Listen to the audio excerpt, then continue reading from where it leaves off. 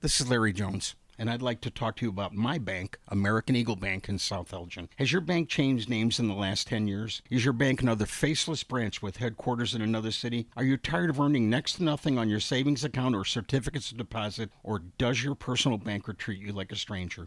If you answered yes to any of those questions, then you're ready for a new banking experience, and American Eagle is the place for you. American Eagle is a locally owned independent bank that's rooted in the community, and American Eagle customers are greeted by name and treated with the respect that they deserve. American Eagle has an innovative program, Eagle Savings, that teaches your children to save while earning prizes and rewards. American Eagle offers great rates on certificates of deposit. My bank is located in South Elgin on Randall Road between the Target and Caputo's and is open Monday through Saturday.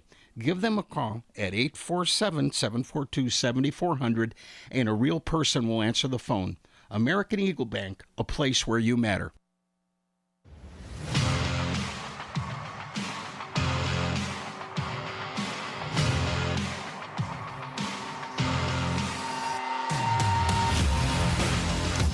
And welcome into another edition of On the Rise on AM 1410 WRMN.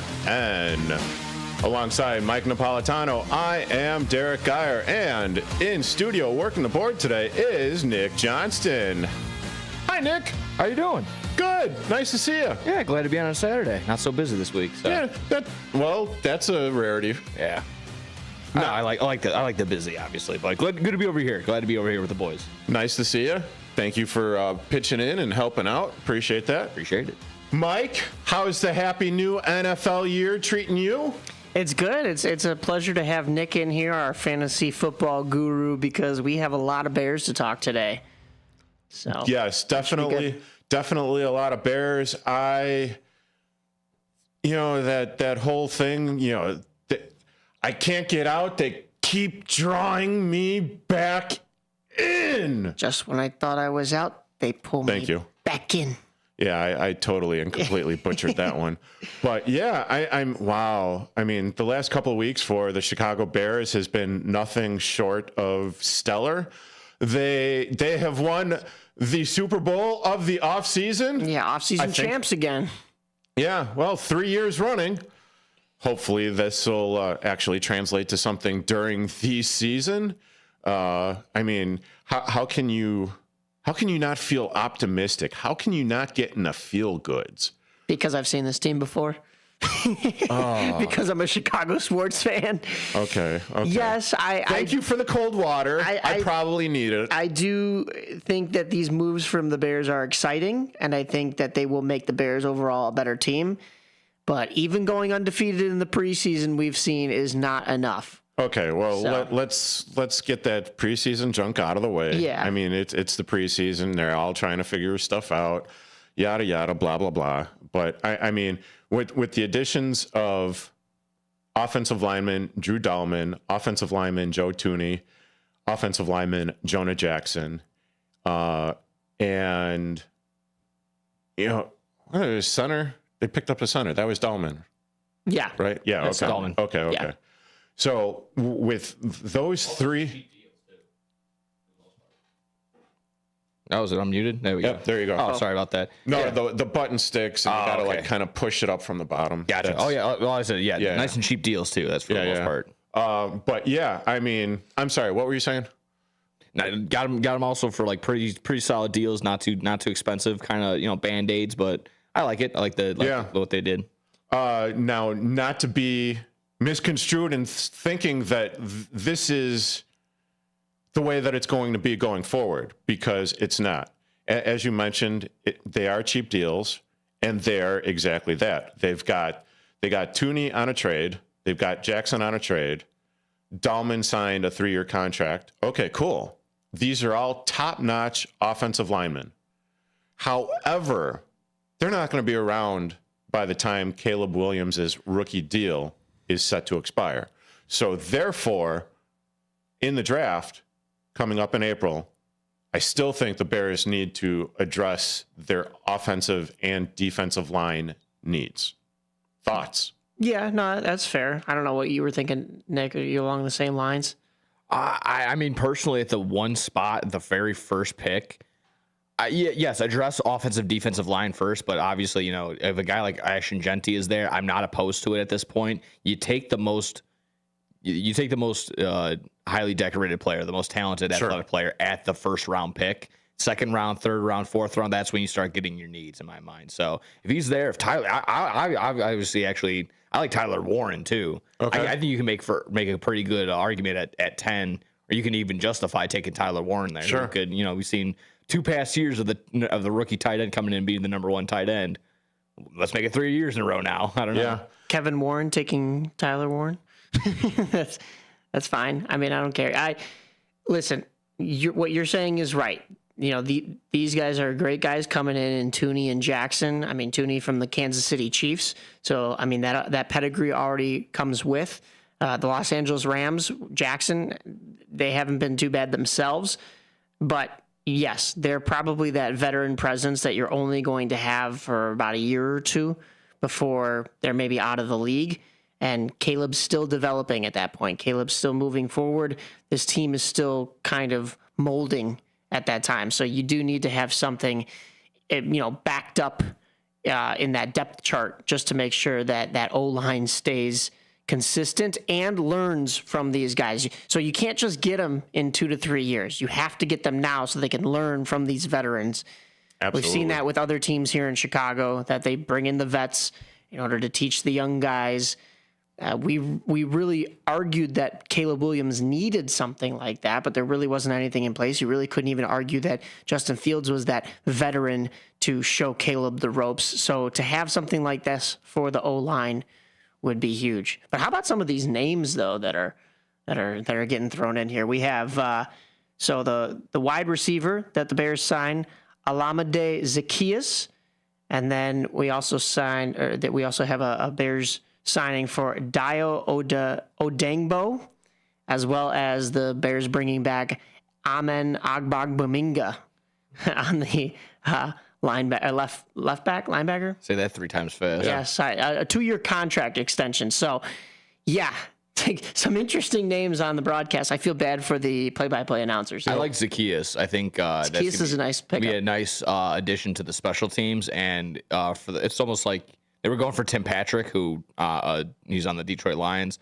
They ended up re-signing him, so kind of just a fallback for that. But again, I think he provides very similar aspects and could be very well with Ben Johnson.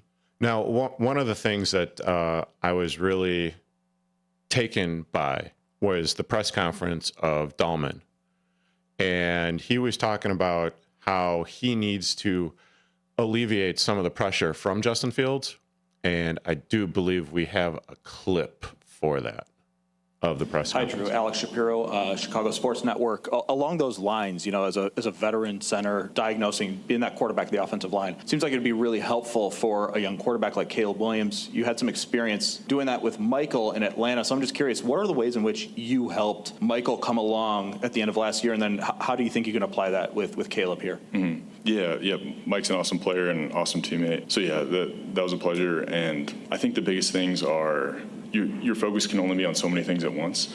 And there are things that his focus needs to be on and that can't be on anybody else's plate. And there are things that can be handled by other people. So things like the snap count or like elements of protection or the run game or that kind of deal. The less he has to worry about it and the more that we as an O-line can communicate together and diagnose together, the less he has to do it and the more he can focus on the things that are exclusive to him. And so I think that process played out a little bit with Mike, and then I imagine it'll carry over the same. But yeah, it's all about kind of narrowing the aperture about what you're having to focus on and being able to kind of use the O-line as additional eyes for the quarterback. Hi, Drew. Alex Shapiro, And Chicago Sports. Oh, that's all right. Oh, I do that every week. And that was courtesy of ChicagoBears.com and their press conference that they had introducing Dahlman. Now, what Dahlman was talking about there is essential for a young quarterback. You need to call out the protections. You need to point out the Sam and Mike linebackers. You need to point out the robbers. And by what I say by robbers is the blitzing cornerbacks or linebackers or whoever is going to be trying to wreck your life on that particular play. And Dahlman does this. He's coming from Atlanta, where he had a hell of a start to his career. He knows what he's doing. He's been in the trenches. He's pointing, he's going to be the right-hand man, if you will, of Caleb Williams. Only allowed 2 sacks last year to an immobile Kirk Cousins. I think that's pretty solid. Yeah, and you're going to get a lot more, like you said, immobile Kirk Cousins. You're going to get a lot more mobility from Caleb Williams, from a young quarterback, from this generation of quarterbacks in general.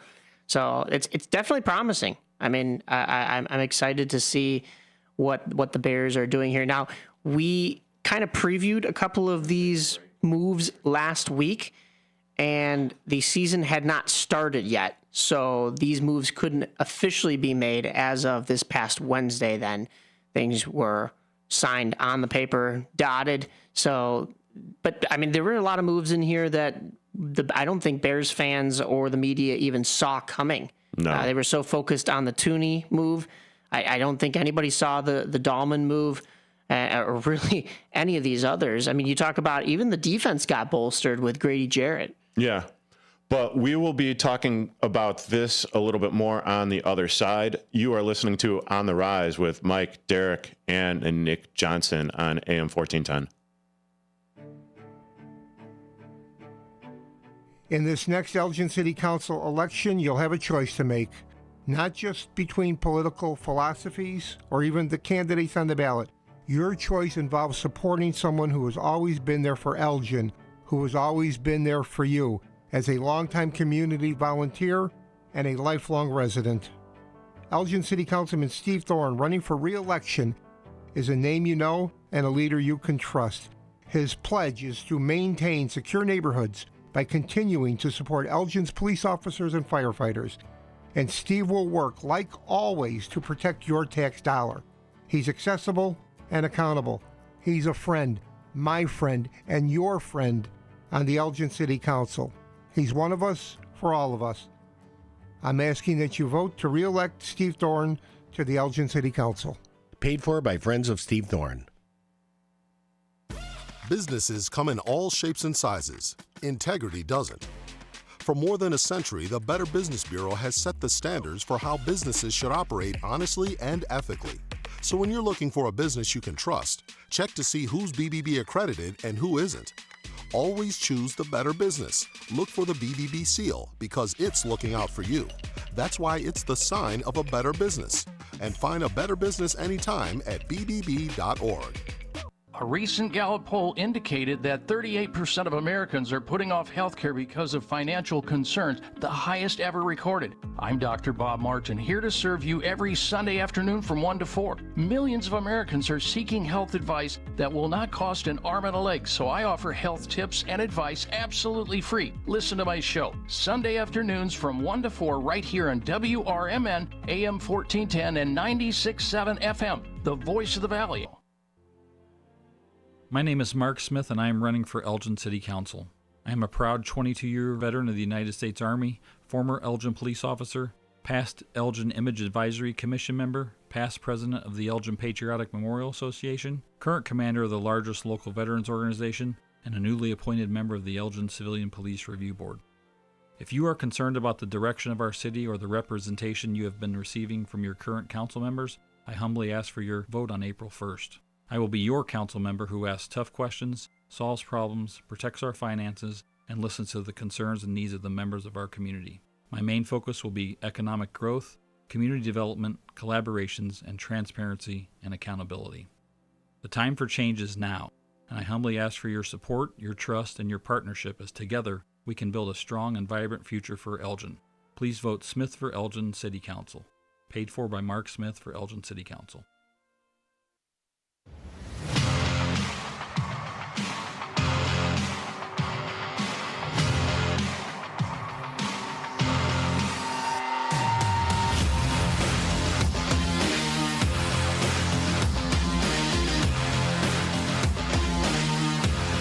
ESPN for both of you.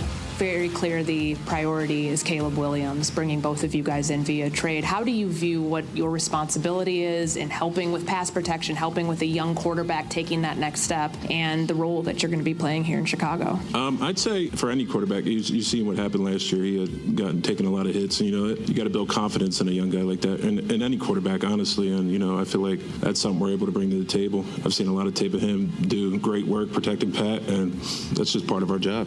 Yeah, like you said, you kind of just want to give the quarterback as much time as possible. You never know what's going on back there, really just trying to play through the echo of the whistle, and I'm excited just to be part of it all. And that was courtesy of ChicagoBears.com.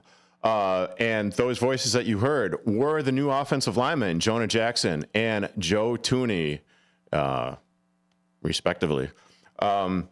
So these are the dogs that they've brought in to protect Caleb Williams, because obviously this is your franchise quarterback. This is your franchise quarterback that last year put up with a Swiss cheese offensive line that on more than a handful of times found their arses on the ground, because they just got blown up, obliterated, and left Caleb Williams running for his life. These two guys are dogs, along with Dahlman that they're bringing in, that they've brought in.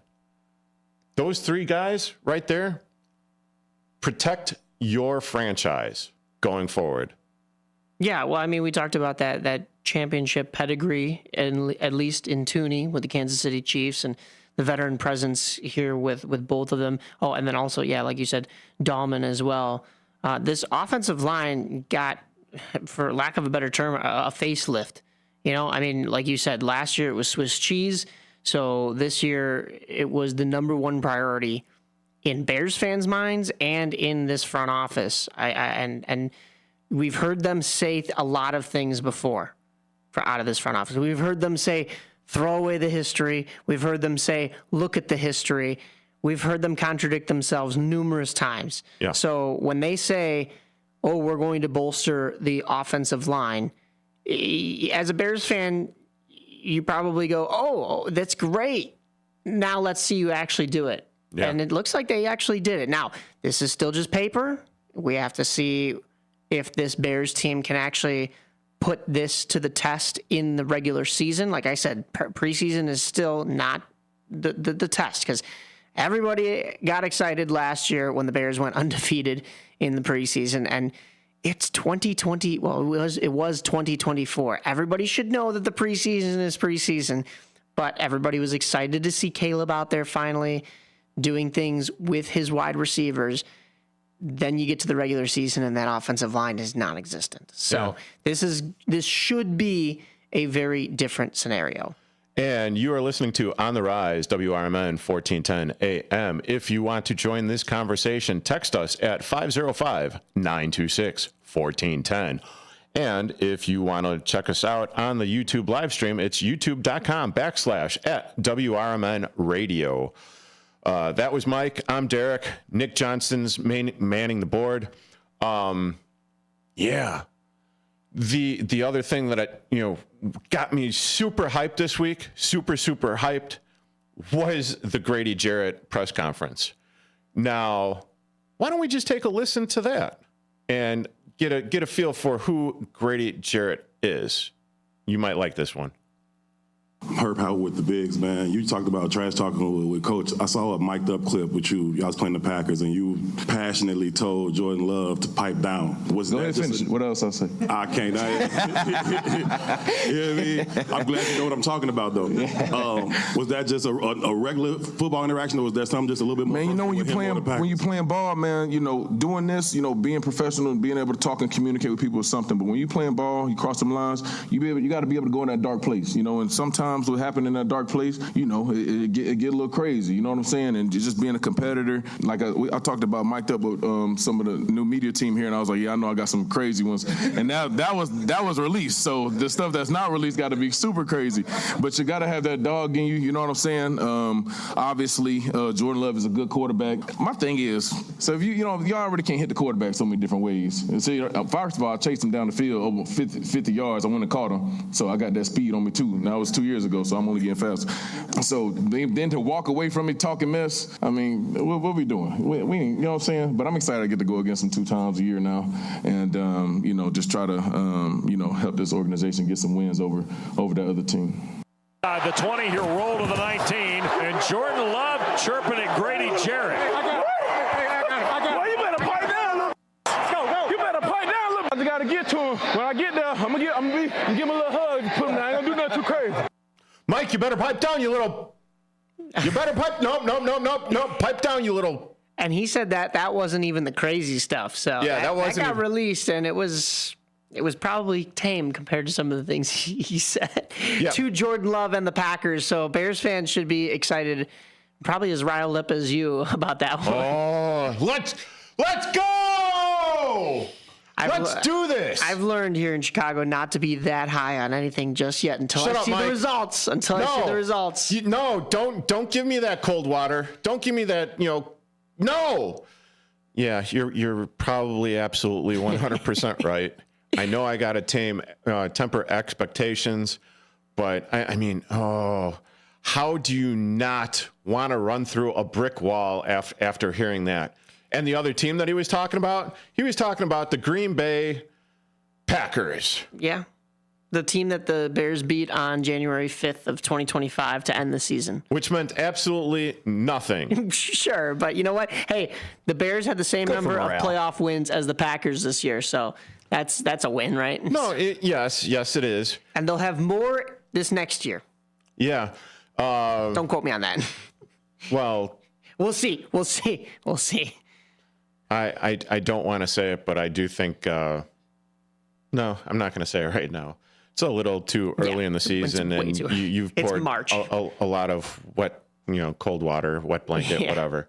But you know what? It is nice to hear that. And another glaring issue from this Bears team was, I won't say Swiss cheese, but the inconsistent defense. And it wasn't just bad when the Bears were playing tougher teams, because you would kind of expect that, right? You would expect a newer, rebuilding team to not live up to expectations or not live up to that hype and that skill when you're playing a playoff team. This defensive line was all over the board. I mean, there were games where this defensive line had a good showing against a playoff team or even a divisional team. I mean, the one that comes to mind is that first game against the Minnesota Vikings, where they had a really good start to the game, and then the wheels fell completely off the bus. However, there were also other games where you played non-playoff teams. You should have won, and you didn't. Now, I know everybody thinks how much of that is due to the incompetence of the head coaching? How much of it, absolutely. There were a number of reasons, yeah. But, and the reason why I kind of bring this up is the simple fact that, okay, you've got Ben Johnson now.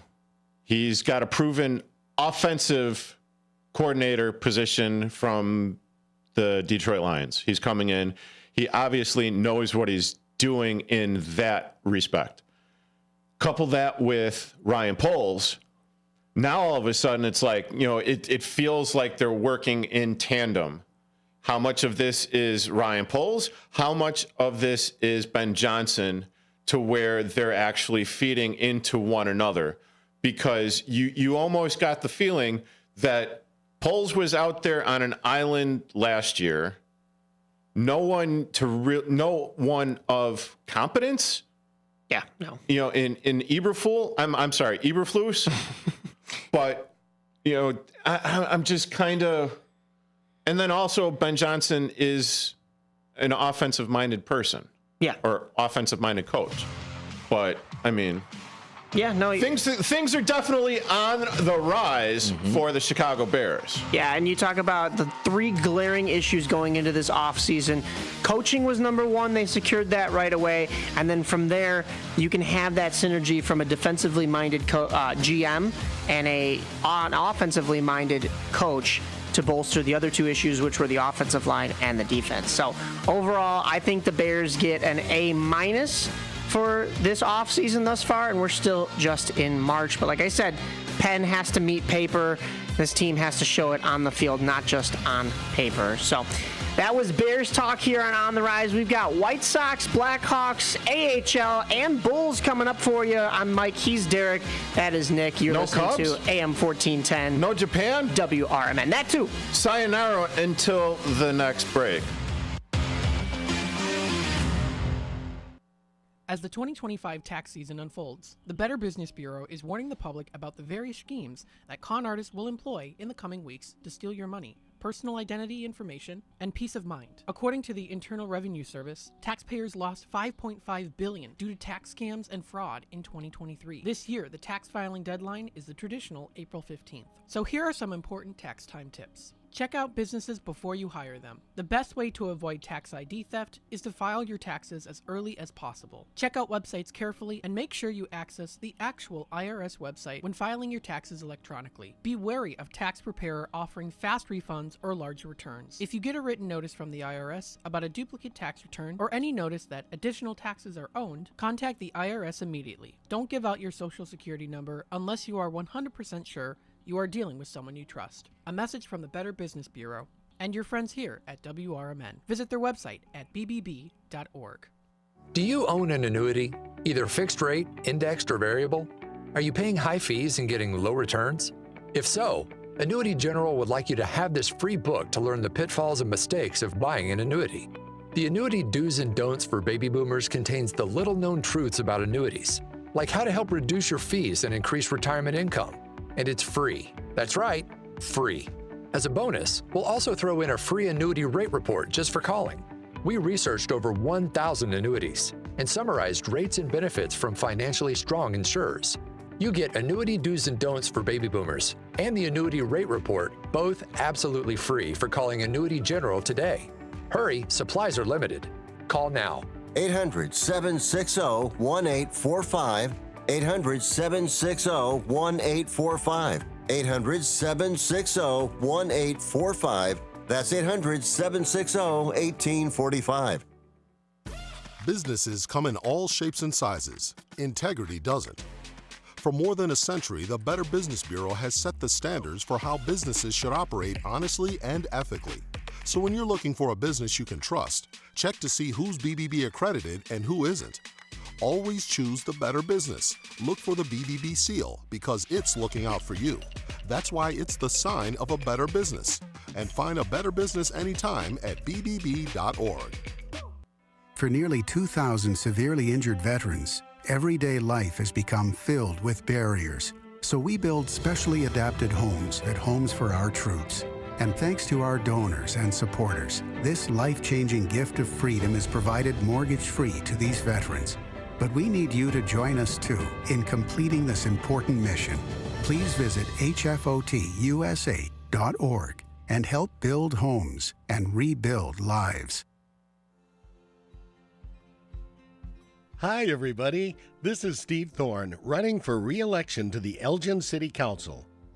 So many of you already know me, and you know that my many years of volunteer work and ongoing service are all about helping the residents of our great city, especially our seniors and military veterans.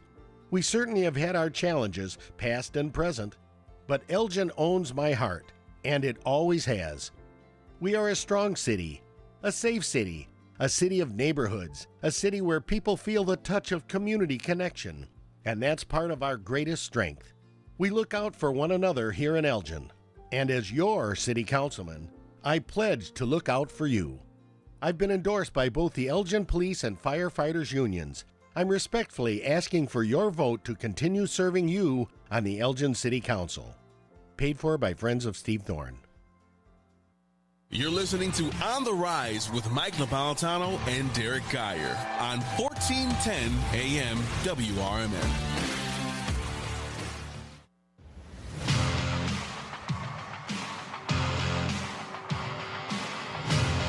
Welcome back to On the Rise. You're listening to WRMN 1410 AM. And if you haven't heard, you can text us at 505-926-1410 or watch us in the studio on youtube.com/ at WRMN Radio. He's Mike. I'm Derrick. Nick's on the board. We've got some baseball to talk about now. The season Go White Sox! Is almost underway here. A couple more weeks of spring training, or Cubs, go! A couple of games in Japan if you are on the north side. But let's start out with the south side here, as WRMN AM 1410 is your home for the 2025 Chicago White Sox. You can check out the games here broadcasted on WRMN, so stay tuned this entire season for White Sox baseball. It'll be exciting. Some of the times you will have myself, Derrick, Marcus Mack, even Nick, and some of the other cast and crew that are here with us chiming in pre and post game to cover the White Sox from the studio here. Or you never know. We may be heading out to the ballpark ourselves this summer. I know I will. So we'll be able to give you some in-person information on your White Sox. Yeah, don't forget potential remotes as well. Yeah. So you might actually be able to get face-to-face with us and tell us, well, maybe not so much Mike, but myself, what an idiot. Well, I am. For what? I don't know, for any of our takes, any of our sports takes. Oh, yeah. Because, we are geniuses just like everyone else is. And while you're doing that, I'll be signing autographs in the corner. Don't you worry. I don't charge. Free of charge. Yeah, way to keep your big head even lesser. So the White Sox had a little bit better of a week, but still a struggle. They share their spring training home, that is the Camelback Ranch, with the Los Angeles Dodgers. They were the home team against those said Dodgers on Saturday last week. So the ballpark was actually filled for the Chicago White Sox. It was. If you look at the totals, it's funny because you really only get into the double-digit thousands when both teams are there, or it's a crosstown out in Arizona. You mean it's actually sold out? Yeah. Well, I don't know. For the Dodgers and White Sox. Is 12,289. I don't know what that stadium holds, but I'm guessing it's somewhere around there. So yeah, it's probably a sellout crowd. But hey, they were in attendance to see the White Sox take down the Los Angeles Dodgers. That was a 5-2 win for the White Sox, moving them to 4-10 on the spring training, the Camelback. No, what's the Cactus League standings. And when you look at that LA team, now you might be saying, okay, it's spring training. There weren't a whole lot of stars in the game. There were a couple for the Dodgers, namely Shohei Ohtani took 2 at-bats, was held off the score sheet. Shohei Ohtani, the guy who just created the 50-50 club last year. Mookie Betts was in this game. He took 2 at-bats as well. I heard of that Betts guy. Yeah, he accounted for one of those RBIs. He likes to gamble. No, I'm joking. He does not like to gamble. No, he does not. Capacity at Camelback Ranch is 13,000. 13,000. Okay, so just shy of being sold out. I know they do have grass sections, though, as well, so that maybe those were full for this game because he wanted to catch a Freddie Freeman home run ball. However, he didn't. He struck out twice and singled it to center. That was about it for Freddie Freeman. So a lot of names, Max Muncy, a lot of names for this Dodgers team that were in the game. Not to mention on the defensive side of things, on the bump, you had Tyler Glasnow that went 3 innings. He gave up 2 hits, 1 earned run, had 1 walk, but also had 6 strikeouts. Ben Kasparius, he had 1.2 innings pitched, 1 2/3. He gave up 3 hits, only had 2 strikeouts, and gave up an earned run. So, I mean, the White Sox side of things really held their own at their home ballpark against a team that also calls Camelback Ranch their home ballpark. Luis Robert went 1 for 2. Mike Tauchman, unfortunately, went 0 for 3, but Andrew Vaughn picked up the slack a little bit, going 1 for 3. Brooks Baldwin, 0 for 1 on the day, but also Kyle Teal. So it really wasn't even your major players for the White Sox. It was Vargas for the White Sox, Miguel Vargas, that went 2 for 3 on the day, including a home run to left center. So, I mean, it was really done by committee for this White Sox team. You also got another chance to see Shane Smith for the White Sox. He went 3 innings, gave up 1 hit, had 5 strikeouts. Nick Nastrini, 2 2/3 innings pitched. He gave up 3 hits, which was 2 earned runs and a walk. And then he also had 2 strikeouts. Unfortunately, that earned him a spot in AAA, so as the White Sox just sent him down to Charlotte, along with Colson Montgomery, who was not in this game either. But still a good game against this Los Angeles Dodgers team, and something to look forward to for the regular season from this White Sox team. Promising. Unfortunately, they go on to play Cleveland in their spring training ballpark. That was a 1-0 loss. But then the White Sox got back in the win column with a 10-3 win over the Athletics that brought them to 5-11. That's 2 spring training games within about a week's time in which the White Sox have scored double digits in runs. There weren't a whole lot of instances in the spring training or the regular season last year where the White Sox could say that. I was at one game that stands out in my mind just because I was there, in which the White Sox posted double-digit runs against the eventual AL champion New York Yankees. But that was kind of a fluke one-off game. So it's nice to see the offense clicking for this White Sox team. They also put up 5 runs against the San Diego Padres on Tuesday. Unfortunately, that wasn't enough as they fall 7-5. They tied with the Los Angeles Angels in a 1-1 draw. That was an interesting game because you had a lot of former White Sox on the Angels side of things, and everybody was wondering if they were going to actually factor into the game. You had, of course, Tim Anderson. He did play. He went 0 for 2. You also had Yohan Moncada, who went 1 for 3 in that one as well. So nothing really doing from either team. It was kind of a pitcher's duel in this one. Good to see that from Mike Clevenger. Also, it was Justin Dunn who went 3 innings for the White Sox. They picked him up from the Cincinnati Reds. But yeah, all in all, the White Sox tied in that one. Not the best result, but still not a loss like it was on Thursday. A 9-3 final through 8 innings against the Milwaukee Brewers. But then the Sox get back in the win column last night in a big way, a 7-3 win over those Cincinnati Reds that I was talking about. And this one was all Brandon Drury. He had a 2-run shot in the first that scored Mike Tauchman, and then a 3-run shot in the fourth, which scored Amaya and Tauchman. So he also, I should add, he doubled in the fifth, which sent Mike Tauchman to third, and he walked in the second, which sent Amaya to second. So Drury was all over the base paths last night, and those 5 RBIs from the 2 home runs that he hit really accounted for the White Sox win in this one. 7-3, your final score. Yeah, one of the surprising, maybe not really a surprising thing was the Colson Montgomery being sent back down to the minors.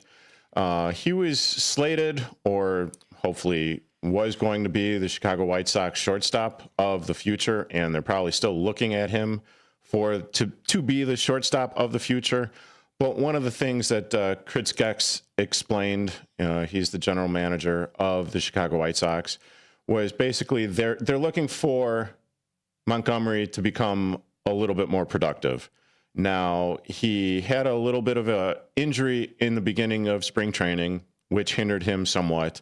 But in 9 bats, 9 ABs this year, he only is hitting 111 with a home run and a pair of RBIs. And I mean, 9 ABs in the spring training, that's really not going to cut it as far as getting your sword sharpened. Not to mention, they're also looking at him to pick up his defensive prowess in the field. So by sending him down to the minors, the AAA, this is where he's going to actually be able to work on everything to get him to come up and be a contributor to the big club. Yeah, and I think this goes back to what we were talking about with the Bears, having to have somebody in that position beforehand to kind of teach the youth how to play that position at that level. I mean, It's not like Colson Montgomery has never taken an at-bat or played shortstop before, but he hasn't done it at a major league level. And the issue with that is there's nobody there in his spot to kind of show him the ropes. And I mean, I'm sure there isn't a huge night and day difference between AAA and the majors, but it's enough to where the jitters are there, and this is the big leagues now. It's a huge jump. There's a huge jump going from AAA to the pros. Yeah, because everything is from all of the different players that talk about it.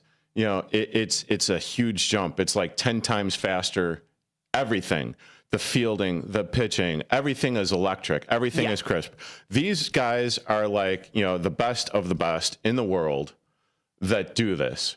So it's everyone's had their fallbacks. Anthony Rizzo for the Cubs, Ian Happ, left fielder for the Cubs. Didn't even Andrew Vaughn get sent back down, to the minors because he was struggling at one point in time? Yeah. I mean, this happens. So it's nothing. It's not a big deal. But say that to Colson Montgomery, who's trying to make his big league dreams come true. To him, that's a big deal. Right, and you mentioned Andrew Vaughn, and I'm sure it was a big deal for Vaughn as well. But he got through it. He got over it, and now he's a mainstay piece to this White Sox team. He is a major leaguer. I think it'll be the same case with Colson Montgomery. However, like what we were talking about is it would help if there was somebody there. Like with Andrew Vaughn, when he was playing first base, at least there was Jose Abreu there. Or, there was even, to a certain extent coming up with him, Gavin Sheets. So sometimes it doesn't even have to be a veteran above you. Sometimes it's, a shared responsibility with a guy that you're coming up with. And for Colson Montgomery, it's really just him out on this island. And yet your shortstop is supposed to be your captain of the infield and one of your leaders. And there's no doubt in my mind that Colson Montgomery can be that. He's been touted as such all throughout this process, even back when the White Sox had Tim Anderson. And where I'm not going with this is I'm not saying that Tim Anderson, it still needed to be here to teach Colson Montgomery. I'm just saying that the White Sox don't have anybody. And when you look outside of an individual perspective for the White Sox and you look at the team and the organization as a whole, that's just exactly what it is, not WHOLE. There is a hole now in your shortstop spot, in the hole, basically. There's not really anybody that is supposed to be playing there right now. You were expecting Colson Montgomery to be there. And now who do you have as far as the White Sox roster goes? I mean, when you look at this roster, let me pull it up right here. There's not really any major league names. There's not really any. And really quickly, just to add to the whole idea of like being sent down and just the expectation, if we just remember Jackson Holliday got sent down last year. And, he was right back up doing the exact same thing. He was the number one prospect and actually ended up still living up to expectation. While at that time, he came up with one for like 30, one for 40 or something like that. It was looking really type deal. And, sent back down, got right, came back up, and had a pretty solid season for the Orioles. And they're just as big, if not bigger, expectations for this year. So. And for him, I don't want to downplay your point there because I wholeheartedly agree with that. But for him, it's a little bit different, right? Because his dad is a former major leaguer. He's also in an organization that is a little bit more on the come up than the White Sox. But yeah, same thing. It all depends on how you take it mentally when you get sent down there. You can have two attitudes about it. You can be down in the dumps and go, I didn't make it again. Or you can let that motivate you and drive you to be better. And I think for a kid like Colson Montgomery, it's going to be better for him. But yeah, you mentioned Josh Rojas could fill in that shortstop role. He was listed as a third baseman here. You also have Lenin Sosa still.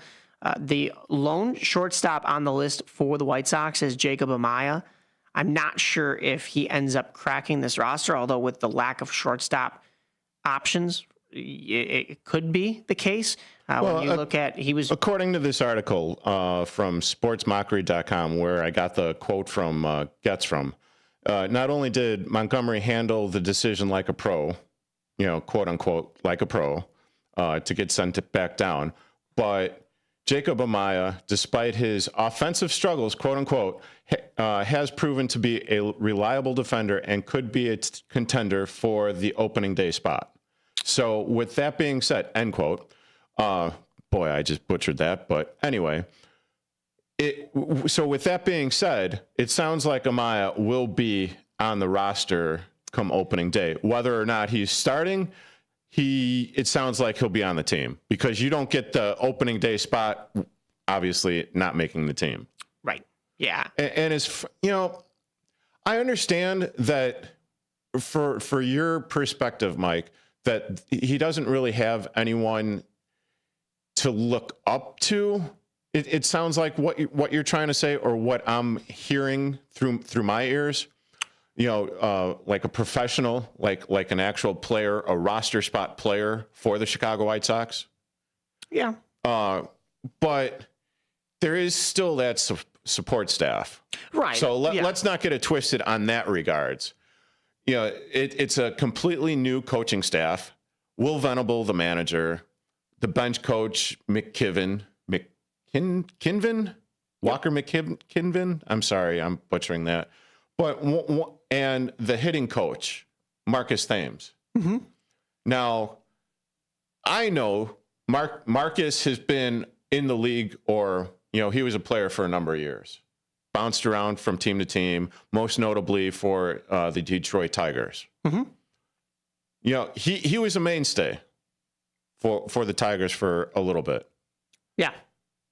So it's not like he doesn't have players to look up to. Also Grady Sizemore, last year's interim manager for the Chicago White Sox. He stuck around this year, and he's the offensive coordinator. Right. Also, big league, big name experience for when he was playing with the Indians, now Guardians. Right. So he's got guys that he could look to pick their brains, to go through like the daily routine.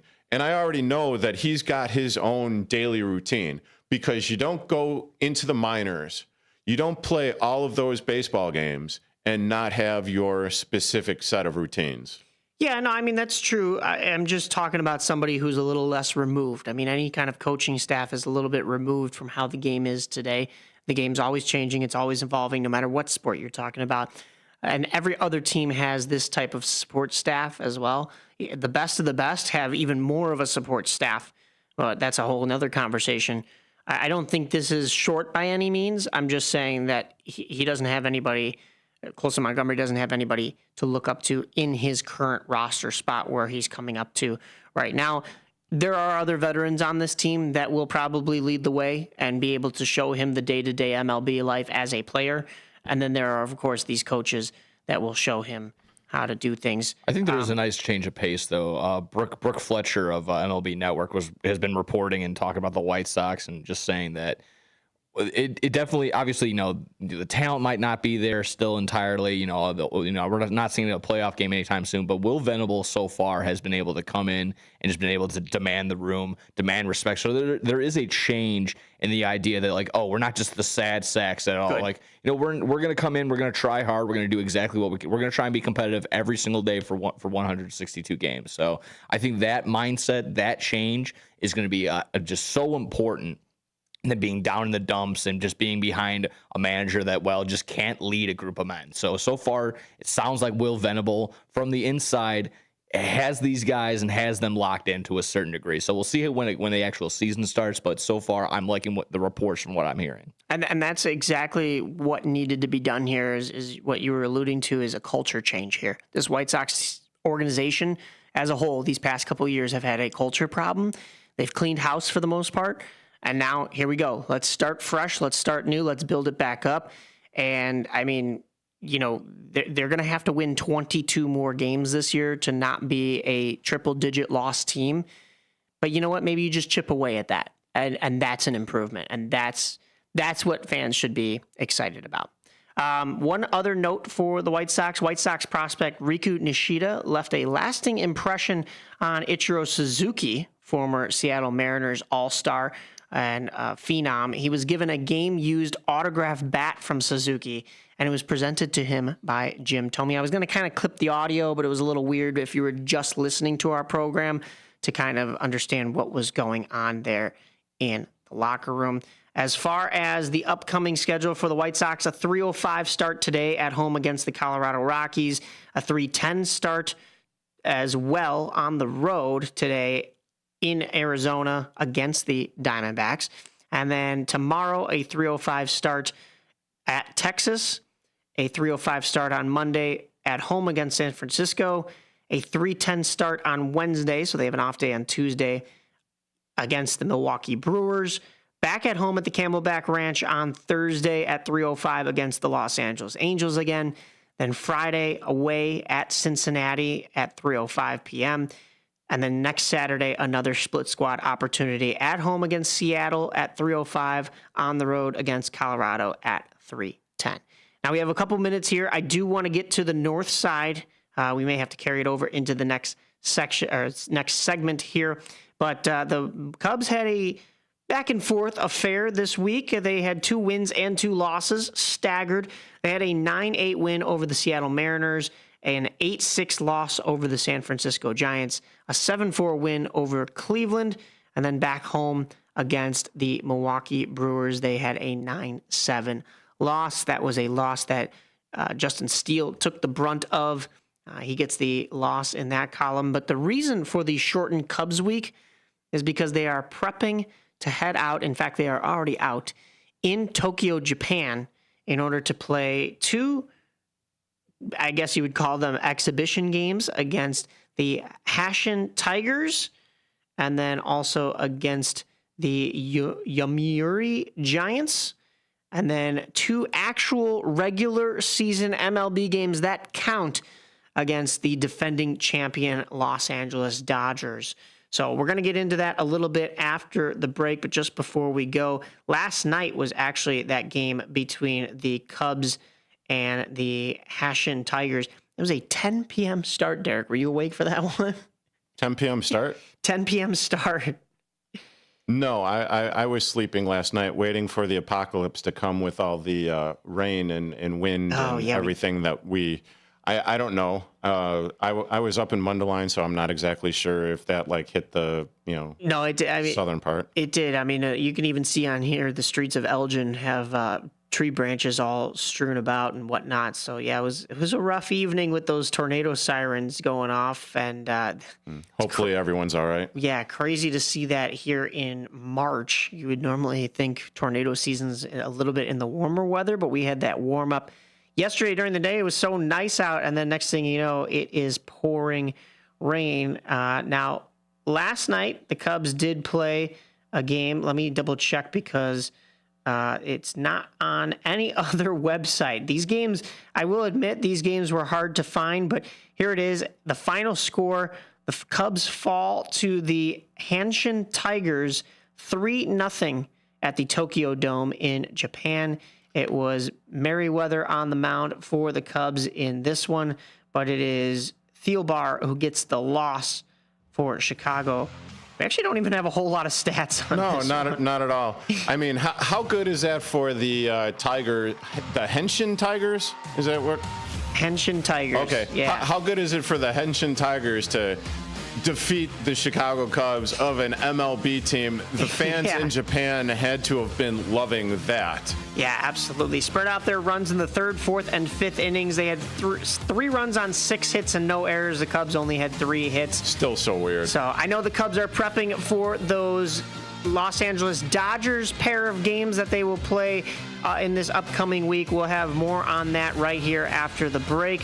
You are listening to AM 1410 WRMN. I am Mike Napoletano. This is Derrick Geyer. That is Nick Johnson on the board for us. And we have more baseball talk here on the Rise right after the break here. So stay tuned. Are you ready to take your brand to the next level? Image 360 South Elgin is your ultimate destination for custom signs and visual communication solutions. Looking to rebrand your office interior? Need striking vehicle wraps or decals for your fleet? Or perhaps you're in the market for a standout trade show display? At Image 360 South Elgin, they've got you covered. As your full-service custom sign and graphics partner, they deliver bold solutions and exceptional support. From outdoor signage to eye-catching store signs, indoor graphics to comprehensive branding solutions. They have the experience to elevate your brand's presence. Trust Image 360 to create a long-term partnership that gives your brand 360 degrees of exposure. Visit them at 506 Sundown Road in South Elgin. Image 360 South Elgin. Bold solutions, exceptional support.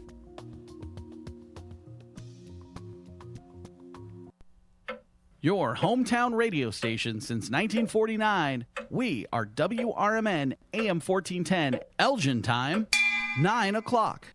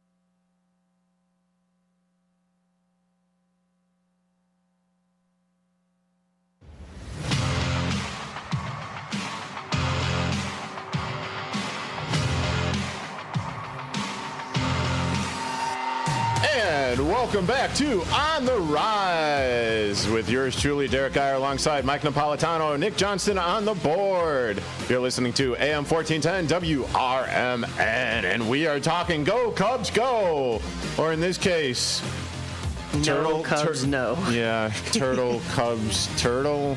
Well, the Cubs released outfielder Travis Jankowski, and the White Sox actually picked him up. There was one note that we didn't have from the White Sox side of things.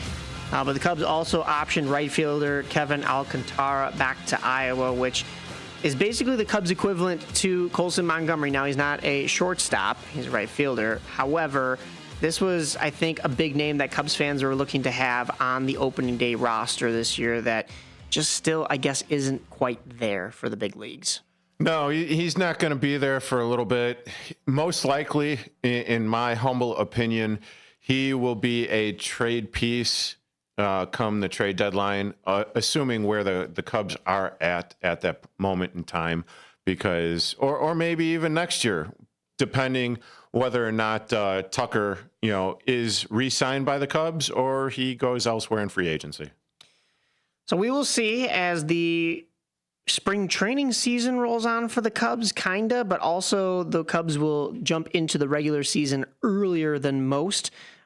Tomorrow it'll be another exhibition game, this time at 5 a.m. local time. The Chicago Cubs will take on the Yomiuri Giants at the Tokyo Dome in Japan. That will be Jameson Taillon on the mound. But then Tuesday and Wednesday count as regular season games. Keep that in mind. The Cubs start the regular season Tuesday and Wednesday at the Tokyo Dome in Japan. Tuesday is technically a home game for the Cubs versus the Los Angeles Dodgers at 5:10 a.m. on Fox or Marquee Sports Network. You can also listen along on 670 The Score. It'll be Yoshinobu Yamamoto versus Shota Imanaga. I think that one was set when the MLB announced that the season would begin in Tokyo, Japan. Both Japanese pitchers have done pretty well in the early goings thus far. Yamamoto, 4 games, 1-0, 4.15 ERA, 13 innings pitched, 14 Ks, and a 1.38 whip. Shota Imanaga, just 1 fewer games started with 3. He's also 1-0, 5.73 ERA, 11 innings pitched, 13 strikeouts, and a flat 1.0 whip. Wednesday, it'll be another 5:10 a.m. start. This is another home game for the Cubs. They are technically the home team in both of these contests out in Japan. That'll be on Fox Sports 1 or Marquee Sports Network, of course, as well, 670 The Score. Roki Sasaki makes his MLB debut for the Los Angeles Dodgers. Now, he was the big name during the offseason and free agency this year, and kind of funny that he will still have yet to play MLB regular season game in the United States with the Dodgers, as he will be playing basically at home in his debut. So that's got to be kind of cool. Yeah, but I could probably go for some sake. Yeah. So Sasaki, he's had 2 games thus far during spring training. He is also 1-0. He has a 0 ERA, 7 innings pitched, 7 strikeouts, .086 whip. It's pretty good, I'd say, despite it just being still spring training. I'm sorry, Mike, but what were you saying about the spring training and preseason? Yeah, and all it that doesn't stuff? matter. But it is good. I'm just bringing it around because I bring it around full circle. It doesn't matter. Show me what you got in the regular season. I think he will. I can't wait to bet a Nerfy. That's just me. No run first inning. That's the go-to every single time. Gamble responsibly, folks. 1-800-GAMBLER. Especially when Roki Sasaki is on the mound. He has been touted highly for a reason, and I guarantee you the Dodgers picked him up for a reason, and he will be pretty much everything as advertised, at least, going forward. Maybe not so much in his first year, but you'd think so. Maybe he'll go up against not another Japanese starting pitcher. The Cubs only have the one on the roster. This will be Justin Steele on the mound in the second game. He's gone 3 games thus far in spring training, 1-1, a 9.35 ERA, 8 2/3 innings pitched, 10 strikeouts, and a 1.62 whip. Then the Cubs will go back to spring training for about a week, which is a little odd, but yeah, a little bit. next Friday, March 21st, they will be at home against the San Diego Padres at 3:05 p.m. All of the remaining spring training games are at 3:05 p.m. Saturday, March 22nd, will be at home against the Colorado Rockies. Sunday, March 23rd, will be against the Athletics. Monday, March 24th, will be at home against the Atlanta Braves, and so will Tuesday, March 25th, to close out that Cactus League play for the Cubs. What was the game against the Padres? You said it was Friday? Friday, March 21st at 3:05. So you got regular season games in Tokyo, Japan that are on the 18th and 19th that are, it's around the world. 12-hour plane flights. So going there, coming back, 12 hours. You have a day to adjust, which won't even, you're not going to adjust in that. Yeah. And from what I've gathered, it's basically, it takes 1 day per hour of a plane ride coming back to get adjusted. Yeah. Like one time zone. So they're going across 12 time zones, 12 days. And 12? Is it 12 time zones? Is it really? I believe so. Okay, I thought it was is it a 10-hour difference? I'll have to double check that. Okay. But no, 10, 12, you're whatever. Right. Thanks, Mike. It's gonna be a long time. Well, Thanks for giving my back. I appreciate it. I'm guessing that first game back is not going to be a lot of the same starters you see. Maybe not even the second game. Maybe not even any of the rest of that spring training. Maybe like only one game of the spring training, because that starting lineup that heads out to Japan will have already started some preseason baseball. So maybe one or two more preseason games just to kind of get in the groove. Maybe those last two against Atlanta. And then you go and you start the regular season, which the Cubs United States-based regular season games start on the league's opening day. That is Thursday, March 27th. The Cubs will actually stay out in Arizona. So that's actually kind of nice of a schedule. Good for them on that one. You travel all the way. What is it, Nick? From Chicago, it's a 14-hour difference. I'm going to see where it is from like Arizona, maybe like Tucson. So it's a 16-hour difference. Yeah, it's a 16-hour difference between Phoenix and Japan. Okay, so I was wrong. Mike was also wrong. It was even worse. Although, however, you are going across the Pacific. So, even you're talking 16 hours. Whatever. The opposite way. It's it's probably a little bit shorter of a flight, I'm guessing. I'm hoping. Sure. 12 hours, whatever. Maybe they get an hour difference with the tailwind or something coming back. That's about it. So, but you're talking 14 hours from Chicago, 16 hours to Arizona, or I'm sorry. Well, actually, wouldn't that be 10 hours to Arizona then? But that's what I'm saying is if it's 16 hours time difference from Arizona and 14 from Chicago, that means if you're flying across the Pacific, that should be actually shorter. Well, the shortest flight from U.S. to Japan is right around 11 hours and 15 minutes, and that's from San Francisco to Tokyo. So yeah, add another, I would probably think another 2 or 3 hours. It's probably around 12 or 13 hours. Sure. Okay. Tough. Yeah. More riveting. Math questions, travel context. If plane A leaves Arizona. All of this fun Smurf subject topics and everything coming back on the other side of the break. Any more math questions for the guys that clearly failed the ISAT test? Yeah, this is why we're behind the mics and everything. That's Mike. I'm Derrick. That's Nick. You're listening to On the Rise, AM 1410 WRMN. For nearly 2,000 severely injured veterans, everyday life has become filled with barriers. So we build specially adapted homes at Homes for Our Troops. And thanks to our donors and supporters, this life-changing gift of freedom is provided mortgage-free to these veterans. But we need you to join us too in completing this important mission. Please visit hfotusa.org and help build homes and rebuild lives. Do you owe the IRS $10,000 or more in back taxes? Are you being audited or investigated? Has the IRS sent you a letter demanding payment? You may not owe what they claim. Make this free call to the tax doctor now. Let them negotiate with the IRS on your behalf. 800-234-0316. 800-234-0316. That's 800-234-0316. Hey, Tammy, I just made an AI fact checker for the show. Do you want to try it out? Sure. Talk Time with Tammy and Friends is the best show on WRMN. Oh, Talk Time with Tammy and Friends is the best show on WRMN, huh? What a bold, subjective opinion masquerading as a fact. Sure, I bet you and all 12 of her fans feel that way. While I can confirm the show exists, yay for reality, its best status is completely debatable. And yes, congratulations, it does air Monday through Thursday, 2 p.m. to 4 p.m. Let me know when Tammy wins an Emmy or something. Until then, this is a hard nope on objectivity. Grade 310. Fact, Talk Time with Tammy and Friends airs weekdays, Monday, Thursday, 2 p.m. to 4 p.m. on WRMN. Try again when you want to talk about facts, not fangirling. I'll work on it. You better. Finding a reputable business shouldn't require luck or chance. But how can you tell who you can trust? Pro tip, the BBB connects people with businesses they can trust. So think of the BBB as the better, check with the BBB first, because better businesses are honest and commit to high ethical standards bureau.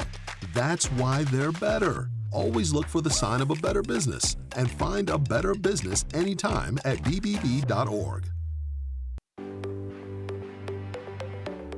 Want to furnish your space without breaking the bank or the planet? Remix Market is your destination for high-quality pre-loved furniture, home decor, and more. Each purchase helps us rehome items and keep them out of landfills. From statement pieces to everyday essentials, you'll find it all at Remix Market. Visit us online at remixmarket.com and shop secondhand treasures today.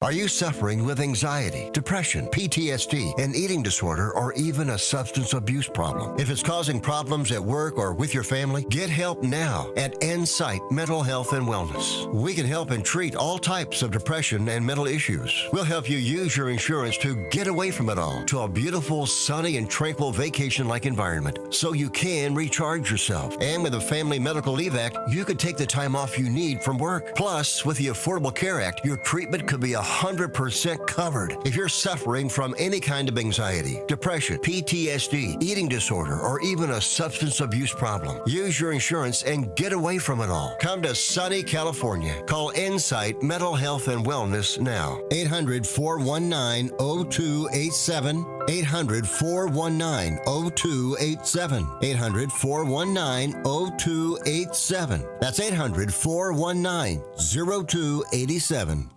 You're currently listening to On the Rise with Mike Napoletano and Derrick Geyer on 1410 AM WRMN.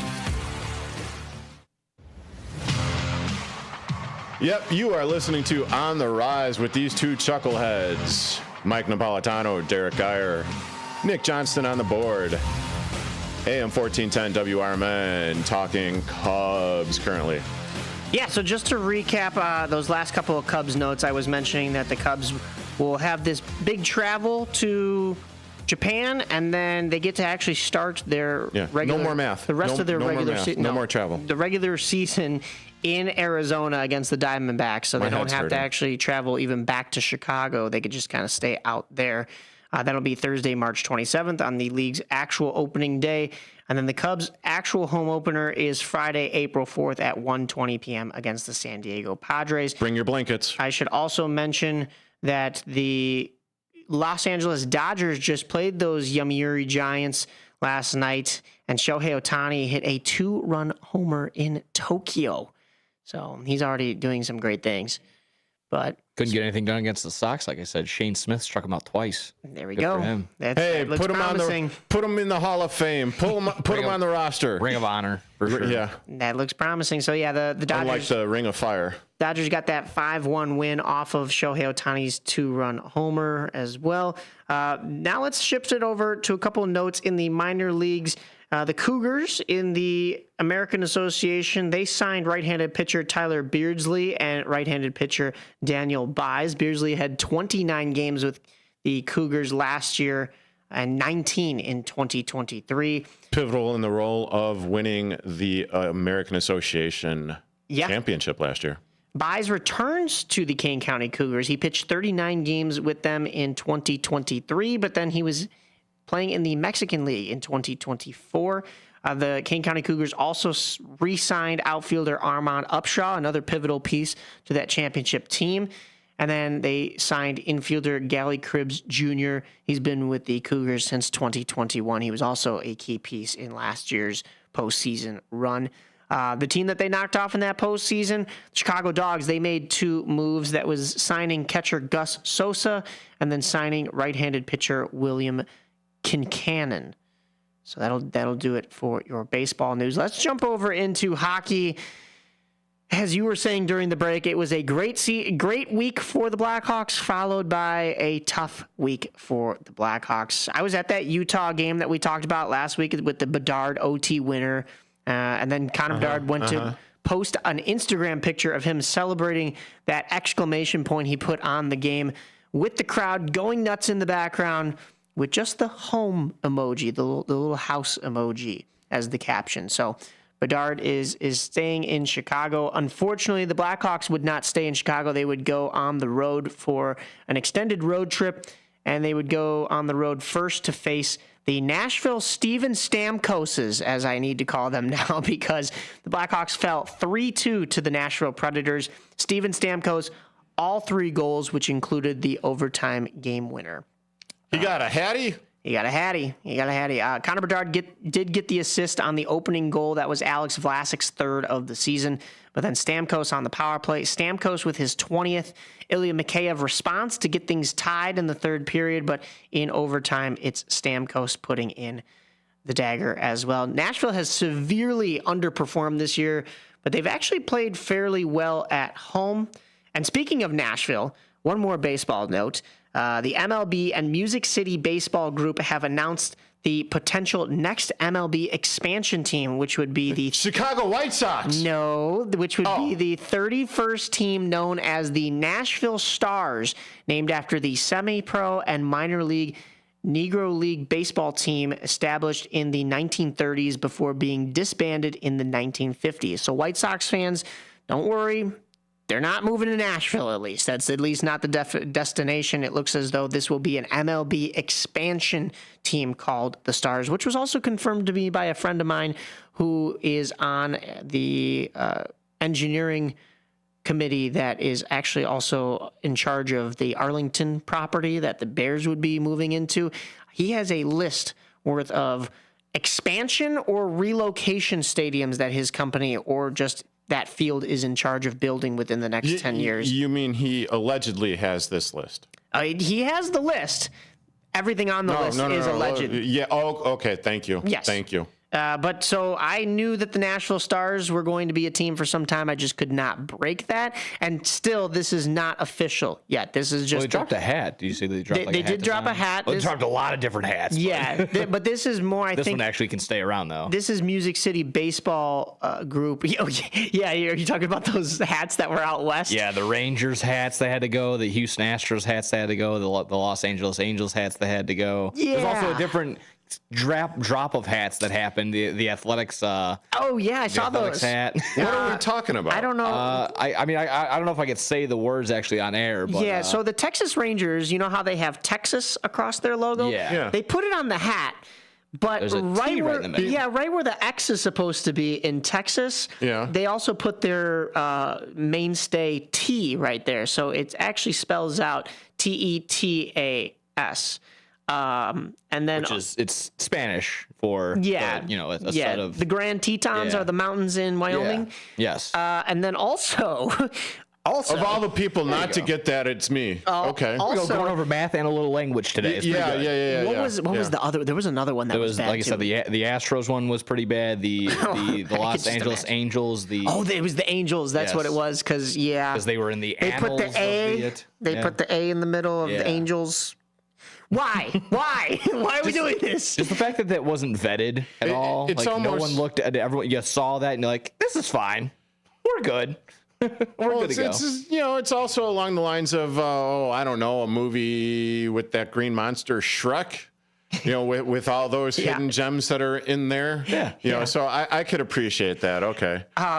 Grant Leader chimed in the chat. He said, "Sup, boys? Mike, you look wide awake." Yeah, I'm on like 3 hours of sleep, guy. New job just for the training, I was working nights, but yeah, we're definitely going to the gym right after this and taking the longest nap in existence. That Rangers hat is also reselling online for $1,000. Yeah, I've seen that. Well, that goes cry along me with, a river with your new job. that goes along with the A's hats that you were alluding to that came out last year that were. So they're called the A's, and it was like an echo pattern on the hat, so it spelled out something more than just That was a real hat? Yes, A's. that was real. Get out of here. No, they were That's selling a real that. hat. Yeah, That's a real hat. The whole line. Show them the Angels one. Show them the Angels was one. good too. While we move on here, but yeah. Man, so did we get derailed? the Nashville Stars will allegedly be the 31st team in the MLB. Sup, G-Lead? They've dropped some merch, but we're still making sure. Yeah, that's a bad one. That's so bad. Again, how these don't get vetted. I would like to speak to the marketing department. Yeah. Yeah. Now, was that through MLB or was that through the different?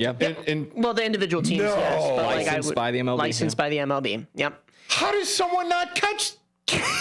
No, this one, I'm going to show you again. This one's my favorite. The Athletics one is my favorite. Yeah, it's like an echo pattern, but when you're spelling out A's, you come across. don't put too many You get an S's. extra S in there. Yeah, don't. Yes. Yeah, what are we doing? You know. Yeah. This is a kids show, right? Like, Exactly. Oh my goodness. Well, let's show. Even I know that is not good. Yeah. The Texas, the Angels, the Astros one, yeah. The A's is Welcome to the AL West, right? Like, holy Smurf. Yeah. So yeah, that was interesting. Let's jump back into the hockey. Wow. I was gonna shamelessly plug before we get right back in. You're the one that got us derailed on that one. That's true. Yeah, we were talking about the Nashville Stars. I don't know what you want from me. They're supposedly going to be the next team. My head hurts. They did drop hats. We'll see if they actually become a team following those hats. But the hats are very cool. I do. I don't know. I haven't seen it, G. The Cubs or Sox hats yet. But the Cubs and Sox hats. Yeah, I don't know. Is it no, like no, two in one? No. Hey. Blackhawks. Okay, yeah. Blackhawks. Well, go Blackhawks. The Blackhawks that's were on White the Sox. road, which allowed me to be at the United Center last Sunday, as I was saying. That was for the Northern Illinois Hockey League Championships. One player scored 7 goals in a game. The only other person to do that on NHL ice, Joe Malone. Sunday, the Blackhawks also called up second overall pick in the 2024 NHL draft, defenseman Artem Levshunov. I should also mention, you can find all those Nihil games on the Stream Sports Midwest YouTube channel. Just shameless plug. But Levshunov had a point streak going in the AHL up until that game misconduct. If I had $1 for every shameless plug, I'd have like $100. Yeah. So he had a go on. Come on. I'm getting there. Spit it out. You have to let me speak to spit it out. Oh no, I'm gonna do the mic, and I'm just gonna go on, go.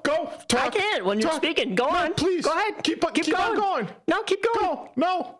Artem Levshunov had a point streak going in the AHL up until that game misconduct that he got against the Wolves at the Allstate Arena 2 weeks ago.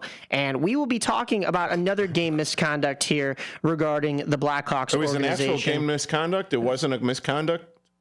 Like a 10-minute game misconduct where he got kicked out of the game? Yes. Yeah. Well, or a 10-minute misconduct where he just sat in the box for 10 minutes. It's the same thing, but no, it's not. I mean, you could get a game with it, but no, he sat in the box for 10 minutes. Okay, but so that's a misconduct. It's not a game misconduct. Game misconduct, you get kicked out of the game. It's the same thing, but yeah. No, it's not. Both of them are listed as a game misconduct, but you get a game and a game misconduct if you're ejected from the game. That's the difference in there. But Connor Bedard did not get ejected from the game, but he was sitting in the box for 10 minutes. We will talk about that after we talk about Monday night versus the Colorado Avalanche and Nathan MacKinnon. How can you not talk about that guy when you talk Avalanche? Following that, it was that Thursday game against the Sharks, leading up into what we will get into for the rest of this road trip that the Blackhawks are on. You are listening to AM 1410 WRMN. This is On the Rise. I am Mike Napoletano. This is Derrick Geyer, and that is Nick Johnston over on the board. We have 30 more minutes up until you listen to The Truth About Chicago Sports with Marcus Mack right after us here at the top of the hour. And I'll probably be getting a game misconduct too. Yes. Systems run everything. Government, economy, media, justice. They shape your choices, your opportunities, your future. But do they work for you or against you? On Apolitical Talk Show, we break them down, not to destroy, but to understand. Because if you don't see how the system works, you won't see when it's being manipulated or who's benefiting from it. Power belongs to those who know the rules, challenge the loopholes, and demand accountability. That starts with knowledge. That starts here. Join us weekdays from 4 to 6 p.m. as we uncover what's really happening behind the headlines so you can decide for yourself what's fair, what's broken, and what needs to change. Apolitical Talk Show, breaking down the systems to build them up together. Right here, weekdays 4 to 6 on WRMN, the talk of the town. Are you dreaming of a getaway? Want to leave the stress of daily life behind? Whether it's a relaxing cruise or an adventurous land escape, planning the perfect vacation doesn't have to be a hassle. At Cruises International, they specialize in vacation destinations, land and sea, making your dreams come true. Located at 1721 Moon Lake Boulevard in Hoffman Estates, Cruises International isn't just about booking travel. They're your personal concierge, trusted travel advisor, and advocate. Your preferences are unique, and they'll take the time to understand exactly what you're looking for. From personalized service to their global network of specialists, they ensure that your vacation is tailor-made just for you. It's time to plan the vacation of a lifetime. Call 800-255-7447. That's 800-255-7447 today and speak to a cruise and vacation expert. Cruises International. It's time to set sail to your dream destination. You say you'd never give in to a meltdown. Never let kids' toys take over the house. And never fill your feed with kid photos. You'd never plan your life around their schedule. Never lick your thumb to clean their face. And you'd never let them leave the house looking like less than their best. You say you'd never put a pacifier in your mouth to clean it. Never let them stay up too late. And never let them run wild through the grocery store. Peanut on aisle 6. And aisle 3. So when you say you'd never let them get into a car without you there, no, it can happen. 1 in 4 hot car deaths happen when a kid gets into an unlocked car and can't get out. Never happens. Before you leave the car, always stop, look, lock. Brought to you by NHTSA and the Ad Council. It's easier than you think for pests to threaten your family's health. Ticks, which spread dangerous diseases, hide in tall grasses and even on your pets. Rodents easily invade your home, contaminate food, and can carry more than 35 diseases. Mosquitoes, which breed in standing water, transmit many diseases.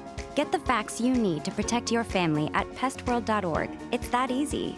A public service message from the National Pest Management Association. There's a price war in the insurance business, and you may be paying too much. Call the Term Lifeline right now and see if you can save 40%. $500,000 plans and up, that's our specialty. Even great smokers' rates. Protect your family today. Call the Term Lifeline right now for a free quote. 866-509-TERM. 866-509-TERM. 866-509-TERM. This is On the Rise with Mike Napoletano and Derrick Geyer on 1410 AM WRMN.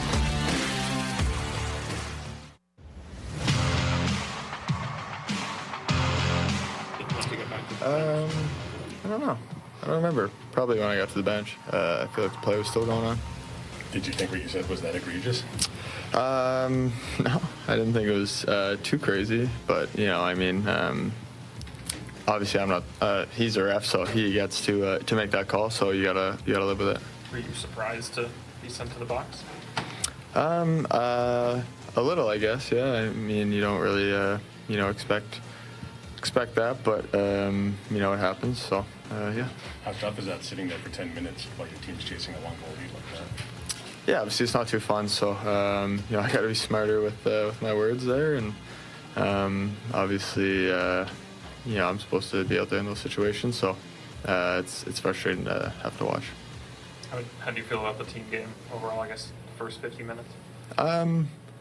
Not great, really. I think you know, especially the first, they really took it to us in the first. Thought we had, you know, a bit better in the second there with his own, but you know, I think they probably outchanced us and outplayed us overall. So I think we can be better. Frustrating considering how well you guys, you know, I felt like you've been playing lately. Yeah, I feel like we've, you know, really taken some steps lately, past week and a bit. So I guess 2 days off is too much for us, and couldn't keep it together. Looked like you gave Silverini a little smile before the face-off at the start. Yeah, I mean, we know each other, so you know, saying what's up. So that was Connor Bedard, courtesy of Chicago Sports Network, talking about that 10-minute misconduct penalty he got for abuse of officials in the Thursday night game against the San Jose Sharks, which was the first meeting between the Macklin Celebrini Sharks and the Chicago Blackhawks with Connor Bedard. Of course, Macklin Celebrini was injured back in October when these two teams met. If you're just tuning in, you're listening to AM 1410 WRMN. This is On the Rise with myself, Mike Napoletano, and Derrick Geyer. We have Nick Johnston on the board. Before we got to that game, though, the Blackhawks continued their road trip on Monday against the Colorado Avalanche. Unfortunately, there was nothing really to write home about on the Blackhawks side of things, despite it being Artem Levshunov's debut. He was pretty good in his debut. You know, he was a -1. He had 3 shots on goal. He had 2 blocks. That's about it. Took 24 shifts, 20:55 average time on ice. So that's pretty good for a young guy to get his legs underneath him. It looked like his skating was pretty good right from the jump. But it was really all the Colorado Avalanche and the Nathan MacKinnon show, as Nathan MacKinnon scores his 1,000th point. Yeah, that guy's pretty good. And the Avs swarmed him on the ice to celebrate. However, the goal was called back for offside, so the whole celebration and the 1,000th point, didn't count. Whoops. Yeah, back to 999. But then he made up for it, and MacKinnon got his 1,000th and 1,001st point on assists in the third period. Connor Bedard got knocked down off the puck along the half wall, and then the puck goes to one of the Avalanche defensemen, and he goes to clear it off the half wall and out. It hits the wall, and as Bedard's getting up, it ricochets off that wall and hits Bedard. Thank goodness the wall kind of took a little something off of it, because it hit Bedard in the mouth, and that was a scary situation. But well, apparently Bedard gets a little lippy. Yeah, I guess so. Yeah, that was the first time he did. But it was really the Scott Wedgwood show. He stood on his head in this one, posting the shutout, and that brought the Blackhawks to their third out of 4 games in this road trip. That would be Thursday night against San Jose. I should also mention Wednesday night, Patrick Kane had a 5-point game for the Red Wings, 2 goals and 3 assists against Buffalo. I also mentioned Buffalo during those Nihil broadcasts, as Tage Thompson was the last player to score 5 goals in a game just a few years ago for Buffalo.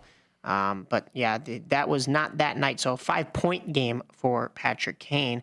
Then Thursday against the Sharks, a 4-2 loss for the Blackhawks. Bedard gets tripped.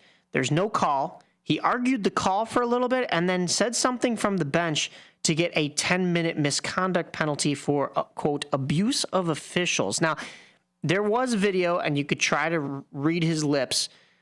There didn't seem to be a whole lot said in the moment by Connor Bedard to warrant this penalty, and you heard him in that clip talk about he didn't think anything he said was too egregious. However, then when Nick Foligno went to go and represent the Blackhawks as captain with the referee, you saw the referee hold up the number 2 sign, which at first you think maybe they're just giving Connor Bedard 2 minutes, but instead he gets the 10-minute penalty. So that 2 must have been, this is the second time he said something that maybe crossed the line. If you listen to the Blackhawks Breakaway podcast with Charlie Remeliotis, former guest of the show, friend of the show, and also Pat Boyle is on there as well. They were talking about how there's been other instances where Connor Bedard has been mic'd up And there may have been some other times in which Connor Bedard has said some things that maybe towed the line and has maybe built this reputation with referees and officials in the league that he's, someone to, I don't know, maybe run his mouth or be a whiner. Or maybe this is the second or third game that this ref is, officiated a game with the Blackhawks. No, I think that was Kevin Rooney. I think he's been there for a little while, but there might be an inner circle of referees. We don't know that they talk, they go over notes, they talk about what they see, so that other referees have a heads up going into other games that they're officiating. That would make sense. I've been a soccer referee myself. We kind of do that as well in that sport, so I wouldn't be surprised. However, what I did take issue with both Pat and Charlie's analysis was at the beginning they were saying the same things that we were. We didn't think anything in that moment was super egregious and that warranted that Bedard penalty. However, then they went on to say, maybe Bedard has built this reputation similarly to how Sidney Crosby did in his early years, where he was known as kind of a whiner. So which one is it then? Yeah, do you think he hasn't said anything egregious enough to warrant this penalty, or do you think he's built up this reputation? Because it can't be both. Oh, I think it could absolutely be both, just for the simple fact that he's not getting the calls. He's getting pushed around, bashed around, tripped, high-sticked, cross-checked, into the boards, whatever. So, yeah, as a up-and-coming rising star in the NHL, when you're getting abused like you are and you're not getting any of the calls, I'm going to go cross sports here to, Patrick Mahomes of the Kansas City Chiefs, where he seemingly gets all the calls. I'm thinking that Connor Bedard gets hardly any of the calls. Well, penalties aside, I'm just talking about the reputation here. I know what you're saying, but I'm also talking about how he's not getting anything. He's not getting any of the respect. It's a trip. Call the trip. Oh, I didn't see the trip, even though the guy's looking right at him getting dumped on his face.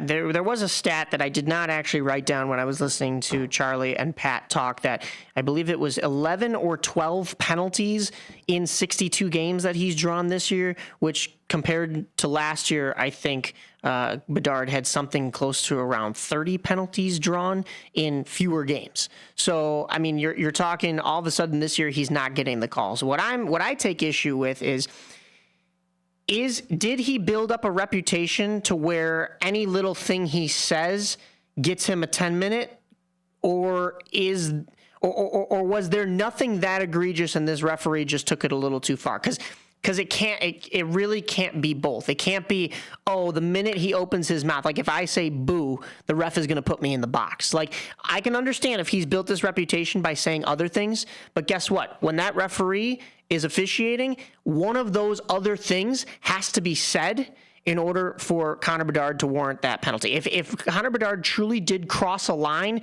we did not see it in that lip reading video. I know he put the number 2 up, so maybe something was said earlier in the game. Okay. But you can't just take him for that 10-minute when he didn't say anything right then and there on the bench. Is this the job for John Boy to get in here? Yeah. Oh, for sure. John Boy Media needs to break this one down. I know they mostly do baseball and football, but... Okay, with that being said, who's the captain of the Chicago Blackhawks? Nick Foligno.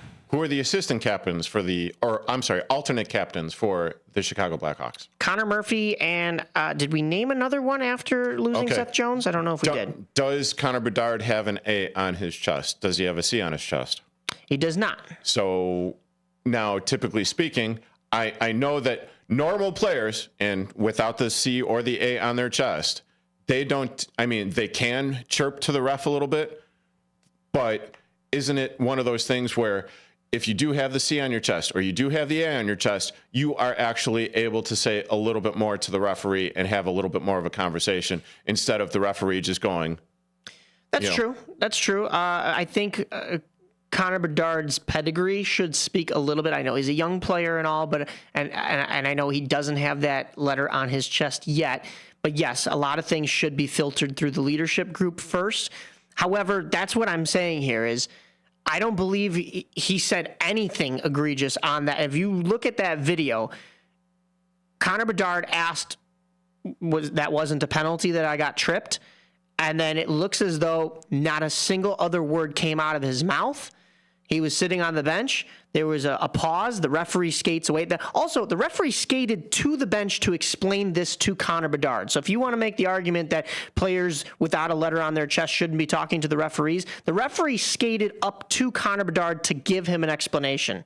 So I don't even want to hear that, he can't be talking to the referee, because the referee put himself in that position.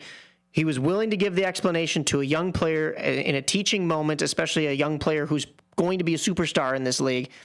What I take issue with is that it seems like the referee skated away, the official skated away, and then Connor Bedard's sitting there on the bench. He spits a few times. Now, it's not in the direction of the referee. It doesn't look like, because it looks like the referee has had time to move away. Connor Bedard gets his stick checked by the equipment manager, his gloves, all that. He turns around, he turns back around. All of a sudden, he's being taken to the box for a 10-minute penalty. I don't understand any of this. And you can, once again, I said you can make the argument that, this was the second time that he has said something, is what the official was saying. But what did he really say on that bench that could really have warranted? It almost seems like a super delayed reaction. Like maybe Connor Bedard said something when he was on the ice, then he gets to the bench, and then all of a sudden, now he's being taken for the penalty. I think there should be something along the lines, and I know many NBA fans have not enjoyed this, but those 2-minute reports that come out towards the end of the games, if you could get something cohesive and not like the NBA 2-minute reports where the referees come out and say, oh, we made a mistake. I'm not saying that the referees need to come out and say that they made a mistake here in the NHL. I'm just saying there needs to be some kind of an explanation. I think it would be also helpful in cases where there's those controversial offsides calls and those controversial goaltender interference calls. People have been kind of clamoring for this for not just hockey, for all across every single sport. Yeah. That it's not necessarily, do they have to do a full-on explanation? They should have to do some sort of like press conference afterward. Yeah. And they're part of a union. They could be paid, maybe they're paid a little bit more. Some people have argued that they're not, they're kind of hired on for, depending on if what referee, what game, you're maybe only making like $3,500 a game. Right. Which is pretty, it's obviously pretty decent money, but comparatively, it's a billion dollar company, the NBA, the NHL, the NFL, so on and so forth. I think there should be some sort of, exactly that. They need to be held responsible. They need to be asked questions. They need to have this full transparency, because it just can't be this confusion every single time of egos blasting against other egos and stuff like that. So they go on the microphone when they announce penalties and stuff like that. Maybe you do it then. I'm not saying you have to do it in game and delay the game anymore by giving an explanation. But like you said, a press conference after would work just as well. So, I don't know. No, I think that it should be done in the moment as they're explaining why, such and such happened. That's fair. Yeah, because viewers... if you're at the stadium and you're getting the penalty called or whatever, you don't know what's going on. Right. Okay, or why all of a sudden is the player getting a 10-minute misconduct? Why is, he called me, blah, blah, blah. You don't even have to, say what he said to you, but a little bit more of an explanation. Yeah, absolutely. That's for sure. Kind of want to. Oh, were we continuing with the? Yeah. Did you have another point there? Well, no. I kind of wanted to get like a little softer side of the Chicago Blackhawks, and with Kyle Davidson. Oh yeah, absolutely. Kyle Davidson had heart surgery. Yeah, and heart surgery. We actually have a clip of that. And that's the, what is it? Every shift episode from the Chicago Blackhawks. Yeah. 5 years ago, I needed my pulmonary valve replaced, which required open heart surgery. In the last couple of months, I've learned that valve is no longer working properly. And with the Four Nations break coming up, I could have the procedure done, recover, and be ready to go full steam. When it's something like your health, yes, you have to take care of that. You might have to step away to some extent. When he had his first surgery, he's like, by the way, I've got this heart condition, not a big deal. Like, okay, but like you're getting followed up on by a cardiologist. He's like, no. Like, why is that? So I suggested, you should probably go get seen by a cardiologist, and he was like, yeah, okay, you're right. And so he did. Then that's when we found out hey, you need to have open heart surgery. I was born with tetralogy of Fallot. It's a congenital heart defect. I needed 2 open heart surgeries right around when I was a year old. 5 years ago, in 2019, I needed my pulmonary valve replaced, which required open heart surgery. And then recently, in the last couple of months, I've learned that that valve is no longer working properly again, and intervention was needed. And so now we're about a week away from a more non-invasive option, thankfully, to replace that pulmonary valve once again. Even though he didn't have this job title in 2019, to be able to take that amount of time off was incredible. And now, thankfully, he can have a less invasive approach. And I think what's meant so much to us and to me is that we've never even had to think about that part of what's going to happen with your job. And he's built such wonderful people around him that, I know that he feels confident that everything's going to be taken care of. Because honestly, I don't think he has a ton of time, really, to sit down and think about his health issues when he has so much other stuff going on around. He's got a young team, a young family. It's always something that I'm worried about in the back of my mind. Obviously, his health's, it's never going to be 100%. And that was courtesy of the Chicago Blackhawks YouTube page. Every Shift, Season 3, Episode 5, Heart of the Matter. And the female voice in that was Kyle Davidson's wife, Angelica Davidson, along with Kyle Davidson. Now, the reason why I chose this, I'm like, holy smurf, had absolutely no idea what was going on with, this and Kyle Davidson. And to me, it brought back the human element to sports. Obviously, Kyle Davidson, the general manager of the Chicago Blackhawks, in the middle of orchestrating a rebuild for the Hawks, the trade and everything, sending Seth Jones to the Florida Panthers. Okay, cool. But I mean, sports, take out the sports aspect of things, and with the human element, it really hit me. It really struck a nerve.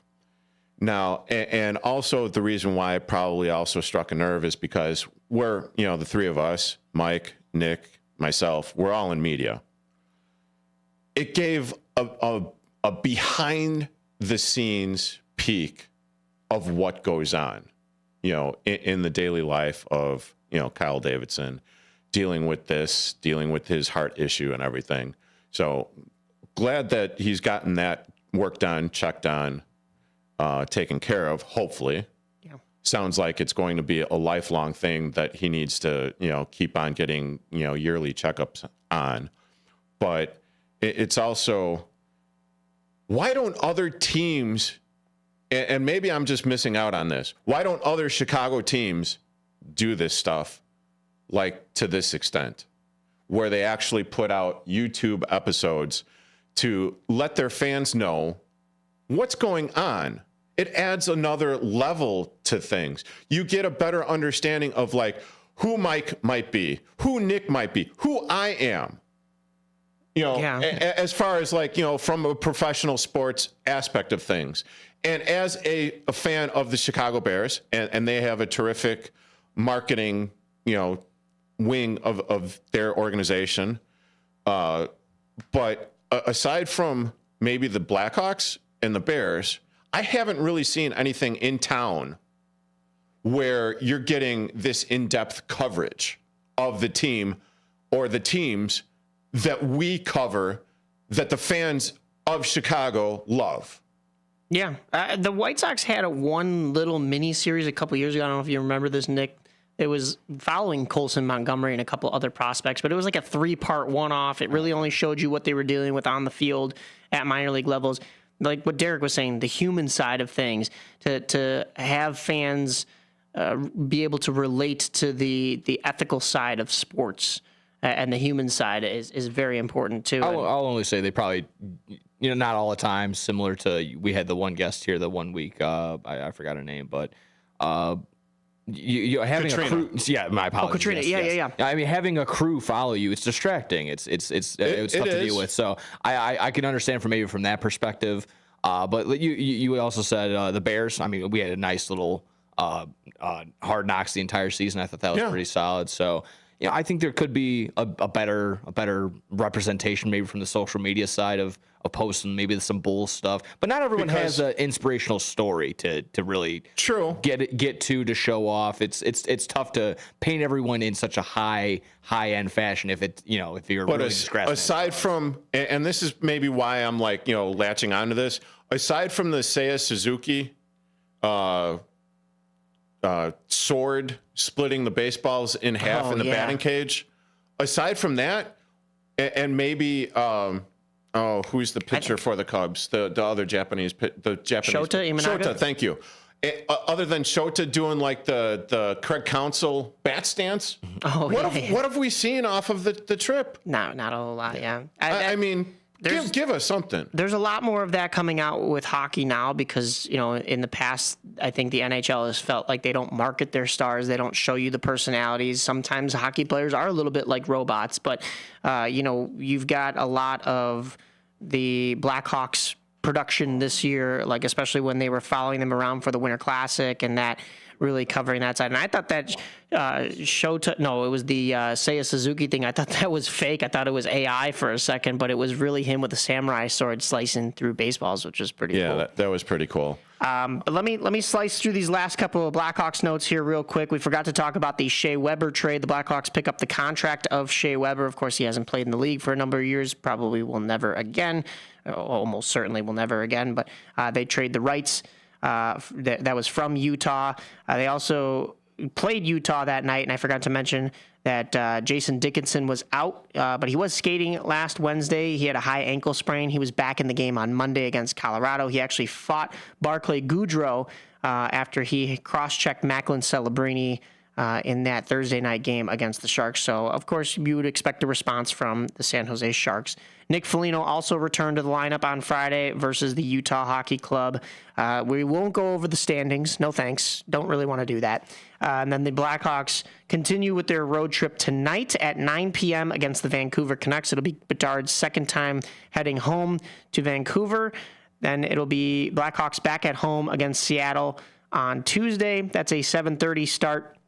Thursday, we'll be at home against the Los Angeles Kings at 7:30. And then next Saturday, March 22nd, after another episode of On the Rise, the Blackhawks will face the St. Louis Blues in St. Louis at 2 p.m. All of those games are on ESPN+. They're also all on Chicago Sports Network and WGN AM 720. Oh, and oh my God, the Bulls are on a 4-game winning streak. Yikes. And Disturbed was also at the United Center this past week where last night, where the Pyros got a little out of hand and maybe fringed or torched the Bulls banners. Yeah, so the Bulls banners will be removed for the rest of the season at the United Center. We didn't really get into basketball talk, also AHL or Chicago Steel. We do have notes, though, we will bring you next week as well. But yeah, that's tough. So I guess it's a good thing that the Blackhawks are on the road and not dealing with all of this craziness. A little bit. Up next is The Truth About Chicago Sports with the one, the only Marcus Mack. That's been Mike. I'm Derrick. Nick Johnston on the board. Thank you to Matt McNeil for letting us in and setting everything up. We appreciate it, along with our program director, Sonar. Thanks for putting us on the air. You're listening to AM 1410 WRMN. Is diabetes keeping you from enjoying life's special moments? At US Med, we understand the challenges you face, and we're here to help. With US Med, I can finally manage my diabetes without it managing me. US Med offers a wide range of services to simplify your diabetes care. Personalized care plans, convenient access to cutting-edge diabetes tech, and knowledgeable support. Plus, we'll check your insurance so your diabetes care may be covered at little or no cost to you. With US Med, I feel confident and control of my diabetes. I can finally live my life to the fullest. Don't let diabetes hold you back. Choose US Med and experience better birthdays, better adventures, better anniversaries, and better everything. Call now. US Med. Better service, better care. 800-785-1673. 800-785-1673. 800-785-1673. That's 800-785-1673. Your hometown radio station since 1949. We are WRMN AM 1410, Elgin time, 10 o'clock.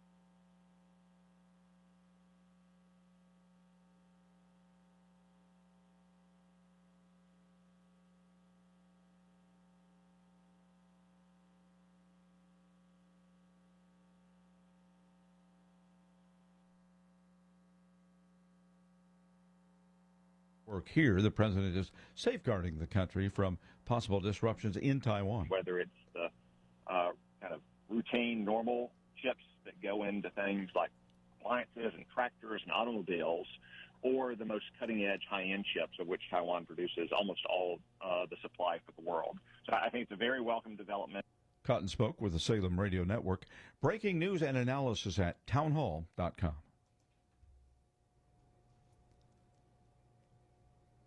Florida's citrus growers are trying to survive until bug-free trees arrive. Florida's citrus growers are struggling to survive the 1-2 punch of hurricanes and disease. As production of the state's signature crop has declined in recent years, many citrus farmers have sold their land rather than wait for the development of a genetically modified tree that could save their groves. The downturn in the citrus industry has been a boon for developers looking to build homes for the state's rapidly expanding population. Florida has the third largest population of all U.S. states, and last year the Sunshine State expanded by more than 450,000 people. Ron Taylor reporting. The threat of tornadoes is moving east into the Mississippi Valley and deep south, a day after a massive storm system moved across the country, unleashing winds that damaged buildings, whipped up dust storms, and caused deadly crashes.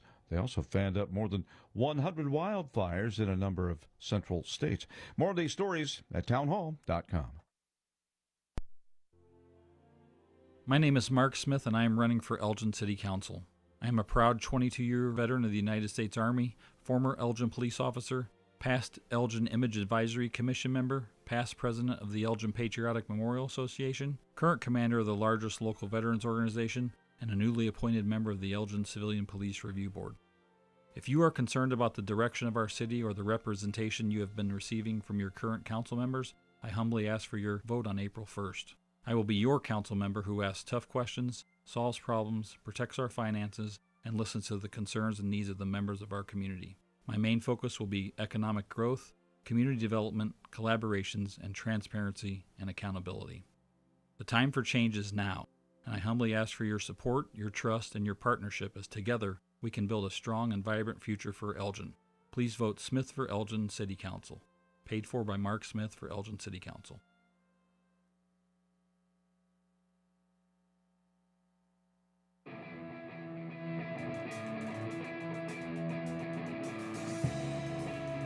And it's that time once again for the truth about Chicago sports with your host Marcus Mack in Studio 14, Elgin, Illinois, WRMN 1410. Let's go! As we are now starting another beautiful Saturday, you're here with your host Marcus Mack, and I'm joined with my beloved brother and co-host Blake Cowell. What is going on, buddy? Another beautiful Saturday. You said it yourself. It's getting warm. It was 70s all this week. You can feel the energy of the spring sports season ramping up, and we get the pleasure to talk about it with the listeners this Saturday morning once again. I'm gonna kick it off with a little clip that I want to play for the people out here. This is Jonah Jackson and Joe Tooney speaking. Very clear the priority is Caleb Williams, bringing both of you guys in via trade. How do you view what your responsibility is in helping with pass protection, helping with a young quarterback taking that next step, and the role that you're going to be playing here in Chicago? I'd say for any quarterback, you seen what happened last year. He had taken a lot of hits, and you got to build confidence in a young guy like that. And any quarterback, honestly, and I feel like that's something we're able to bring to the table. I've seen a lot of tape of him do great work protecting Pat, and that's just part of our job. Yeah, like he said, you kind of just want to give the quarterback as much time as possible. You never know what's going on back there. Really, just trying to play through the echo of the whistle, and I'm excited just to be part of it all. And that was once again Courtney Cronin from ESPN giving an interview to Jonah Jackson and Joe Tooney as they were talking about protecting Caleb Williams. They, of course, were the two linemen that were traded for right before free agency started on Monday this week. And the free agency, with the free tampering period, which starts on Monday. Free agency actually started on Wednesday. But on Monday, the Bears wasted no time, Blake, getting right into it as they signed Drew Dahlman, which everyone was expecting. That was no surprise. But the other two signings that came along were a little bit worse surprising. We're going to talk about all the moves. The other two signings, though, was Deo Adayingbo. I hope I said that right. And then Grady Jarrett. But those were definitely the two that came to the team that was like, wow. So, I was already extremely impressed that they addressed the offensive line by going out and making the trades for Jonah Jackson and Joe Tooney. Then they turned around and then they signed Drew Dahlman, which shored up the center position that has been eluding the Bears for quite a few years. And that was the given. So it was like, okay. But then all of a sudden, Deo was signed, and then Grady Jarrett out of nowhere, he was literally released by the Falcons 24 hours, I believe, prior, and then was already signed by the Bears. What is your thoughts? Give me, starting with Drew Dahlman and then breaking down to Deo and Grady Jarrett. Give me your thoughts. Yeah, we talked about a decent amount last week. You know, Ryan Poles making his job easier. Signing Joe or trading for Joe Thuney made his job easier. And like you said, we all expected Drew Dahlman. But you still have to sign the guy. You know, on Saturday, we didn't know. We figured the Bears would have their hat in the ring, but Drew Dahlman still had to choose the Bears. And about 15 minutes after that 11 o'clock time period hit, he was a Bear. And everyone in the NFL community was like, thank you, Ryan Poles. You did exactly what we expected you to do, and you did it. Like, this Bears offseason hasn't been surprising, you know, that from the head coaching hire to now. Nothing's been overwhelmingly surprising. He's doing exactly what the fans saw and what they needed for the Bears to be successful, and Drew Dahlman was a big asset in doing that.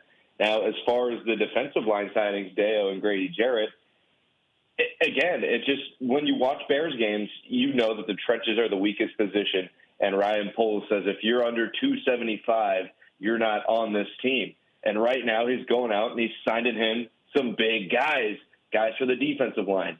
And, you know, with the Jonah Jackson, Joe Thuney, now Drew Dahlman, guys for the offensive line, he's focusing on the trenches. He knows that the skill positions aren't a huge area of need because, again, when you have your quarterback figured out, when you have your wide receiver 1 and 2 already figured out, your job becomes a lot easier. So I was super ecstatic with what they did. I thought at some point you had to go out and make some signings. I wasn't super excited about the Deo signing. I think he's getting 1 year for $16 million, or maybe it was 2 years for $32, making $16 a year. I'm going to have to double check that. But that signing was a little more on the fringe of, hey, if you're going to pay a lot of money for a defensive guy, why not go and try and swing and get the home run and sign a guy like Josh Sweat, or even pay the extra money to get Khalil Mack?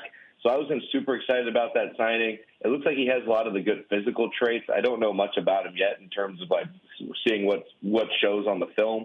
I would have rather seen them try and make a move for Trey Hendrickson. Now, is that still on the table? Maybe. I'd assume not. But, I mean, so far it's tough to be upset with what the Bears have done so far. If anything, you're just happy that they're doing exactly what they needed to do. And I think that's where Ryan Poles is at as well. Well, and that's the thing, is that, you know, we have to question sometimes, which is the facts of, you know, was it a signing of that I valued this player, or was it a value signing?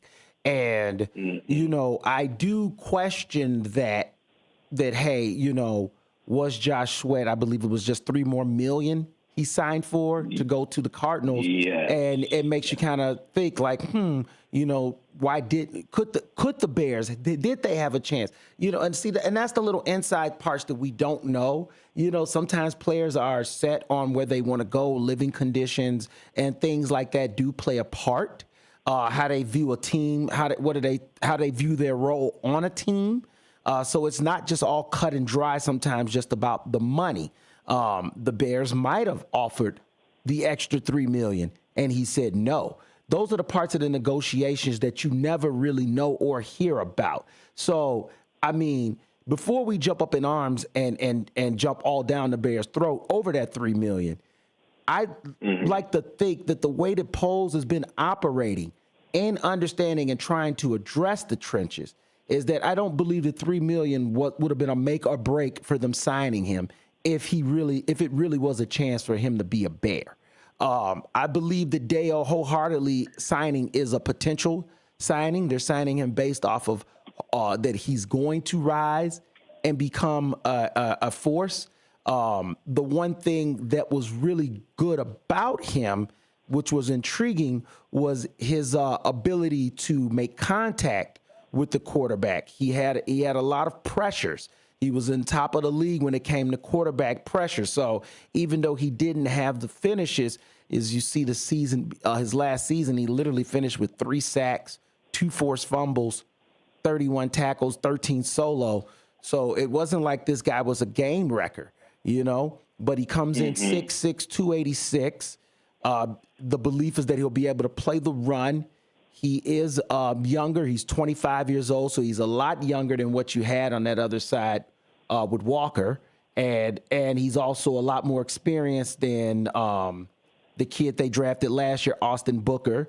And he's definitely a better player than Robinson, who has not grown or developed into anything. So, you need depth and you need guys that can be an impact, if nothing else. And the fact that he was one of the top in the league in terms of putting pressure on the quarterback, that's something that you could build on. But, yeah, make no mistake about it, he was signed off of hopefully the potential that his game is going to springboard to that next level.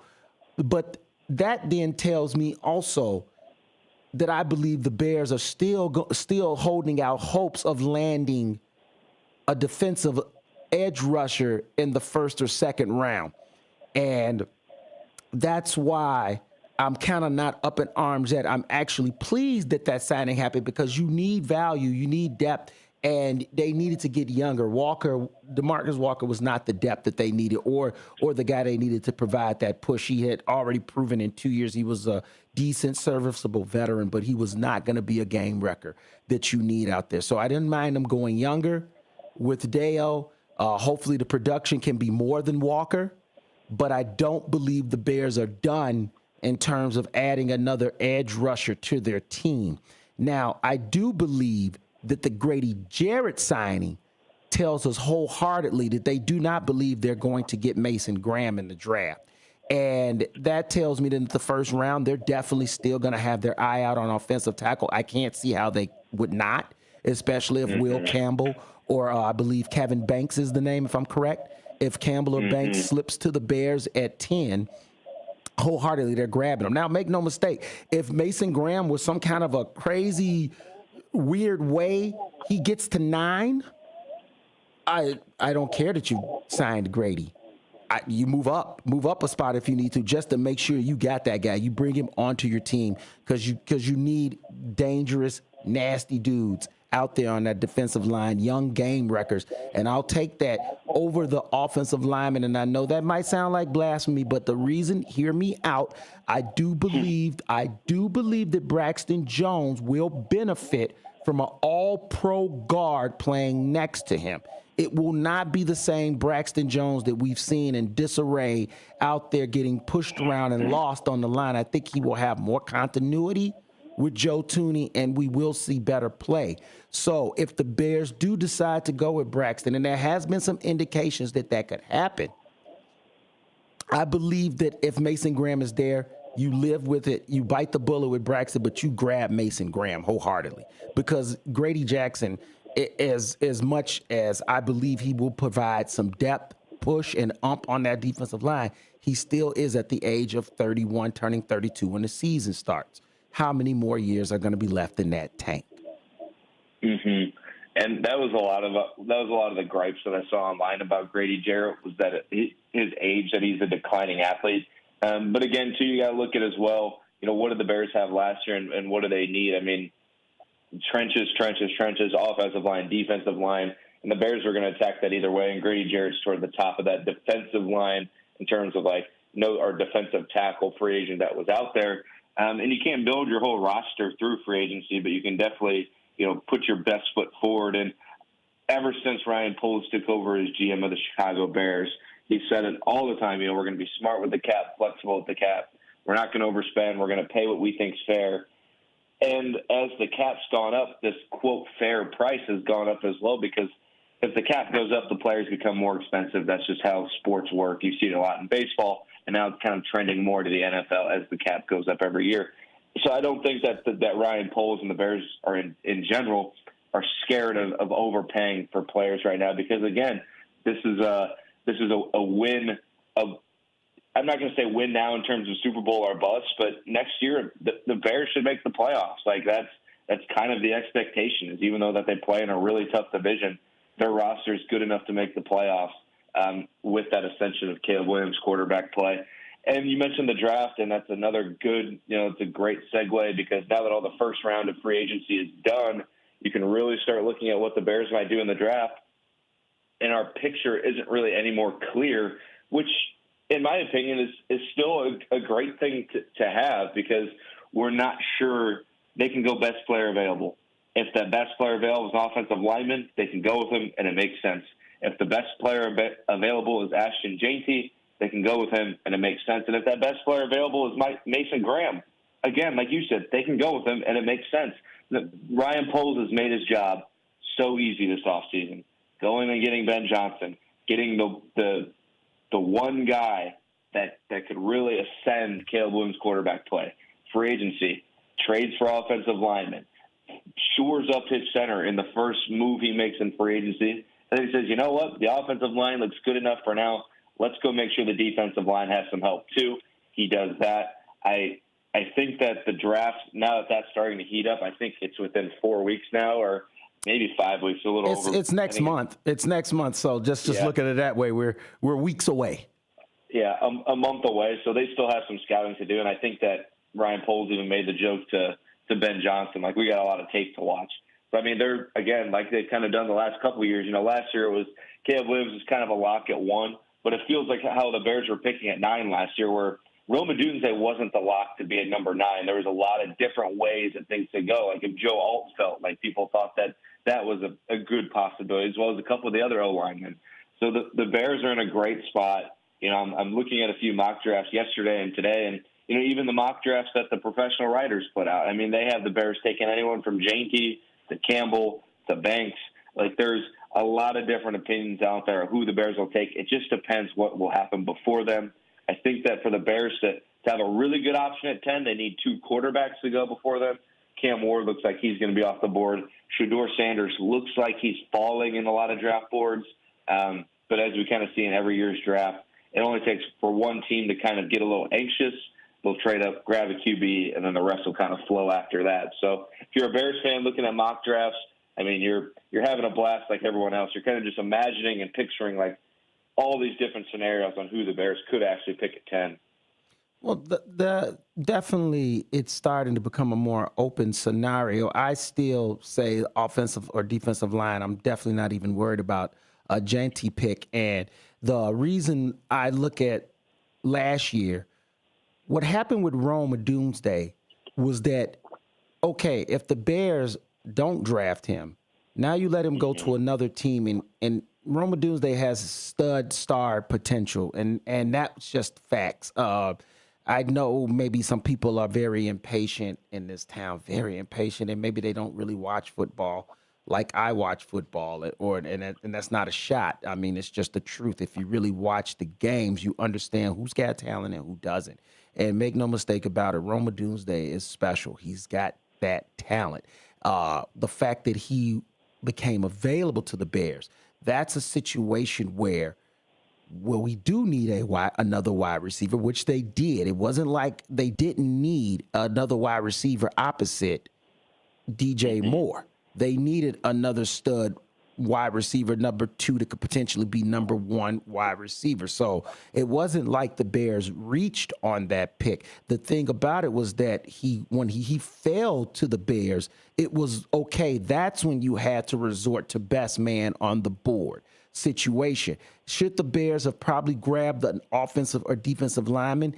In hindsight, I guess, but you know what? We still be talking about right now at this moment that the Bears need a number 2 wide receiver.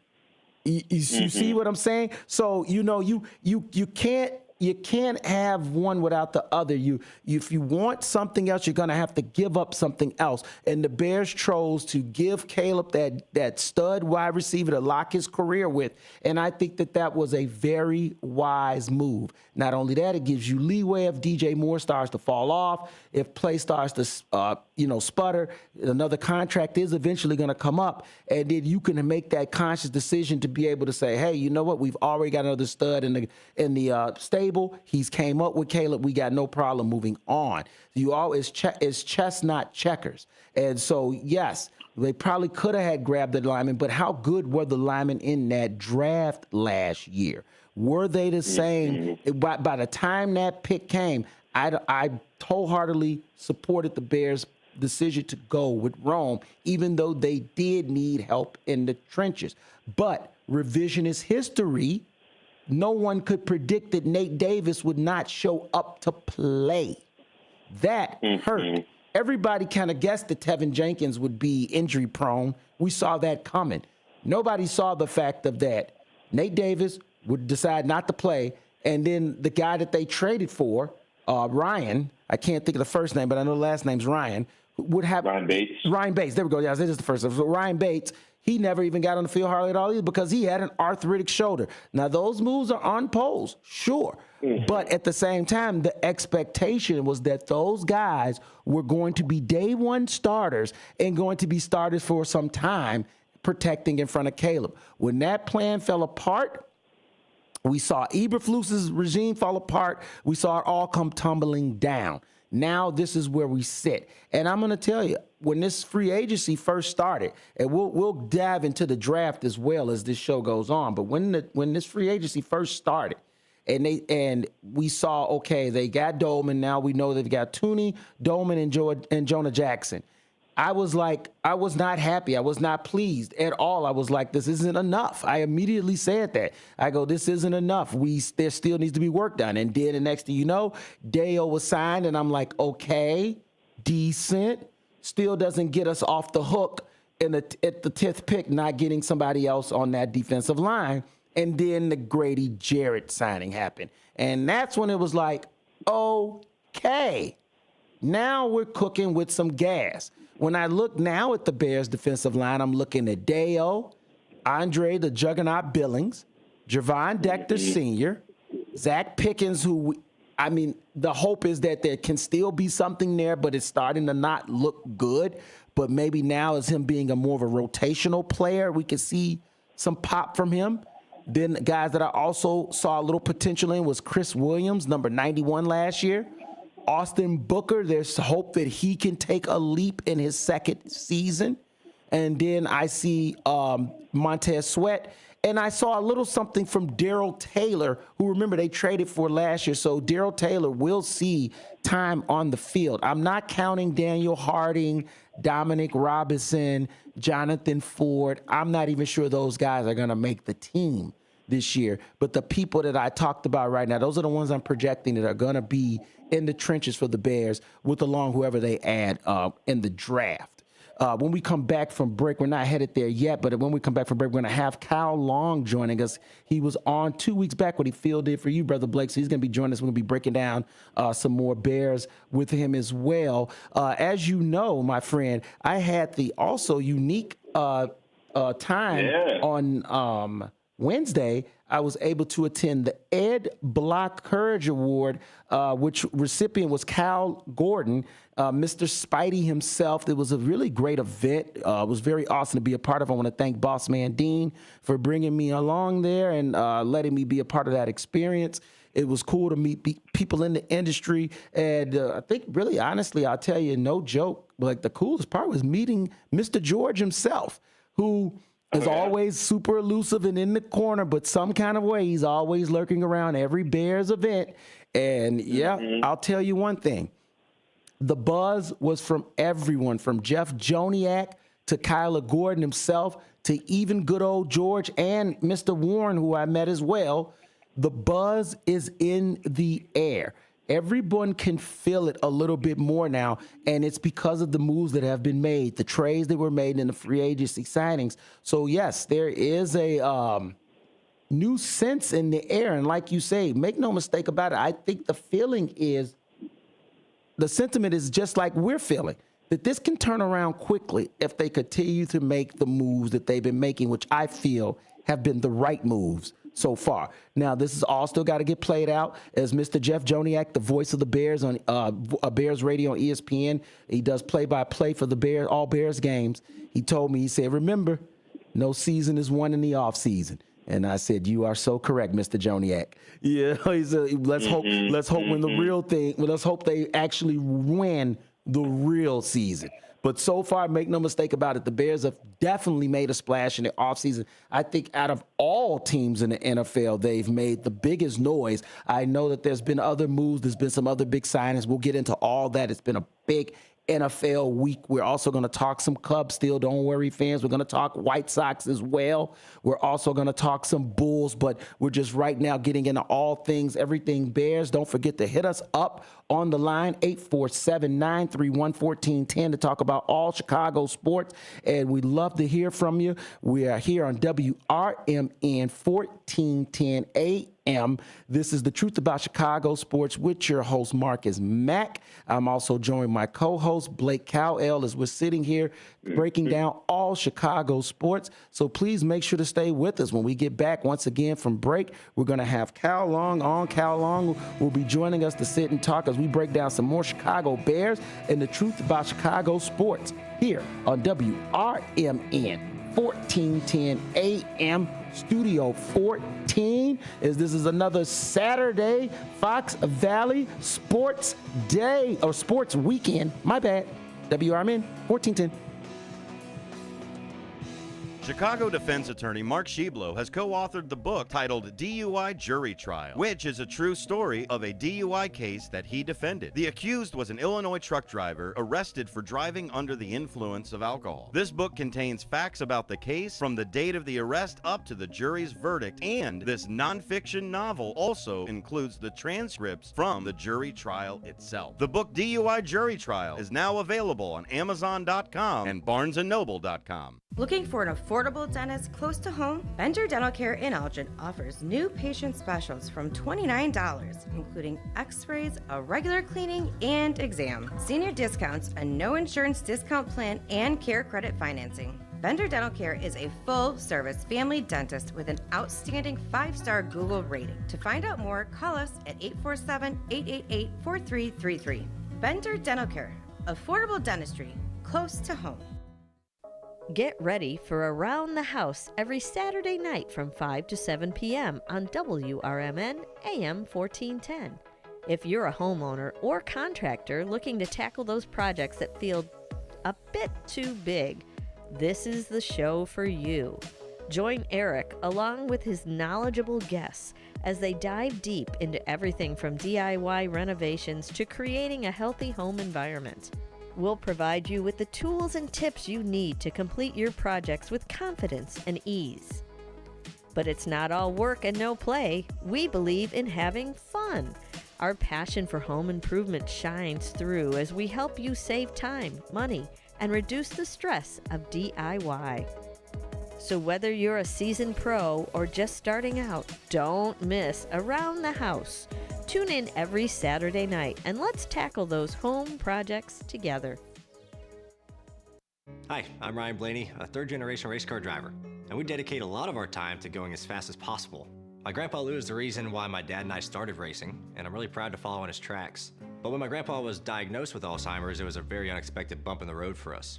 I've learned a lot on this journey with my grandpa Lou, and the memories of my grandpa will always be with me. It's important to notice if older family members are acting differently, experiencing problems with their memory, or having trouble with routine tasks. Talking about Alzheimer's can be really tough, but if you notice something, have a conversation with your loved one. Encourage them to see a doctor or offer to go with them. Early detection of Alzheimer's can give your family time to explore support services, make a plan for the future, and access available treatments. The Alzheimer's Association provides care, support, and research to help you take control of the situation with your family and manage the disease together. If you or your family are noticing changes, it could be Alzheimer's. Talk about seeing a doctor together. Visit alz.org/time to talk. A message from the Alzheimer's Association and the Ad Council.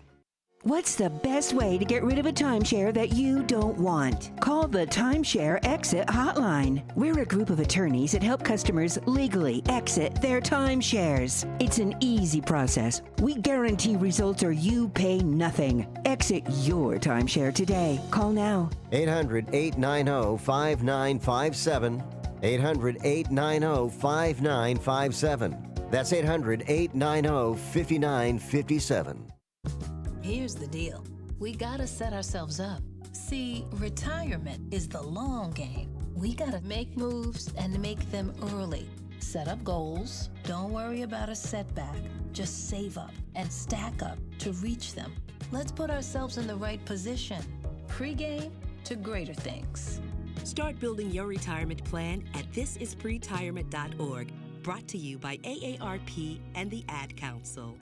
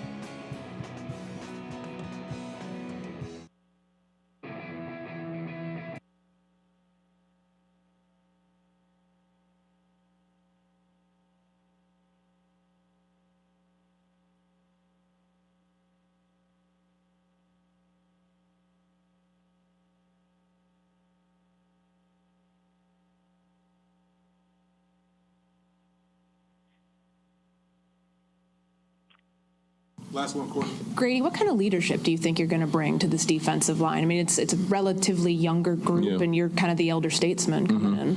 I think just going to be myself, working every day, putting in work day in and day out, giving tips where they're willing to receive, and just hanging out with them. I think being around the guys is going to be special. I think the time we spend with each other on the off season is going to be critical, especially on the field, and just grinding, pushing each other to as hard as we can, and just being the best. And I think we all looking for our next level. You know what I'm saying?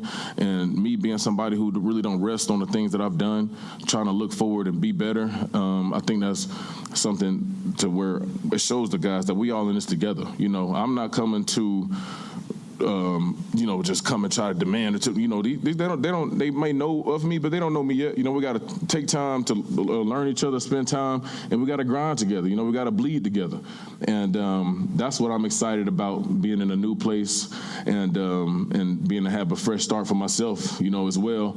And because when you at a place for so long, when people come in, it could be it's like people don't want to like overstep or like say stuff. When ain't none of that here, we all in it together. We all in it together, and that's one thing I definitely want my teammates to know. But I'm gonna work every day, and I'm never gonna ask anybody to do anything that I'm not willing to do myself. But I'm just super excited to be a part of the locker room, and that's really it.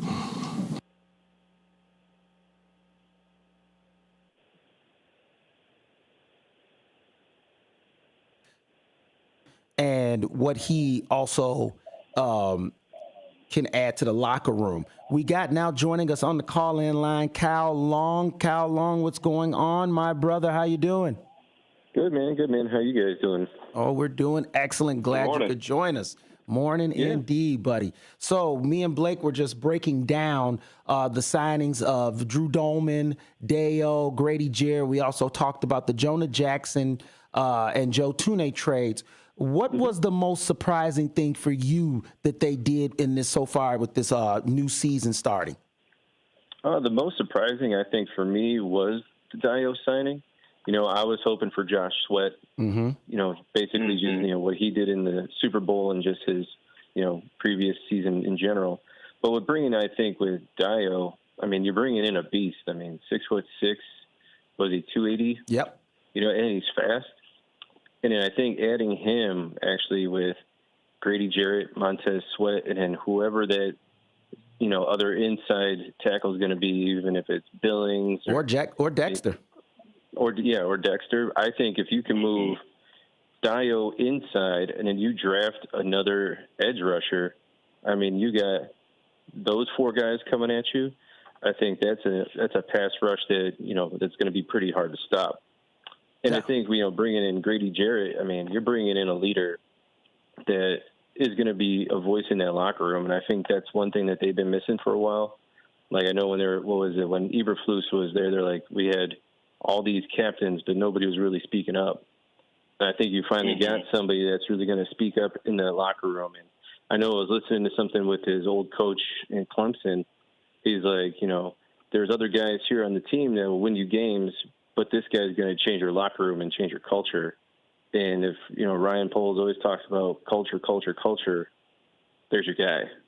I mean, he's the one that's going to help change it. And I think with the moves on the line, Dahlman, Tooney, and Jackson, solidifying that interior, all that does is make it the possibility for Braxton Jones to be better. I mean, you're looking at, blitz packages, shifts in the D-line. Now you got, Tooney and Dahlman can look, react, and then shift the line to the left to help protect him, so that he's one-on-one with that edge rusher, or he can get, another bump on that edge rusher to help him out. So I think that really helps the whole line in general. Yeah, yes, indeed. And I'm sitting there and I'm looking at the contracts. Dale, it didn't come in where it was a crazy contract they gave him. 3 years, looking at an average of 16. He's got the potential, is a potential outlook for like 2 years, $33 million before the Bears have to make a move, and they could probably get out of that contract. Same with Grady. He's got a 3-year contract. Not too big. I mean, 14. He actually signed for less than Dale. That's what a lot of people don't know. Dale. So that's why going back originally when we first started this, I told Blake that Dale has been signed off potential. Grady was signed because of what he has done and what he can bring to the locker room. But the potential of signing Dale is that he can become a force opposite of that line of Montez Sweat. And I've even heard a rumor that floated out there, and I don't know, because I don't have anything substantial to back that up. But I did hear something about maybe even Javon Dexter sometimes being moved out to edge and being used a lot. How a la what's the defensive tackle out there in Kansas City? Is it Jones? Is his name Jones? Yeah, Christian Jones. Yeah, yes. How they move him out from the outside to the inside. So I think that the Bears have given themselves a lot more flexibility and giving themselves definitely some more toughness in the trenches on both sides, and that's what we've been begging for, right? We've been begging for them to get better in those trenches where they've been just getting beat up. Here was another move, though, that I want to throw out. I have you, Blake. You could address this first, and then Cowell after him. The signing of the wide receiver, and I'm going to butcher this name to death. Olamide Zach Chuasu. But Zacchaeus. Is that what we say? Zacchaeus? Olamide Zacchaeus? Okay, sorry. I knew I was going to butcher that one. So Olamide Zacchaeus was signed from Washington, and I thought that was an interesting sign. I think that is definitely a wholehearted wave that Keenan Allen will not be re-signed. And also, this also puts Tyler Scott in a very precarious position as well, because he's pretty much he's like 3 inches smaller than Tyler Scott. I'm assuming that he's going to fill that slot role, which they thought that Tyler Scott could fill, but has not lived up to whatsoever. Last year, while playing with Washington, he was targeted 64 times. He had 45 receptions, 3 touchdowns. So we know the kid can make plays. He can definitely catch the football. So, and that was definitely way more production than we got out of Tyler Scott, who literally had last year 1 target, 1 reception. Let me repeat that again. Tyler Scott, who was drafted by the Bears in the 4th round of 2023, last year had 1 target and 1 reception. So, yeah, massive issue right there. Keenan Allen, now here's the thing.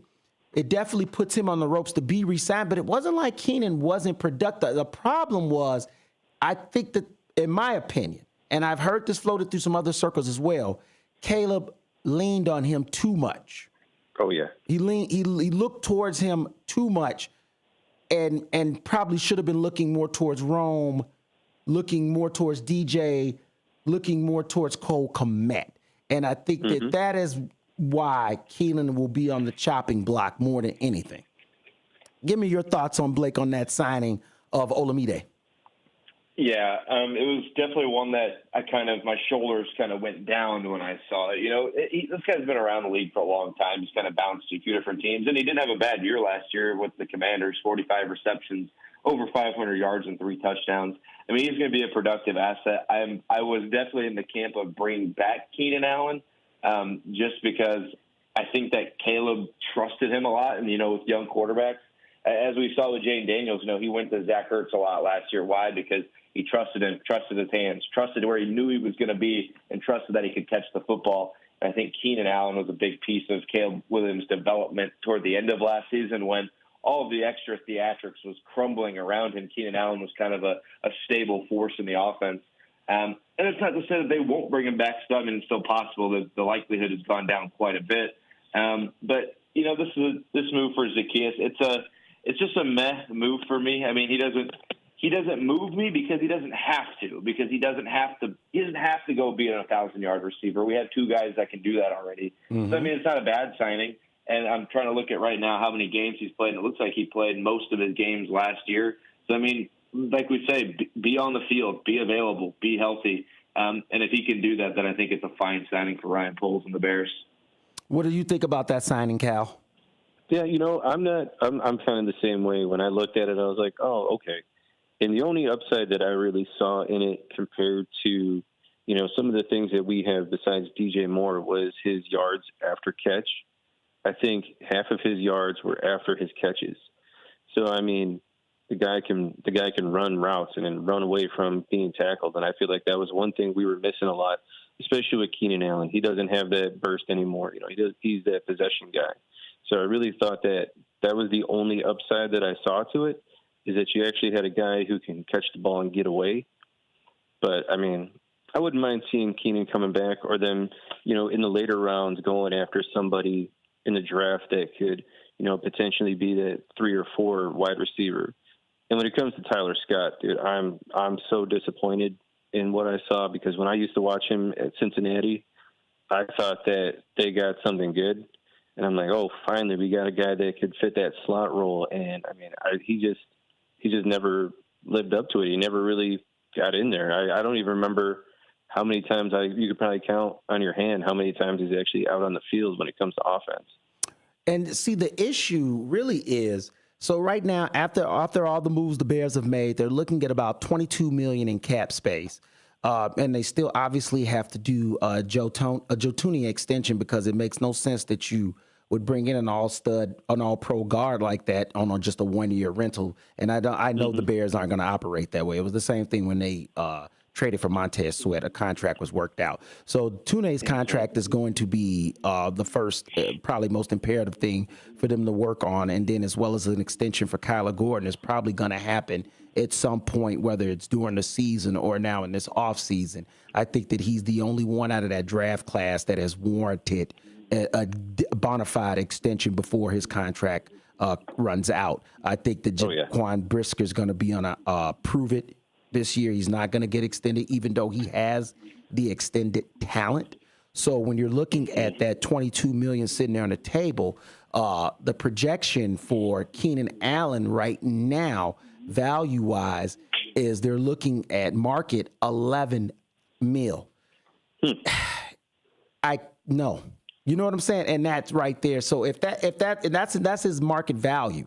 Now, if he's willing to say, hey, you know what? I just want to run it back. I like this team.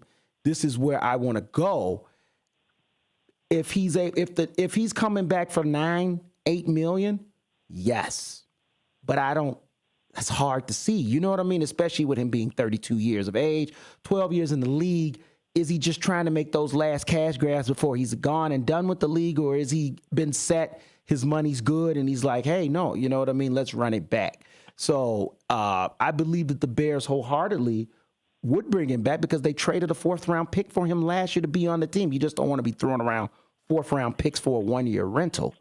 But it's got to be at the right price. Wholeheartedly, it's got to be at the right price. And with that market value sitting at around 11 right now, if that's the case, that doesn't look good for him coming back to the Bears, which is probably another reason why the Olamide move was made, to give them that insurance that, hey, if we cannot work out a deal with Keenan, we're not left with the cupboard bare or having to resort to getting a wide receiver in the draft.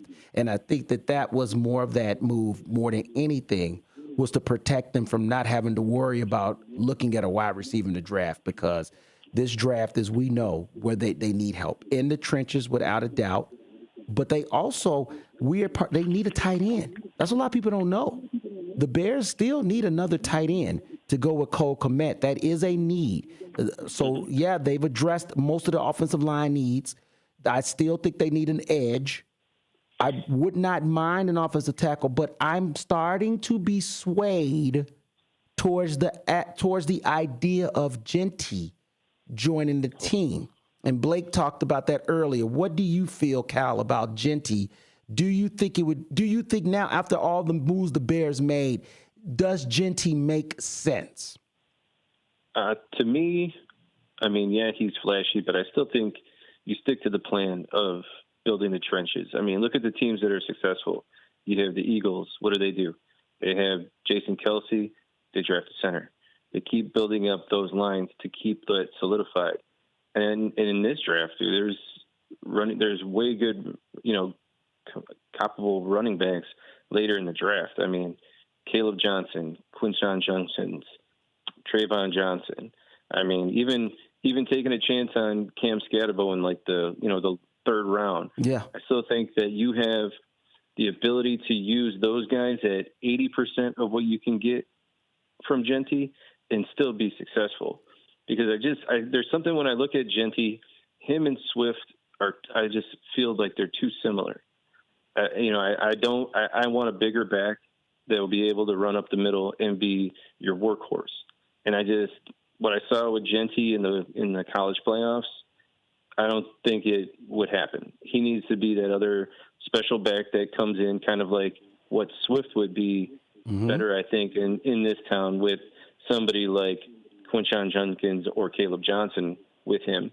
I think that would make them more successful. So I'm still not sold on Genty. And when it comes to tight end, I was looking more in later rounds, and I was watching the combine and Mason Taylor out of LSU. I was watching him run the line, and he ran a perfect straight line down his route. He was the only one who did it with the passing carousel. And I've been watching, my son loves LSU, so I've been watching LSU quite a bit. And I feel like that would be a good one to pick up, and you could probably get him, third round. And I still think there's plenty of other needs that we really need to solidify. I mean, edge rusher in the second round. I mean, there's a ton of edge rushers that are really good that you could bring in to learn from that core that they got right now, and then have a rotation of, say, Montez Sweat and let's just throw out Nick Scorton from Texas A&M on the outsides, and then Grady Jackson and Dio inside. That's a pretty good pass rush right there. Yes, that is. And let's not forget, I still believe in Austin Booker. I saw a lot of potential in him. What I saw was that a young guy was overwhelmed by size and strength in the NFL, and I believe he is going to come in this season stronger, more prepared. So I definitely expect a jump from him as well. Yep. I mean, and I don't know, some of the schemes that Dennis Allen can throw out, but I mean, you even put one of them standing up on the edge as a Sam or a Will, and then you just say rush the passer. Yeah, no, they got definite options. And, I do I'm glad you brought up a Mason Tyler instead of Tyler Warren, because I've heard that be thrown out there as well, that maybe the Bears should ascertain the idea of drafting Tyler Warren at 10. And I'm just I feel like running back and tight end, these are luxury picks. These are picks you make when you know that you reached that pinnacle. You're ready to make that Super Bowl run. And I don't feel like the Bears are I feel like the Bears are on a playoff run. I do not feel like the Bears are on a Super Bowl run yet. And therefore, you can't, unfortunately, it would be awesome if Tyler Warren some type of way fell to the Bears in the second round. You grab him, you don't even think twice. But it's not going to happen. He's probably going to be grabbed in the first round somewhere by one of the teams that can afford a luxury pick. Exactly. And so we're probably going to see him go off the board. I would tell you and Blake this. Here's my hope with the way this draft can go. I would like offensive lineman first pick. I would like that. They got 2 picks in the second round. I would like that first pick from the Panthers to be running back. I believe that they will have a shot wholeheartedly at Omari Hampton, or Caleb Johnson possibly. I don't believe that the only running back I believe that will get drafted in that first round, if it happens, will be Genty. He's the only one that'll get drafted in that first round. When the second and third round goes, that's when you're going to see Omari Hampton, Caleb Johnson, Trayvon Henderson, and Cam Scatterbo go flying off the board. And so therefore, I think the Bears are in a great position to grab whoever they want to grab. I'm pretty sure Omari, Caleb will still be there, or even probably Trayvon Henderson. Take your pick. I would like them to go. Honestly, I want them to go because, like, you do bring up a good point. Genty is pretty much the same size as DeAndre Swift. They're both kind of small backs, small shifty backs. Yeah, I definitely wouldn't mind getting Omari Hampton, who's a 6 foot 220 back, or Caleb Johnson. But I want them to have that speed. I don't want to stick in the mud. I need somebody with that burst, and so I need to see those 40 times. I'm gonna wait for them to have the official workout pro days. I want to see those 40 times because I want whoever the fastest of the two. That's who I want them to go with. Yeah. Or even because even Trayvon Henderson, yeah, he's a little bit taller than Genty, but they're pretty much the same. He's still a 5'10", 208. So yeah, he's explosive. He's got the burst, but I want some, like you said, I want a back that can take a little bit of that pounding, can be a little bit of a workhorse, but can still break off those big plays when needed. So that's my hope with that. And then that other pick in the second round, I want them to get another edge. Give me another edge, and then in the third round, I'm hoping that one of the tight ends will be there.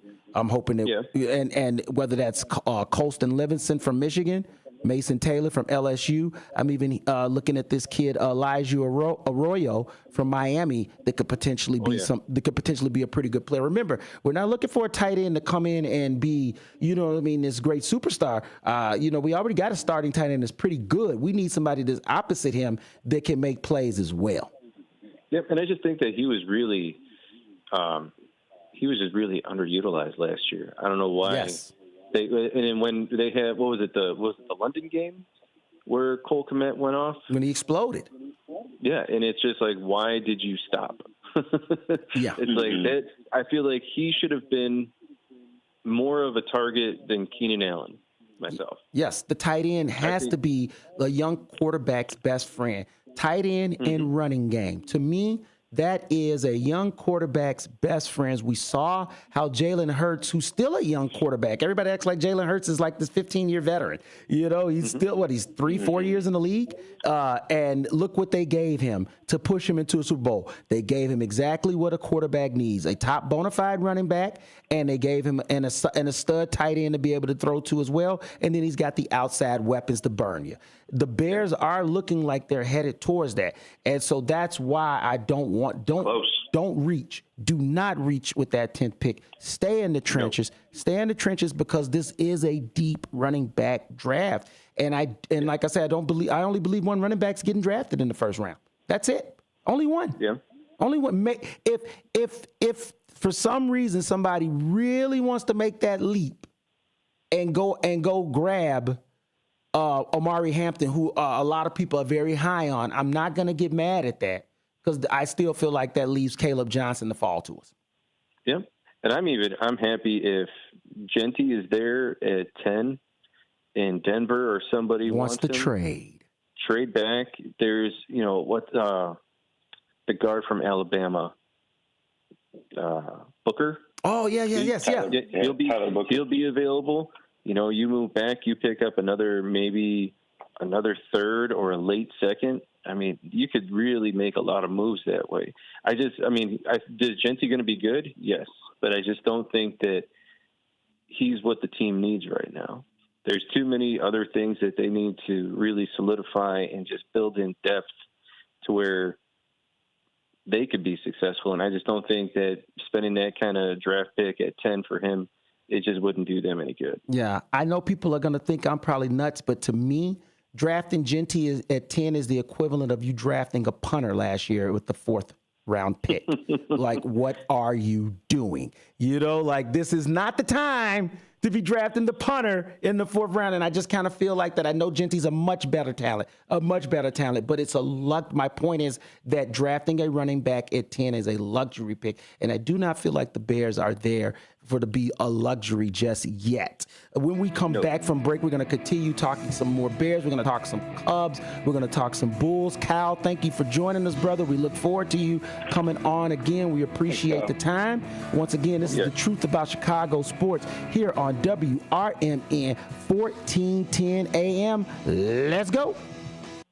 Let me tell you a story about Bill. Bill was a normal guy in his 50s. He had back surgery about 2 years ago.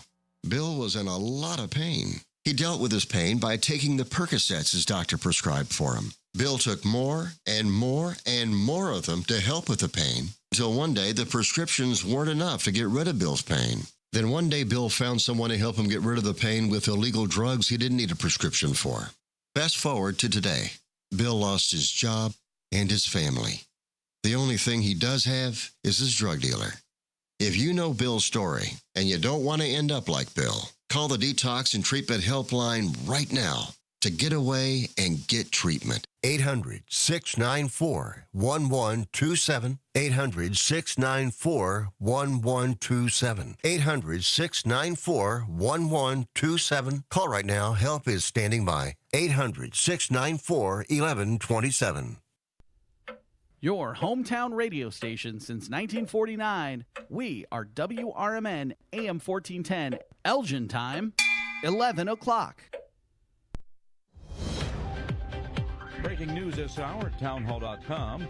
I'm Bob Agnew in Washington. Lisa Dwyer reports a major budget hurdle is now over in the Senate. The Senate has passed a sixth-month spending bill. The yeas are 54, the nays are 46. The bill is passed. Hours before a government shutdown and overcoming sharp Democratic opposition, Democrats were confronted with two painful options: allowing passage of a bill that they believe gives President Donald Trump vast discretion on spending decisions, or voting no and letting a funding lapse ensue. The bill also includes a spending fix for the District of Columbia that allows the district to keep its 2025 budget intact rather than having to roll back to 2024 levels. I'm Lisa Dwyer. Secretary of State Marco Rubio says there's nothing hostile about the tariffs President Trump is imposing on Canada and Mexico. Who can argue against the idea that if some country charges us X to export our products, we should charge them the same? I get it. If you're a country or the EU that's benefiting from the status quo, you feel it is hostile to change the status quo because it's to your benefit. The problem is the President of the United States is looking out for the United States. And the President has placed 25% tariffs on all imports from Mexico and Canada, and it's set to go into full effect in April after 2 months of various suspensions. It also includes a lower 10% charge on oil coming in from Canada. Former U.S. Senator Jim Talent of Missouri says it really should come as no surprise that green card holder Mahmoud Khalil could be deported from the country for committing crimes in connection with anti-Semitic demonstrations at Columbia University. If you're not a citizen of the United States and you are here by sufferance of the American people and you violate our laws, you can be expelled. Senator Talent was interviewed this week by the Salem Radio Network. More on these stories at townhall.com. Wesley Financial Group is not a law firm. Wesley Financial Group is not a law firm. If you own a timeshare, don't miss this public service announcement from Chuck McDowell, founder of Wesley Financial Group. If you receive an unsolicited phone call or mail piece to discuss selling, renting, or especially canceling your timeshare, don't fall for it. If you really want out of your timeshare, hang the phone up immediately or throw that mail piece in the trash and contact your timeshare resort or Wesley Financial Group for assistance with your timeshare. As the only Inc. 500 timeshare cancellation company, our knowledge, experience, and results has made Wesley a trusted resource for over 40,000 families we've helped get out of their timeshare. Give us a call and I'll send you our timeshare exit information kit free with the straight facts about your timeshare and all of your options for cancellation. Call for your free info kit. 800-885-3333. That's 800-885-3333. 800-885-3333. President Trump wants the U.S. to take over Greenland, but according to this report from Greg Clarkson, Greenlanders don't like the idea very much. Greenland's likely new prime minister is rejecting the president's effort to take control of the island, saying Greenlanders don't want to be a part of the United States. In parliamentary elections this past week, Jens Fredrik Nielsen and his pro-business party were victorious. He said Greenland wants independence from Denmark and doesn't want to be taken over by America. Donald Trump recently said he expects the U.S. to get Greenland one way or the other. Greg Clugston, Washington. Cuba has suffered a massive power outage affecting Havana and the country's provinces, one that left millions in the dark. Cuba's Ministry of Energy and Mines said about 8 p.m. local time last night there was a power outage at the Diacermo substation that's on the outskirts of Havana. Breaking news and analysis at townhall.com. A lawmaker in Texas has introduced a bill to change the language in the state's abortion laws. Those changes will make it clearer when exceptions can be made to save the life of the patient. Republican State Senator Brian Hughes, who authored the bill, helped pioneer the state's so-called Heartbeat Act. He says the legislation would clarify what constitutes a medical emergency to help doctors better understand the law. The bill, introduced on Friday, would still require patients to have a medical emergency for doctors to perform an abortion, but requires doctors to receive training about the law. Keith Peters reporting. The replacements for NASA's 2 stuck astronauts are on their way to the International Space Station. SpaceX has launched the new crew from Florida's Kennedy Space Center, and they should arrive later tonight. The 4 astronauts will reach the station and pave the way for next week's return of Butch Wilmore and Suni Williams. More on these stories at townhall.com. If you turned 65 recently like me, it's important you find a Medicare Advantage plan that gives you the coverage you're looking for. But finding one can be difficult. The best thing I did, and I suggest you do the same, is call a licensed insurance agent and let them walk you through your Medicare Advantage plan options. There are so many benefits you have access to, so make the call now and let the representatives explain everything to you. Our licensed insurance agents can offer you a variety of Medicare Advantage plans. Plus, the call is free, the information is free, and there's no obligation to enroll. We're here to make it easy for you to select a Medicare Advantage plan that may work for your needs. Finding a Medicare Advantage plan can be easy if you do what I did. Make a quick call right now to learn more. Thank you. 800-433-3082. 800-433-3082. 800-433-3082. That's 800-433-3082.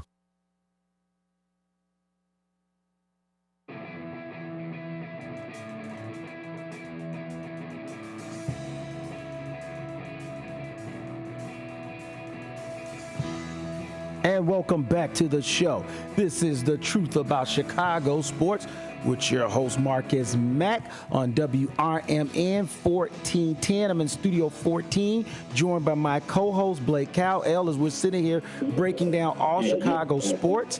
We've got right now, we were left off, we had Mr. Cowell Long to join us for a second. We were talking about the Chicago Bears potential draft moves. We've also broke down the free agency signings that they had. We talked about the trades that came before the free agent signings, which brought in Jonah Jackson and Joe Tooney. We talked about free agent signings of Deo, who I cannot pronounce the last name, and I'm not going to butcher him, Grady Jackson, as well as Drew Dahlman. I'm going to play you here a little press conference here from Deo explaining where he is most comfortable on the defensive line.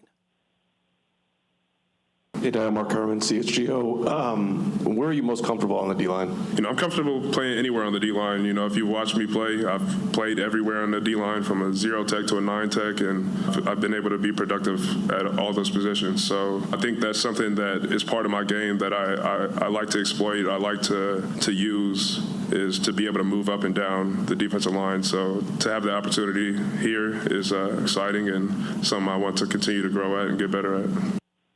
And that was Deo Abdeyingbo. If I pronounced that correctly, I apologize if I did not.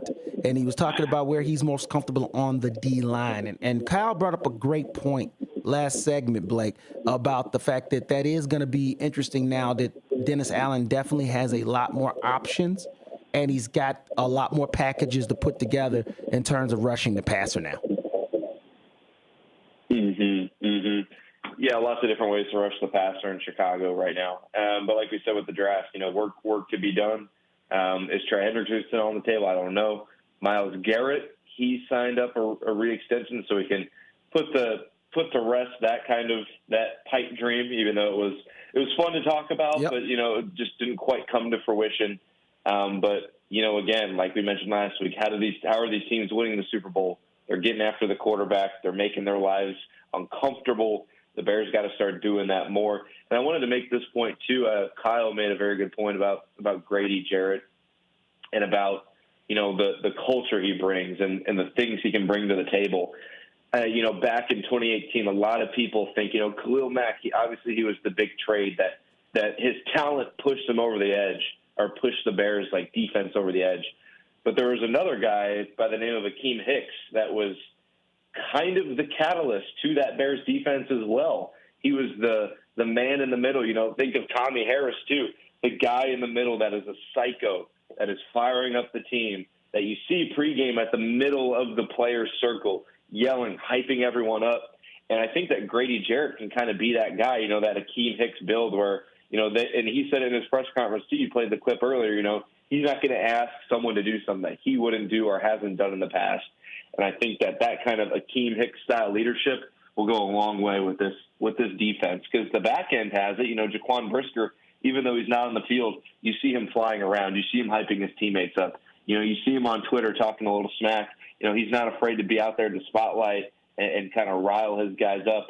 Now they're just kind of missing on the defensive line, and Grady Jarrett can kind of be that guy. You need some nasty dudes on the team. That's just a fact. You need some nasty, tough guys, and that's just the bottom line. And, a lot of people really didn't pay attention because it was so much dismantling.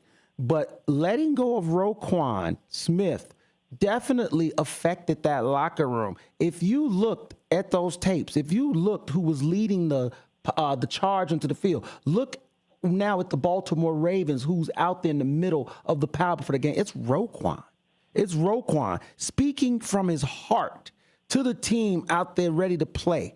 That trading of Roquan definitely affected the Bears. It left the Bears bare of nasty guys that want to get after it. And you got to have some nasty big guys that want to get after it. And I think that Grady Jarrett has definitely added that. I think that Deo's going to add some of that. I also believe that Tune and Jonah Jackson have now brought that on the offensive side of the ball. We talked about the first 3 picks for the Bears, or what kind of we want to see. But the Bears are still sitting where they're going to have they're going to have a 4th round pick, a 5th round pick, and 2 7th round picks. Now, I know a lot of people want to throw those picks away, but I don't.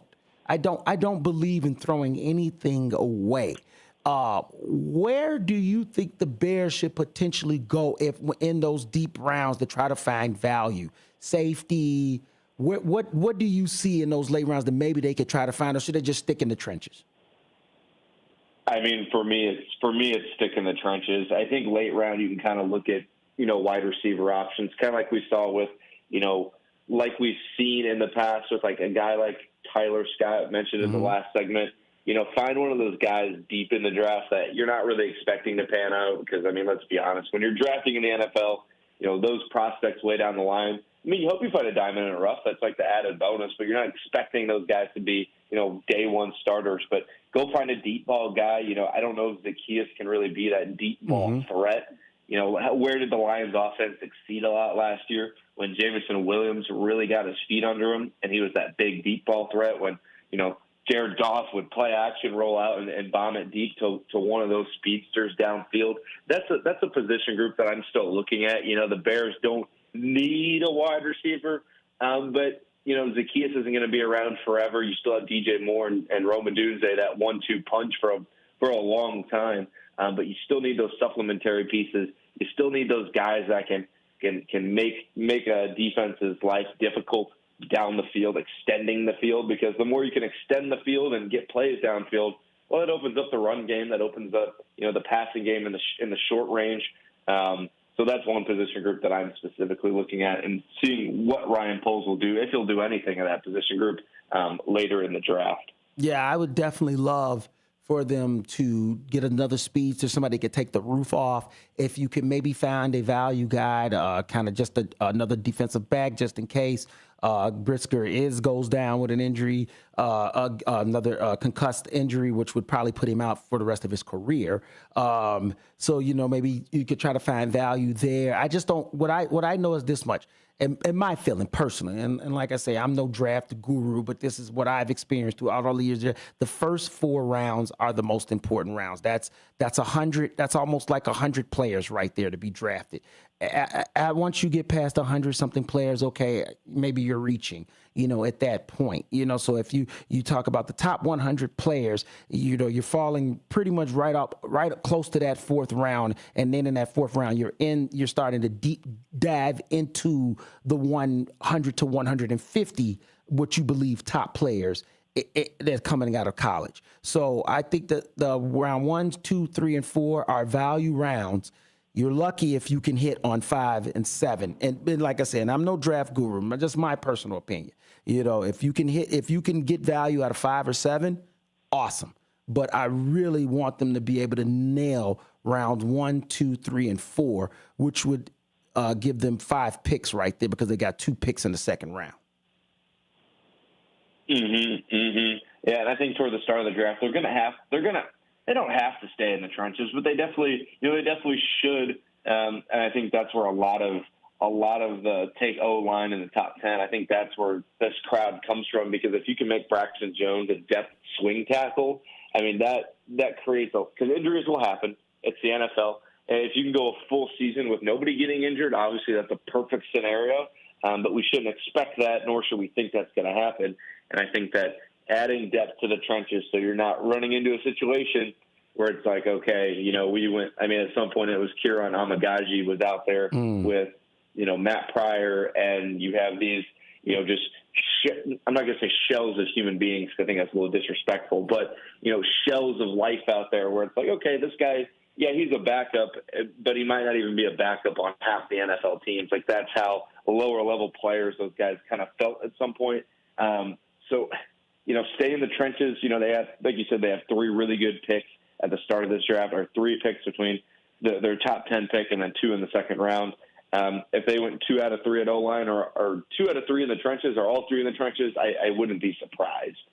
Yeah, no, you're 100% correct. I wouldn't be surprised at all if that's the trend that continues. What outside of the Bears, what move surprised you the most in NFL free agency? What move surprised me the most? That's a good question. I think one of the moves that surprised me or kind of caught me a little bit off guard would have actually been yesterday. Cooper Kupp signs with the Seattle Seahawks on a 3-year extension after the Seahawks traded away DK Metcalf and cut Tyler Lockett. They gave money to Cooper Kupp, who plays a similar style to JSN or Jackson Smith and Jigba, playing in the slot. And Cooper Kupp isn't really, he's on the back end of his career. He's not really durable. He has a lot of soft tissue injuries. He doesn't stay healthy. So it kind of surprised me that that's the direction the Seahawks went, because they won 10 games last year. And they traded away Geno Smith and signed Sam Darnold. So now their offense goes from Geno Smith, DK Metcalf, Tyler Lockett, and JSN to Sam Darnold, Cooper Kupp, JSN. I don't know. It's kind of a weird move for a team coming off 10 wins. So I would say that's my most surprised move. What about you?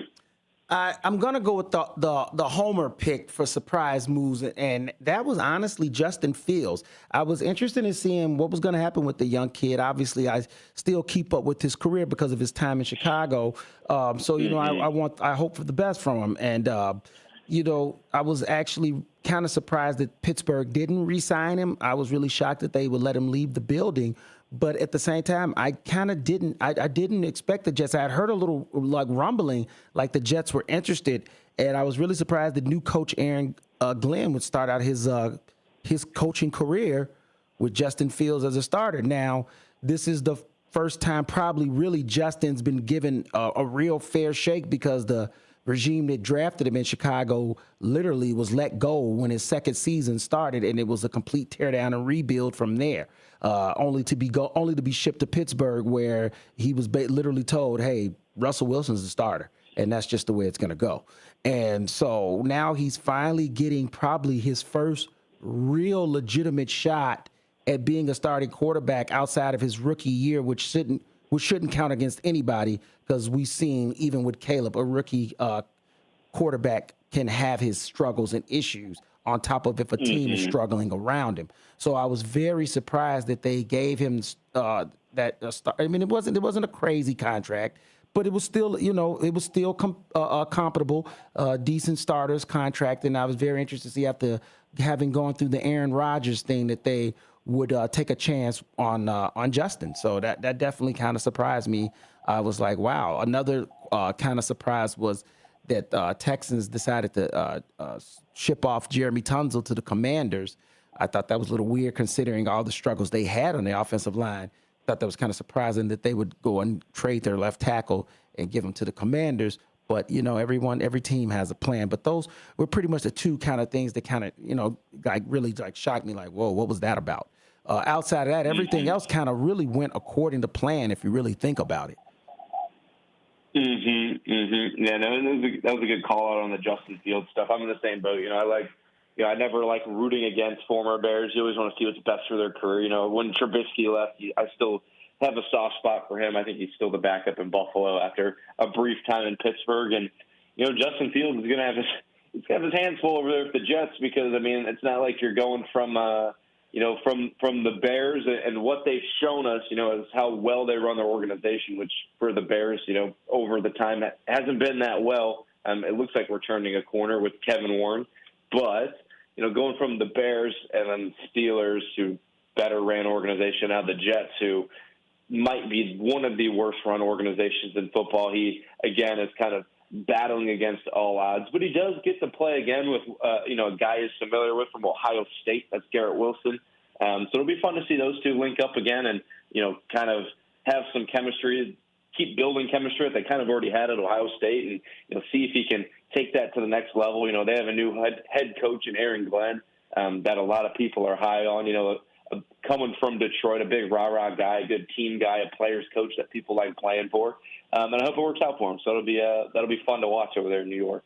Yeah, no, it's definitely shaping up to be another exciting NFL season. Like I said, the season officially kicked off this week, and it started out with a bang. Very pleased, like I said, so far with the moves the Bears made, but I'm like, keep it going. Now that we've gotten through the free agency period, now it's like, okay, focus up on the draft and let's keep it going, keep the ball rolling. You're not done yet. The one thing that I did love when I went out to the Ed Block Courage Award ceremony, the one thing I loved, I saw Kevin Warren there. I saw Kevin Warren's assistant, Terry Crews, there. Saw the owner, George, there. You know who I didn't see there? I didn't see Ryan Poles. And I didn't see Ben Johnson, nor did I see Ian Cunningham. So that told me right there that they were in the lab. They're working. And that's all I asked for. Get in there and do it the right way. No more reaching, no more guessing. Hey, this is the guy we need to have. And I definitely feel like Ben Johnson's influence has been there as well. I believe that him and Poles have come together and are working great together. And the way Johnson sees things is now the way Poles sees things.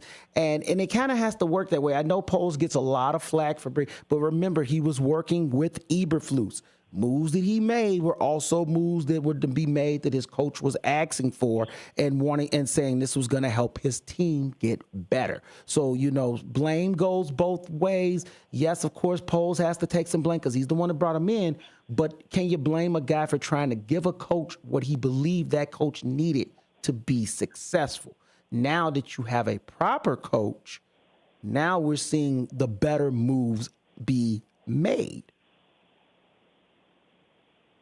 Yep, and it's kind of like just the thing that we've been told for the last 10 years with the Bears. We've seen these new cycled guys come in, and again, you mentioned it when you were at the Kyler Gordon event. There's a buzz in the building, and Jeff Joniak told you can't win the season in the off season, and maybe he's saying that because there's no more Kool-Aid left because I drank it all. Oh yeah, I told him. It was so funny because we both. I said when the season ended, Jeff, me and my partner said we were not drinking the Kool-Aid, and I go, here we go, we got the jug up to our face again, and he laughed and he agreed. He was like, yep.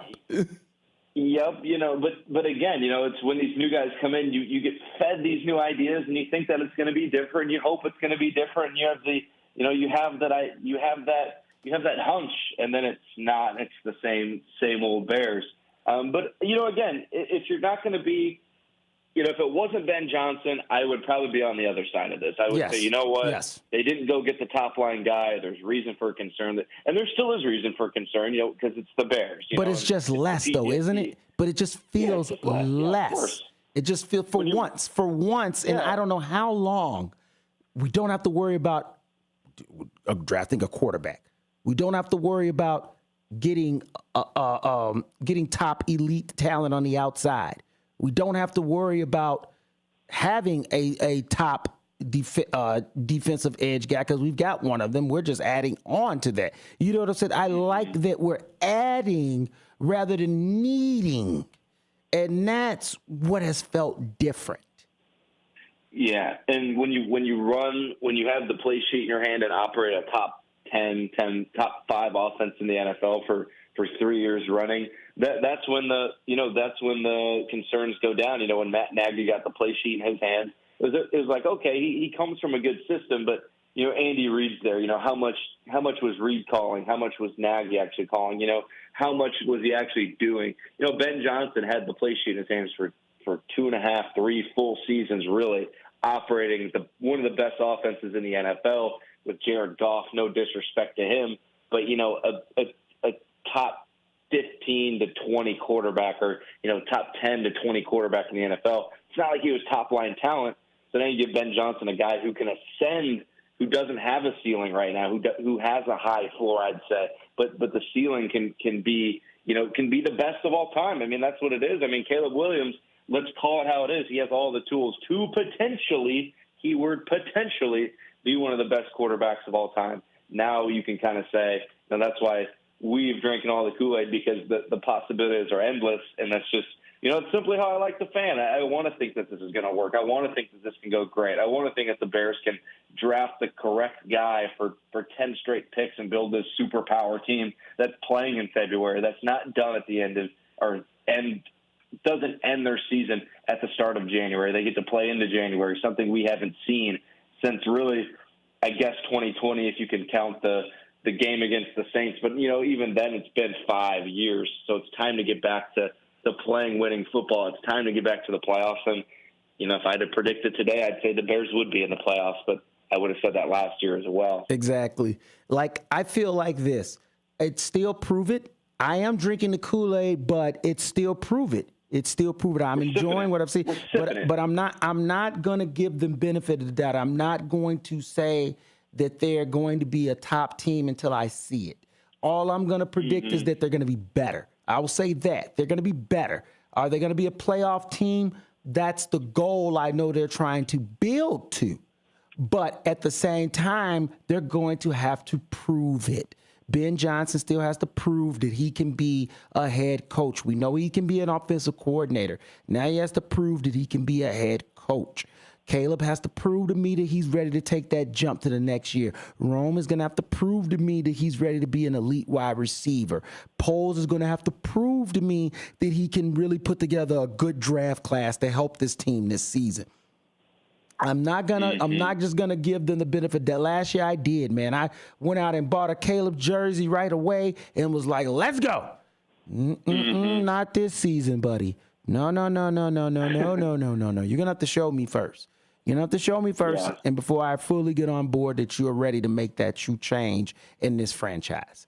When we get back from break, we're going to break down some more Chicago sports. We're going to get into a little baseball. We'll also talk some NBA as well. We'll talk a little Bulls. The Bulls are on a 4-game winning streak. We got no Sophia Blackburn this week. Sophia had another engagement, so she could not join us this week. But there is a Blackhawks game tonight at 9 o'clock as they play the Vancouver Canucks. So make sure you check that game out. If you can, check out the Blackhawks versus the Vancouver Canucks tonight at 9 p.m. Central Time. We also got in the NBA as well. The Bulls, I believe, are playing tonight. Let me double check that and see. Yes, the Bulls are playing the Rockets tonight at 7 o'clock. So you've got 2 Chicago games to check out here. This is a St. Patrick's Day weekend in the Chicagoland and suburban area and probably all across the country of the United States. Everyone, please be safe. Make sure you celebrate appropriately and get home safely. Once again, this is WRMN 1410 AM, The Truth About Chicago Sports. You're joined here with your host, Marcus Mack, and my co-host, my brother, Blake Cowell. Please feel free to call us at 847-931-1410 to talk all sports with us. We enjoy it thoroughly when we hear from our listeners as we continue to break down all Chicago sports here on WRMN 1410. Once again, when we get back from break, we're going to talk some more Chicago baseball. We're going to talk Cubs. We're going to talk some Sox, and we're going to talk some NBA, Chicago Bulls, as well as just overall NBA action as the season's getting ready to wrap up, and they're getting ready to ramp up for the playoffs. It looks like those Bulls just might make the play-in. Oh, gosh. We're going to talk about that. We're going to talk about that big time when we get back from break. As once again, this is The Truth About Chicago Sports here on WRMN 1410 AM and Studio 14 on another Fox Valley Sports Saturday. We're playing on before us was On the Rise, which plays every Saturday 8 to 10, and then we follow 10 to 12. Make sure you check us out every Saturday on WRMN 1410 AM. At School of Rock, we've got something for everyone. We're located at 353 South Randall Road in Elgin, Illinois. For teens 12 to 18, our performance program prepares students for live shows at real rock venues. For ages 8 to 12, Rock 101 helps young musicians start their journey with private lessons and group rehearsals. Our rookies aged 6 to 7 explore instruments through fun games, while Little Wing, ages 4 to 5, introduces preschoolers to the basics of rock and roll music. And for adults 18 plus, we've got an exciting adult performance program for all skill levels, from beginners to experienced musicians. Visit the website at elgin.schoolofrock.com to sign up for a free trial. We start pre-enrollments in January, targeting a mid-February open. Unleash your inner rock star. Join us at School of Rock and let's make some noise.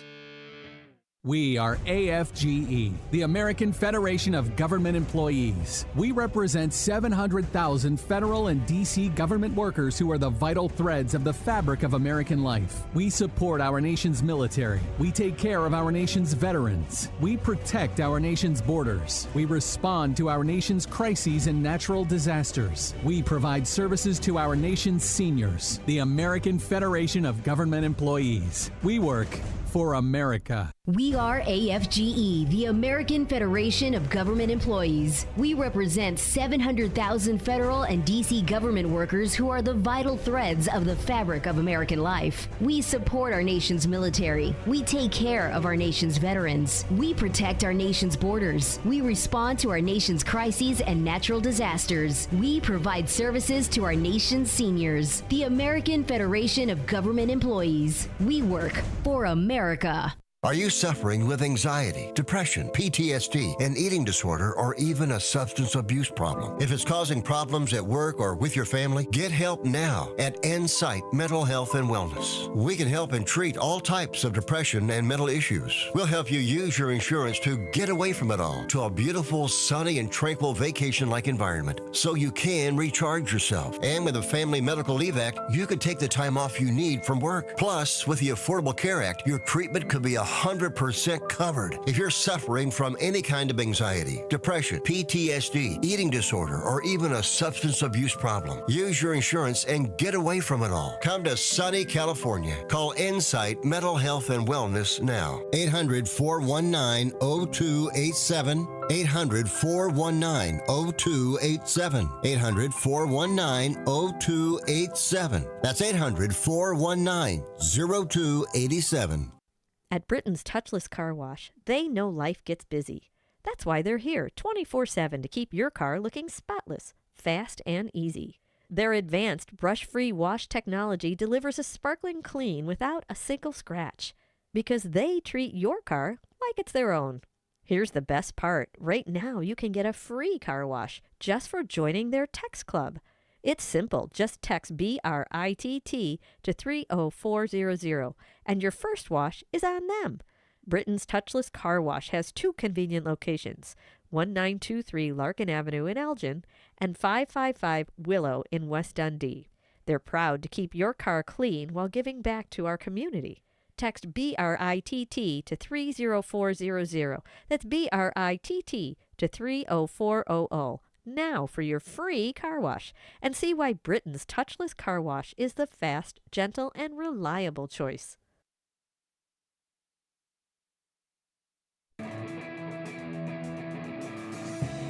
And welcome back to the show.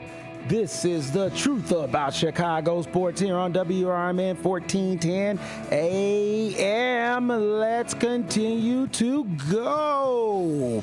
We left off talking about all the moves that the Bears have made in the offseason so far and the potential moves that they'll be making in the draft. And now we're going to transition, and we're going to talk a little baseball for everyone out there, and we'll round it up with some Bulls as well. In the world of baseball, we know the Chicago Cubs are getting ready to head out to Japan, if I'm correct, right? And for, I believe, a week, if I'm correct. What's going on with that Japan situation, Blake? Yeah, so the Cubs headed out to Japan, I want to say it was last Wednesday, maybe. They played an exhibition game last night, actually, against the Hanshin Tigers, and lost 0-3. Not a good start for the Cubs, at least on the exhibition side. Again, these games don't count. They don't count for anything. It's cool to see baseball. I was up till about 12:30, 1 o'clock last night trying to watch as much as I can. Really cool to see, the team go over to a different country. And the thing that, Cubs fans are, maybe just baseball fans in general, if you don't know, baseball is huge in Tokyo. And this is a huge series starting on Tuesday. That's the Cubs' first actual real game Tuesday morning at 5 a.m. against the Los Angeles Dodgers. Repeat that again. The MLB season starts when? Tuesday at 5 a.m. Yes, sir. In the morning. Set your alarms. Mine will be set for 4:30. I'm going to roll out of bed, turn it on my TV, and take in some Cubs baseball and get the season going. Cool stuff to see. Baseball is huge in Japan. Shohei Ohtani, Yamamoto, Roki Sasaki, and then over here on the Cubs side of things, Shota Imanaga, who's going to be the Cubs opening day starter in his home country, as well as Seiya Suzuki. He had a single last night against his former home crowd over at the Tokyo Dome. But super exciting stuff going on in baseball right now, at least on the international side. After they played these 2 games on Tuesday and Wednesday at 5 a.m., they'll head back to the States and get ready for their domestic opener. I want to say that's next Thursday. So kind of weird that they're playing, 2 games, and then they got kind of like a week off between their next game, or their next games that matter at least. But a lot of fun stuff happening on the Cubs side of things, in terms of just getting it going, getting it riled up and ready to roll, even though they didn't play well last night. Again, it's an exhibition game. Get your bullpen arms ready to roll, and try and get start the quest to bringing the NL Central title back to Chicago, and again getting back to the playoffs, as we talk so much about across all of our favorite teams on this show. Get back to the playoffs, get back to games that matter, and I think the Cubs are in great shape to do it this year. But you got to play 7 months of baseball first before you can find that out. Yes, indeed. It's like you said, it's going to be a long haul, but the season is starting next week. Also, the Chicago White Sox are going to kick off their season Thursday, March 27th against the Anaheim Angels. No, it is. They're back to the Los Angeles Angels. I'm sorry, they've switched names so many times it's left me for a loop. But they are the Los Angeles Angels again. They'll kick it off against them Thursday, March 27th. Once again, to everyone out there, don't forget now that WRMN 1410 is now a White Sox affiliate. We will be playing White Sox games on this station. The schedule will be released soon. We will be broadcasting games on this station. So stay tuned and listen to when we are announcing when games will be broadcast on the station. So you can tune in and check out White Sox games in the Fox Valley area. Once again, WRMN is now affiliated with the Chicago White Sox. So the season starts Thursday, March 27th. Stay tuned and listen in all week as we tell you which games will be broadcast on this station. And I'm looking forward to it, brother. When we come back next week and we meet up, we'll be talking baseball. It'll be early, but we'll know what the opening lineups are going to be. We'll be talking about how the opening pitchers started out. And it's something that it's been a slow build through winter meetings, GM meetings. All these things have transpired, but it looks like the rosters are pretty much set. We know that the Sox are very young, and they're going to take their lumps. The Cubs are trying to position themselves to be where, like you said, we're talking about some playoff baseball. So both teams have two different aspirations, but at the same time, we want winning baseball from both sides.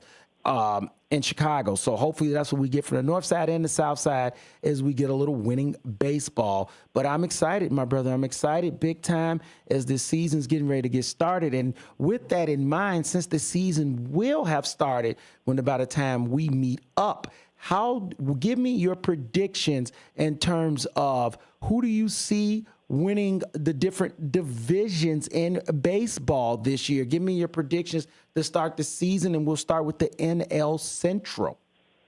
Starting with the NL Central, I got to take the Cubs. They're the odds-on favorite right now. They're minus 105 on FanDuel for anyone looking to get a little bet in on it. They're the heavy favorite, too. The Brewers are second. They're at like plus 270. But with all that being said, I think top to bottom, the Cubs have a better lineup, a better roster. The only thing that scares me is their starting pitching. I think they have a very top-heavy starting rotation, and the rest will kind of fizzle out. But I think if I had to pick right now the best team, picking the Cubs. Got to stick to my guns. It's a homer pick.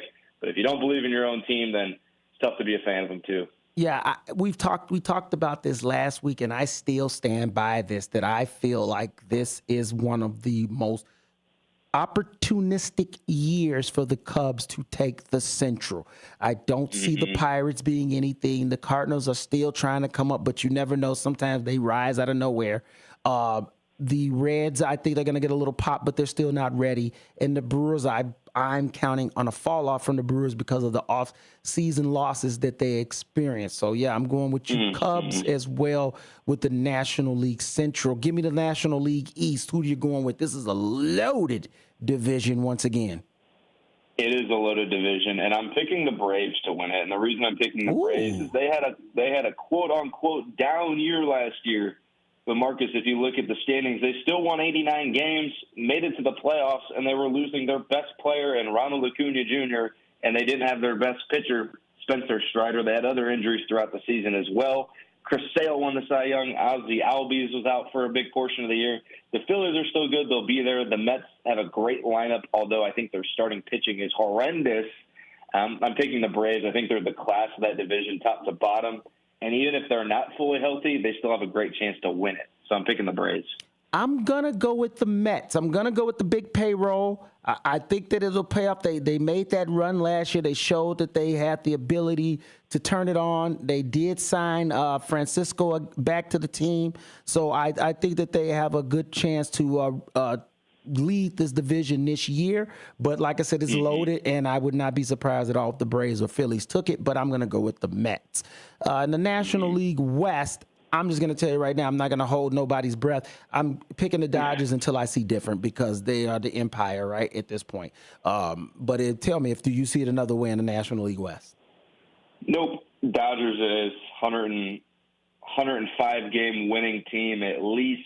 That division still has a lot of other good teams in it. I have a couple of the wild cards coming out of that division, but no reason to spout off a hot take right now. The Dodgers are the class of that division and the best roster, and they'll win it pretty easily. Easily, I believe, as well. We'll switch over to the American League. The American League East, another loaded division where we got the Yankees, Red Sox, and the Blue Jays. Throw in the Rays as well. And heck, the Orioles even had a little moment last year, right? So, this team, all these teams could pop at any moment, but I do believe that the Yankees are still the cream. They obviously were in the World Series last year, so I'm going to bank on them coming back. But the Red Sox made some really good moves in the offseason, and don't count them out. I'm picking the Red Sox to win this division. No slight to any of those other teams, and definitely no slight to the Yankees. I think losing Gerrit Cole for the entire season is going to hurt the Yankees quite a bit. That obviously, he's the ace of their rotation. It hurts them. But speaking more on the Red Sox, I love what they did this offseason. They bring in Garrett Crochet, who I have picked to win the AL Cy Young. They bring in Walker Buehler. They add Aroldis Chapman to their bullpen, and they add a forward player in Alex Bregman to be right there in the middle of the lineup. And their farm is also one of the best farm systems in baseball. Roman Anthony, he's a right fielder in the minor leagues, and he's the top prospect in baseball. To some websites, other websites have it a little different, but he's a top 5 prospect in baseball. And a lot of people expect him to come up and contribute to that roster. I think the Orioles have a lot of young talent. I don't love their starting pitching. And the Yankees are the Yankees. They're always going to be kind of in it. I think that losing Juan Soto is going to hurt them a lot more than people would want to admit just from an offensive output standpoint. But it's going to be a close division. I wouldn't be surprised if any of those 3 teams won it, but I'm going to pick the Red Sox. Yes, I can't argue with it. Like I said, I love the moves they made in the offseason, big time. The American League Central, we all know who's going to win this. That's the Chicago White Sox. The Chicago White Sox are winning the American League Central. Oh, wait a minute. I've lost my mind. Okay, I'm back to reality. Okay. I hate picking against my team. I love my team. I'm a Southsider born and raised, but I'm also a realist. And I'm more than like, my pick is that this year it's probably going to be the Guardians are going to be able to win this division. But, the Twins and the Tigers, I will not count out in 1 second. But I am going to go with the Guardians to win the American League Central. Yeah, I'm going to pick the Guardians as well. This is the toughest division in baseball, I think, to predict, simply because I could really see, and again, it's unfortunate for the Sox fans. I think any of the 4 teams in this division can win it, excluding the White Sox. The Royals, they won it last year. They have a 10-WAR player and Bobby Witt Jr. He's going to be coming back. And then, the Twins could win it. I think the Tigers are going to try and build off of what they did last year. But I'm picking the Guardians as well. I think that, still having Jose Ramirez and anchor in that lineup is perfect. The back end of their bullpen might be the best back end in baseball. Caden Smith, as well as Emmanuel Clase, who led the majors in saves, I want to say, last year. If he wasn't, then he was the top 2 or 3. One of the best relievers in baseball, if not the best. I think that is just something that goes underrated throughout the course of a regular season. If you don't have a strong back end, it can hurt you. But if you have an elite back end of a setup man closer, you convert a lot of those 1-0 games into wins. And when you're winning on the margins like the Guardians do, similar to the Brewers, you can be very successful. So I'm going to be picking the Guardians as well. Yes. And then finally, the American League West, who, you never, like I said, baseball is very unpredictable. But right now, my prediction is that the American League West is probably the weakest division in baseball. I only see really 2 teams even making a viable push, and that's the Rangers or the Astros. And I know the Astros lost some pieces. They probably will win it just out of default. I think that the Rangers, after they won the World Series, kind of took the foot off the gas, and franchise has kind of gone back to reality, but we'll see. But I think that the Astros are going to take this division easily once again. Yeah, I'm going to pick the Rangers. I think that what they did this offseason was kind of building off of still their championship window. I don't think their championship window is gone. I think last year, it's tough to repeat in the MLB. It's tough to repeat in any sport, but especially baseball due to variance. But they bring back Nathan Eovaldi. They're going to be getting Jacob deGrom back. He's 36. He's had a lot of injuries. I don't think he's going to be healthy the full season just because he hasn't done it forever. But they do add those pieces. They bring in a lot to help their offensive lineup. Jock Peterson, Jake Berger, former White Sox and former Missouri State Bears. Shout out the Bears. They bring in some big boppers in their lineup. I think they're going to hit 1,000 home runs. They still have those two strong assets up the middle with Marcus Semien and Corey Seager. I think they're going to win it. The Astros will be in it too, but also on another side note, don't leave out the Mariners. They have a great young starting rotation. If you're not watching the Mariners, you should at least keep an eye on them this year. Logan Gilbert, George Kirby, Brian Wu. I mean, they have a ton of young studs in that starting rotation, and you could be looking up toward the end of September saying these Seattle Mariners are pretty good. The only thing that worries me is their offense. If their offense can put up 5 runs a game, they're a sleeper pick to be pretty good in the AL. But I'm going to be picking the Rangers at least to win the division. Yes. I like I said, I think that Houston will still get it, but I mean the Rangers aren't that far removed from a World Series, and if they can wake up from that sleeper of winning a World Series, I definitely could see them making a push and taking back this division.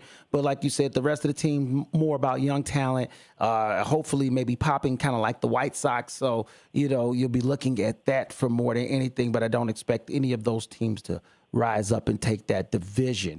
Once again, this is WRMN 1410 AM here at Studio 14. This is the truth about Chicago sports. As we're sitting down breaking down all sports in Chicago, we covered Chicago Bears earlier, covered a little baseball. Now we're going to segue over and we'll talk some Chicago Bulls. Here's the Bulls are on a 4-game winning streak. Exact opposite of what I wanted. But who am I? I don't run the team.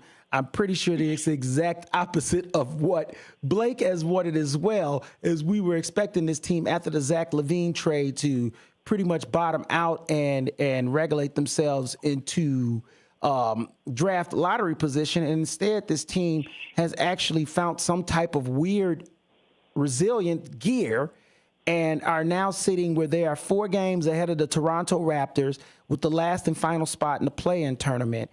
And even though the Raptors have won 3 straight, the Bulls have won 4. So it's tough right now. They're 6-4 in their last 10 games, and so is the Raptors.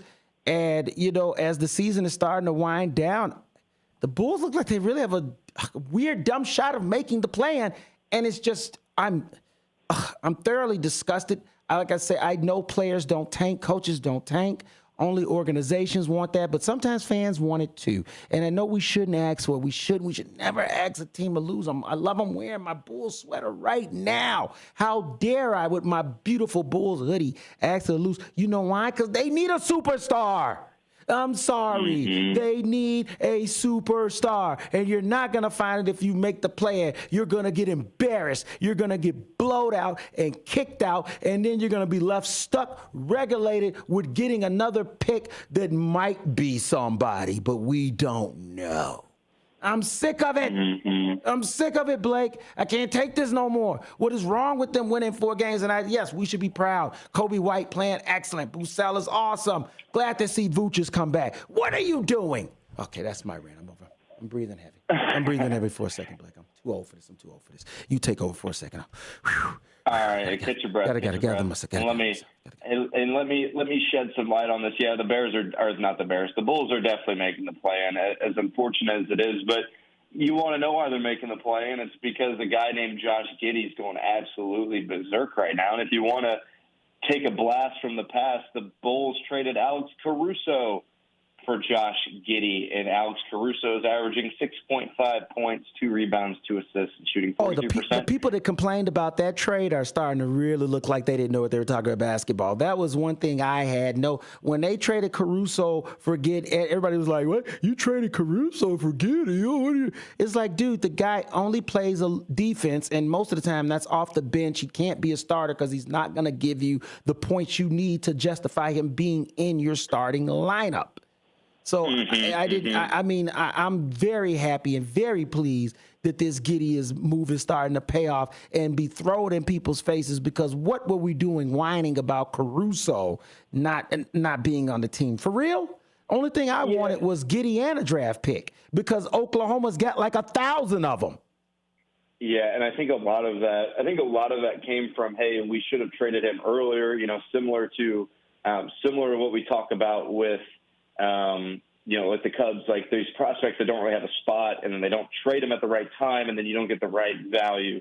And a lot of people thought Caruso was that guy. Well, if you traded him earlier, you would have got more. Yep. So the gripe, I think, came from, well, we didn't get enough for Alex Caruso. We got this Josh Giddey guy who, young, had some bad off the court stuff. So, like, the optics of it didn't look great. And he comes to Chicago, and then you're like, well, wait a second. This guy's a 6'8", 6'9" point guard. He's 22 years old. He's an overseas guy, which, as we've seen, overseas guys have been really taking the league by storm. Hasn't really had his own chance to come into his own. And now he's coming to his own. And with the Bulls this year, he's averaging 13 points, 7.7 rebounds, and then 6.7 assists. This guy's in his 22nd season. So, I mean, who's to say? Give it a couple more years, and he's averaging close to a triple-double. Like he's coming into his own now. Do I think he's going to be the superstar of the Bulls? No, but he could be a cog. He could be a good piece. Go that far, yeah. He could be a Luau Dang. He could be a Kurt Heinrich. You need guys like that on your team. Yeah, distributing the basketball, but you got to keep supplementing it. And again, the Bulls are going to make the playoffs or the play-in. They're going to lose in the first game, and if not the second game. And if they get so lucky, they'll get the honor of going to Cleveland or Boston and getting shellacked in 4 or 5 games. Yeah, and I don't want to see that. And I don't want to see that. Yeah, we really don't, especially with the injuries. I would assume moves out for the year. Kobe White's up and down. Vooch is in and out with whatever injury, and Lonzo Ball can't stay healthy either. It's the Bulls. It's the same conversation. It's redundant, but as pundits in the city, we must talk about it. We must deliver the truth. Yep. And the truth of it is if you're a Bulls fan and you're feeling down, Josh Giddey is turning into quite the good player. Matas Buzelis is still a fun watch. And again, I mean, young guys. This guy, Josh Giddey's 22 years old. I mean, and he's been in the league for like 3 years already. So he's becoming an experienced player at 22 years old. He's going to be in his prime in still 4 years. So I mean, it's fun to look at it from that aspect. And think of what can be. And Matas Buzelis is only 20 years old too. I'm looking that up right now. So a young core that you hope develops, but you still need that superstar. I think they still need to try and add some kind of larger presence on this team that isn't Nikola Vucevic, and hopefully that'll happen here in time as the Vucevic, DeMar, Levine era is pretty much over. He's the last man standing. You figured he'd be the next to go.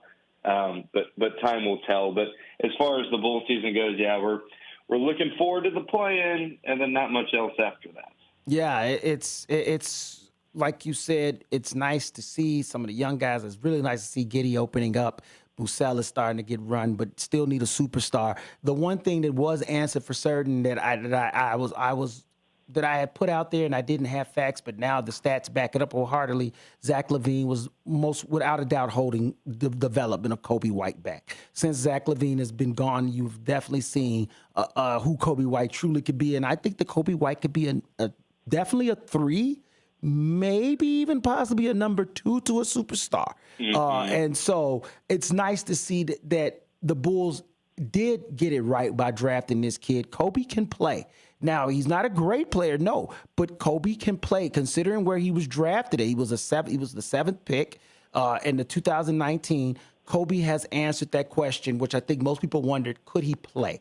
Kobe White can play in the NBA, and we know that now, and that's a good piece to build on. Josh Giddey can play in the NBA. We know that. That's a good piece to build on. Same with Buzelis. So now we just got to finish it off. There's the small pieces are there. That's more frustrating to me than anything.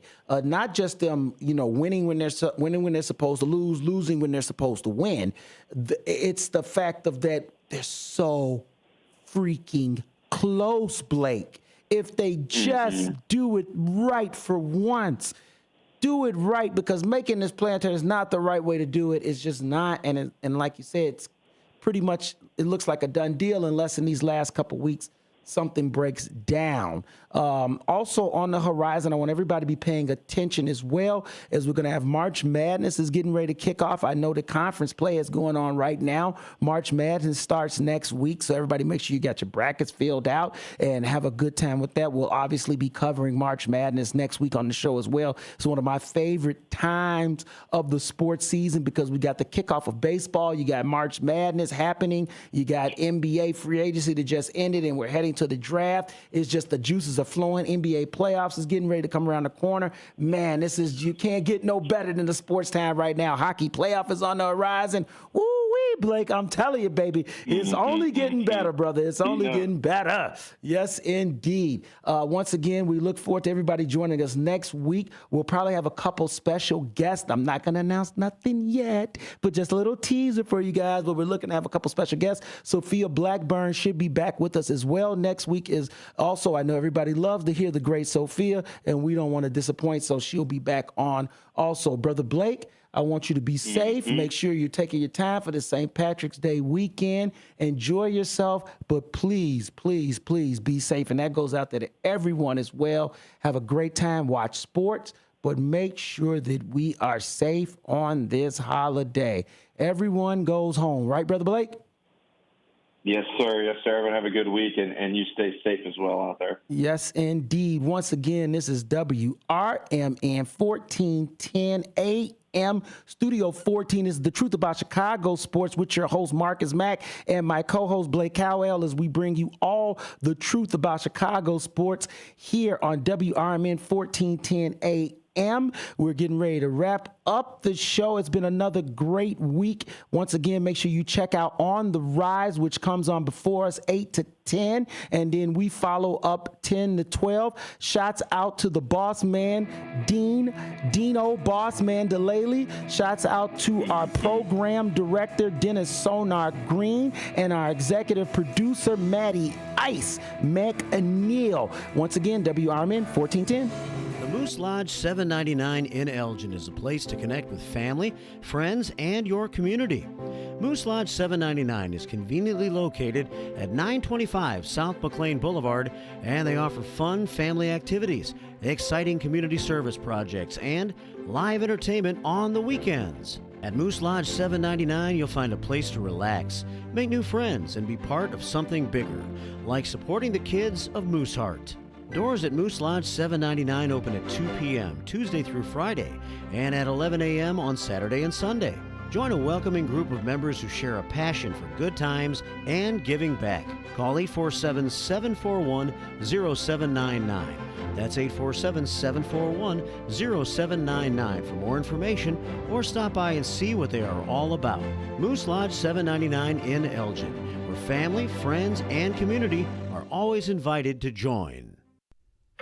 Your hometown radio station since 1949. We are WRMN AM 1410, Elgin time, 12 o'clock.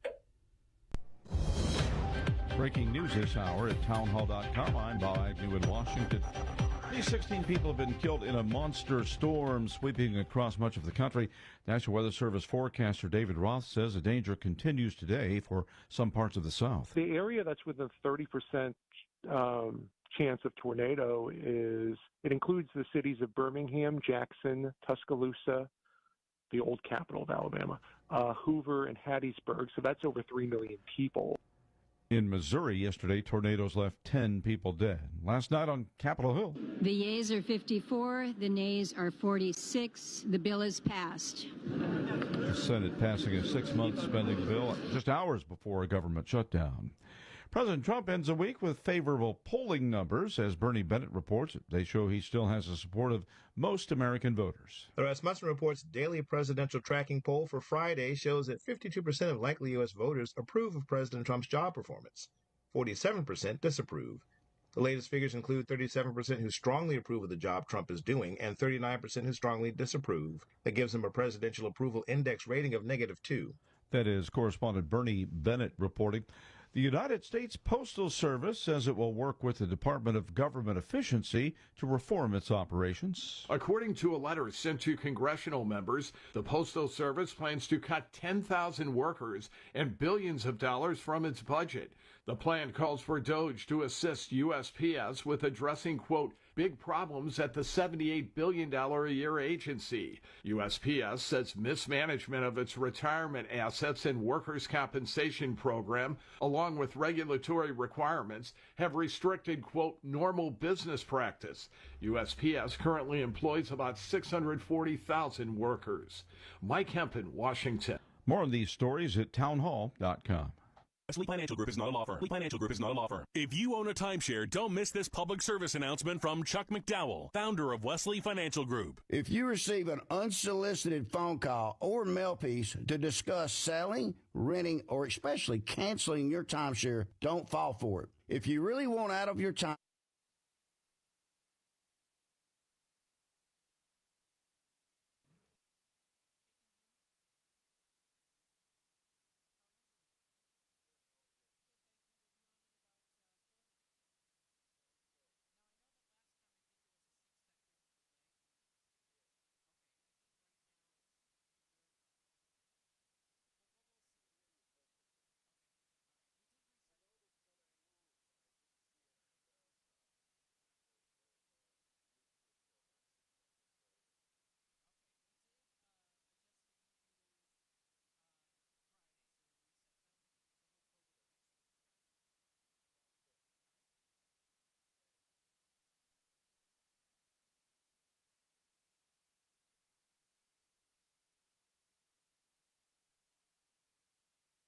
I think it's in Israel's interest, it's in the interest of the Middle East and America, that Syria breaks up into little states that can't threaten their neighbors, because ever since Syria came into being, it did nothing but threaten its neighbors. In fact, Dr. Oren tells the Salem Radio Network he's not surprised to see the disintegration of the country, which was created by France back in the early 1900s. Cobbled together all these different ethnicities that didn't get along. The only way Syria ever was held together was by preponderance of central, brutal force, like the Assad family. The minute you remove that force, the country falls apart. Indeed, Syria has descended into factional fighting since the overthrow of President Bashar al-Assad in December. Breaking news and analysis at townhall.com. Quite a scare for dozens of older residents in Denver following an explosion and fire that all broke out in an assisted living facility. Correspondent Donna Warder has more details. 10 people were taken to hospitals after fire officials believe a power line was accidentally struck during construction work, causing an explosion and fire at the Eastern Star Masonic Retirement Campus in Denver. The Denver Fire Department says fire officials were able to bring Wednesday's blaze under control. Resident Barbara Hinchy tells KUSA-TV she was sitting in her chair when a blast shook the room, and she says she felt the boom. A total of 87 people were displaced. The American Red Cross of Colorado says all the residents who were not taken to the hospital have been picked up by family members or moved into temporary housing. I'm Donna Warder. For now, that facility has been boarded up for safety purposes. More of these stories at townhall.com.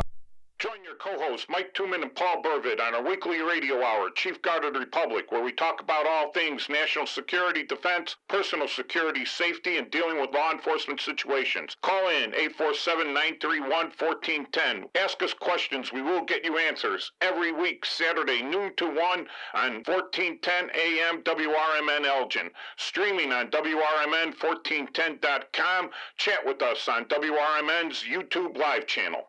Chicago defense attorney Mark Schieblo has co-authored the book titled DUI Jury Trial, which is a true story of a DUI case that he defended. The accused was an Illinois truck driver arrested for driving under the influence of alcohol. This book contains facts about the case from the date of the arrest up to the jury's verdict, and this nonfiction novel also includes the transcripts from the jury trial itself. The book DUI Jury Trial is now available on Amazon.com and BarnesandNoble.com.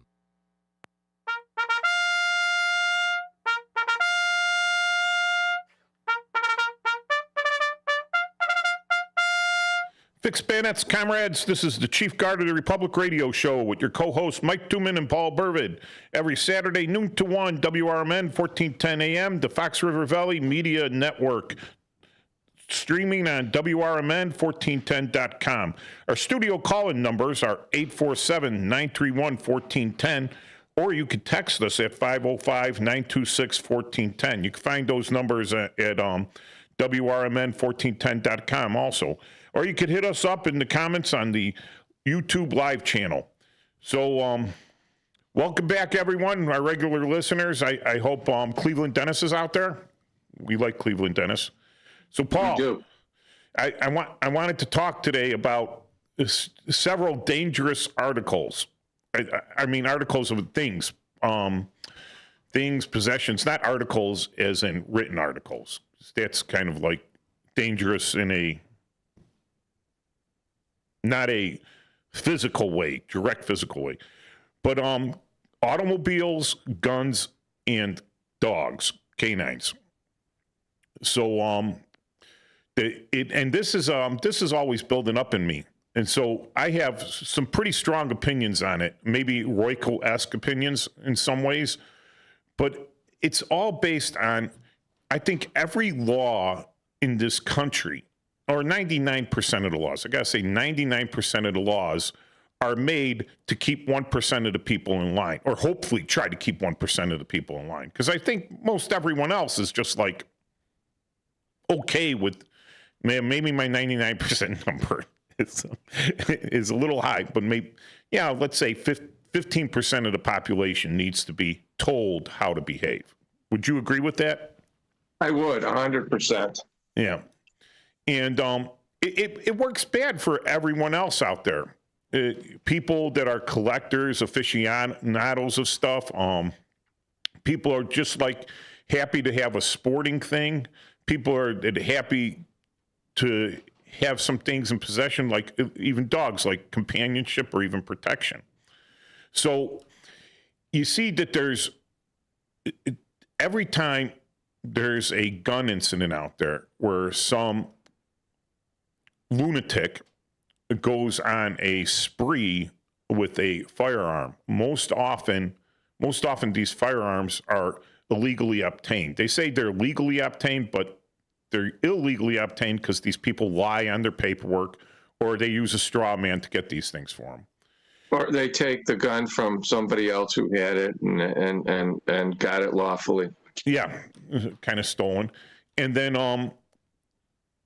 so the media and the politicians, because, one thing I know about the current media and politicians is they always go after the soft, easy targets. No one's going after hard targets. That's too much work and not enough bang for the buck. So they go after the soft, easy targets, which is guns, because everyone can understand that a gun is so dangerous. So I did a little research, a little mathematical physics research. And I says, well, what's the most powerful handgun out there? A 44 Magnum. No, it's not really, because some crazy guy, maybe in Russia, he's got a Russian name, he invented the Pfeiffer Zaliska 600 Nitro Express revolver. Now, it's single action, so you got to pull the hammer back each time, kind of like a cowboy gun. But that thing throws out a 60 caliber bullet, which is 0.6 of an inch. All right, and it throws it out at like 2,100 feet per second to 2,200 feet per second. And it develops a whopping 5,130 foot-pounds. So that's like hitting real hard, because your 38 hits with anywhere from a light load 38 to a hot load 38 hits anywhere with 300 to 400 foot-pounds of energy. Now, a 1999 Crown Vic traveling at 141 miles an hour hits with over 3 million foot-pounds. So what do you think's more dangerous? One bullet, very narrow in diameter, 0.6 of an inch in diameter, or a 6 foot wide, 5 foot tall, 30 foot, or not 30 foot, but it's probably about 15 foot long vehicle that's hitting with 3 million foot-pounds of pressure? It would be the car. Yeah, it's absolutely the car. It's absolutely the car. But whenever, there's traffic accidents all over the place, some of them very heinous. And what you don't see in the press, I think, is an in-depth or reporting even by the police where they're keeping a lot of numbers, an in-depth investigation and analysis of how many of these heinous what they call accidents, all right? But what I call a crime, and this is where I get where people think I should be wearing a tinfoil hat.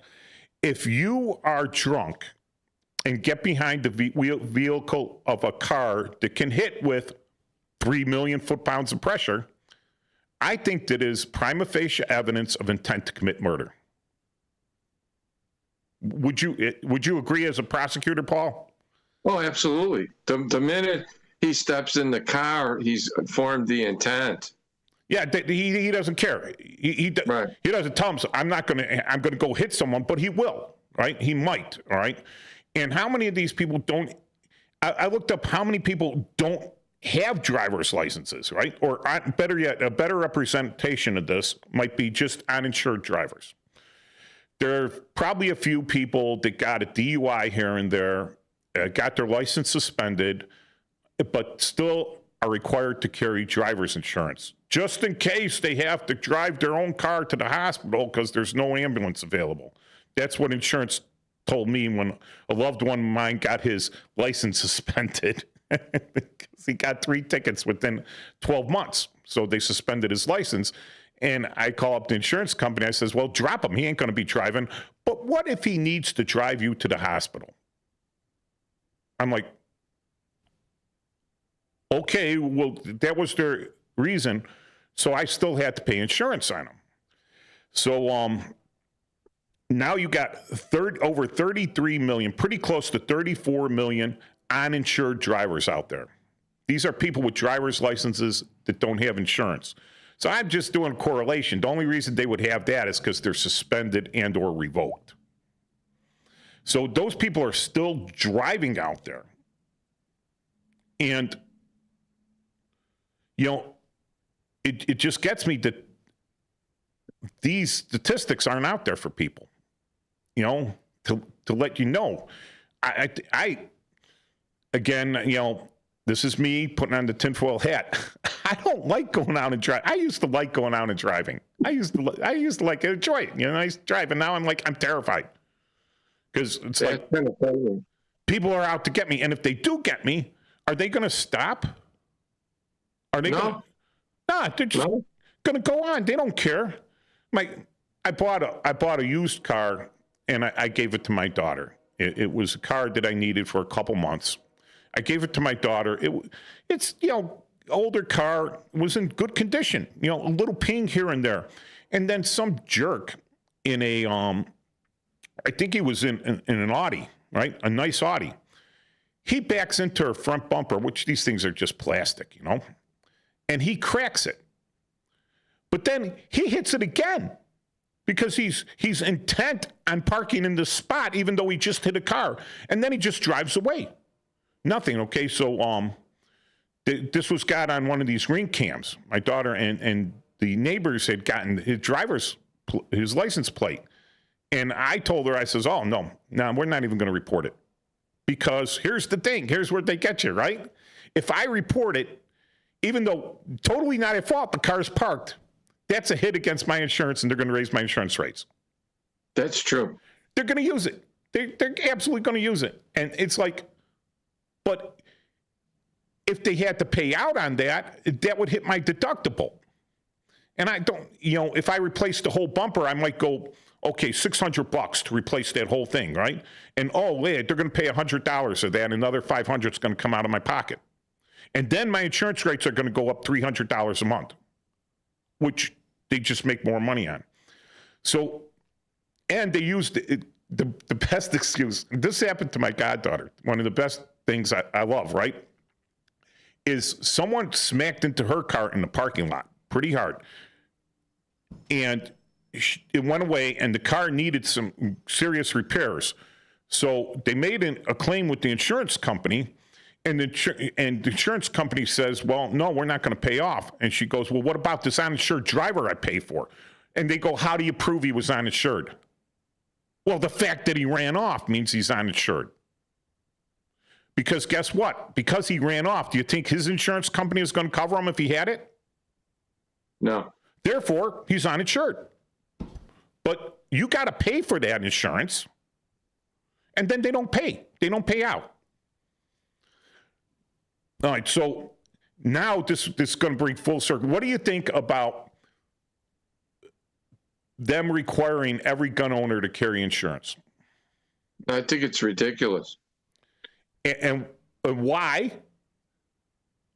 Well, because you have a right to carry a gun, okay? It's a constitutional right. You can't make somebody buy insurance for something that you have a right to do. I mean, it's ridiculous. Yeah, and that's on the base level, right? In the constitutional level, right there. But then you get to the thing with, like, what if an incident happens, right? And now you got to fight with the insurance company, and now your rates get boosted up, and now they boost your rates up so high that you cannot, legally carry anymore because they passed this law, which, thank God, would definitely get overturned by the current Supreme Court.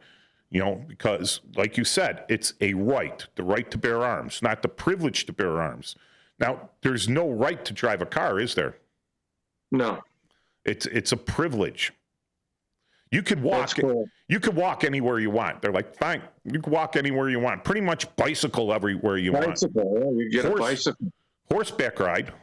That is correct. All right, but when it comes to driving something that's got 3 million foot-pounds of pressure, the rolling killing machine, they put limits on that. So it now becomes a privilege. But then the government that makes it a privilege says, well, why don't we make it a privilege for everyone?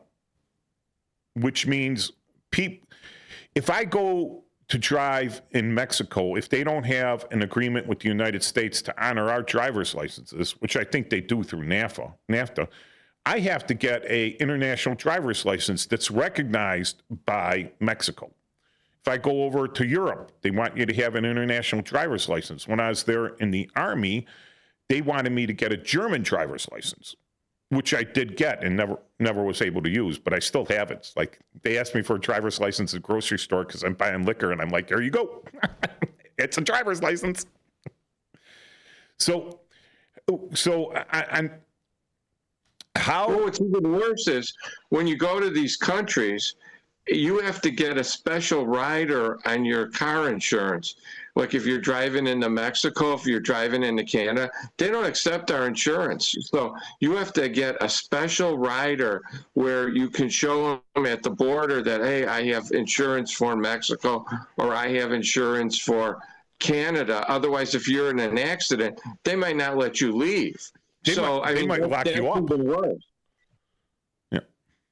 So I was looking at the punishments now for driving without insurance. And of course, when I was in patrol in the police department, which was 30 years ago, and they brought out the mandatory insurance, and the minimum fine was $500. The maximum fine is $1,000, and it's a petty offense. But if you get convicted of that 3 times, which imagine you're in front of a judge, and for the third time, you don't have insurance, and the judge goes, oh, now you're guilty of a business offense. What's the difference between a petty offense and a business offense? That's what I don't know. Well, petty offenses are under a misdemeanor, and a business offense is under a misdemeanor, but it's bad. Because you're a bad person. And then your misdemeanor, and then your felonies, and then your Class X felonies, and then your Super X felonies. And we don't have the death penalty anymore, but then that was above that. Yeah, capital offense. Anyways, the thing is driving while suspended, all right? There's no provision in there to make that a felony. It's always a misdemeanor. So if you get pulled over for driving while suspended, I think the first one driving without a license is a petty offense. And then the second one becomes a misdemeanor, right? So, but there's no provision for you ever to be charged with a felony on that. So you could just keep going around and just getting charged with these misdemeanors over and over. The the felonies involve a DUI on that charge. Or reckless driving or vehicular manslaughter or something like that. Yeah, but just driving without the license, it's still a misdemeanor. There's no real bite to that because not a lot of judges are putting people in jail. I mean, they're held in jail waiting trial, but not a lot of judges are putting people in jail for a misdemeanor. You really have to mess up. So unless you're in a southern county somewhere in Illinois. Yeah, that could happen. Yeah, then or a domestic crime. Now, if I have an order of protection against me, someone filed an order of protection against me, civil or criminal, am I allowed to carry a firearm? No. If someone files an order of protection against me, civil or criminal, am I allowed to get into my 1999 Crown Vic and drive into their house at 141 miles an hour? Yes. I'm not allowed to, but I can do it. All right? You can. And all I could be charged with is reckless driving, because I'm not going to leave the scene. After I hit that house at 141 miles an hour, I guarantee you there won't be much left of me. But see, the thing is that I'm trying to bring about that the more dangerous thing is an automobile, but no one's making a point that maybe we should have better enforcement of these things. If I was mayor of the city of Chicago, literally the first thing I would do, and they would probably, there would be pitchforks and torches by the auto industry in front of my house. They would, like George Soros funding protesters. The auto industry would definitely be protesting me. I would tow and crush every single car that wasn't 100%. So you got the cars parked with the expired plates. The plates don't even go to the car. They don't have a city sticker, and the cities, they write them a ticket, but they don't tow them. It takes a lot for the city to tow something into the pound now. But I would get them all off the street. If I got all the illegal cars off the street, crime would drop 50% easily in many areas. Gas would drop because there would be a glut of gas because no one's using it so much. You would have the insurance rates would probably go down because they wouldn't be able to justify them being that high because there wouldn't be as many traffic accidents or claims. And parking would be all over the place, and the parking enforcement would not know what to do because there'd be parking for everyone. So, I think that's a more effective way of reducing crime than putting massive restrictions on guns like the city, because how has that worked out? Not well. For like 40 years, not well. Not well, that's right. But do you agree with me? I do. Most of these down home grown criminals don't leave within 2 blocks of where where their mama raised them, unless it's on a school bus somewhere. Or auntie, yeah, or the auntie or grandmama or whatever. They are outside of their comfort zone. So if they get a vehicle, that's kind of like an extension of their comfort zone. And they drive out and they're able to get back.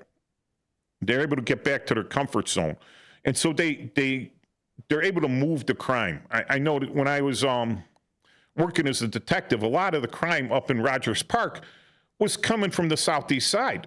And the reason being is they would get on the red line at 95th and boop, they'd be all the way up in Rogers Park. And then they would come back on the red line because that used to be kind of like neutral territory. Like that has always been my argument, that they always are near a public transportation line in case they have to bail or run so they can get back to where they came from. So that's why you don't see a lot of this stuff in the suburbs unless it's real close where there's a public transportation line. And if we had more law enforcement on the public transportation to grab some of these guys, because we have instant communication with the radio now, right? And everyone's got their cell phone, so they got instant communication. 911, boom, hits the Motorola radio. I'm standing on the platform, and here comes some guys matching the description. A clue, right? Right in the area. This is but where they're proposing some kind of law that they don't want you to be able to use a clue or a hunch. You have to have actual knowledge of it, which will never happen. So, but I mean, yeah, that's how a lot of that's how Speck was found. When he was in the hospital and they recognized the tattoos on him or whatever. I mean, you take that ability away and we're really in deep trouble, Yeah, but you see, it's a total, and it comes back to that. The majority of people in a polite society have this, I guess some people would consider it a genetic defect. And that's called personal responsibility. Other people believe, because they don't have the same personal responsibility, that it's everyone else's responsibility to make sure that everyone else is safe and that society has the responsibility. So if someone commits a crime, it's not their fault. It's because society didn't provide exactly what that person needed. That's the nanny state mentality. Yeah. And society provides everything that they need. Everything's provided out there. These kids go to school. It's public school. It's free. They don't pay any money. And they get free. Luckily, they get fed 3 meals a day there. And on the weekends, kind of on their own, unless they go to the park district. Right? In the summer, they actually bring food out to them at the park districts and stuff. But they have the food, they have the teachers, they have the learning material, they have the time there, and they just don't do it.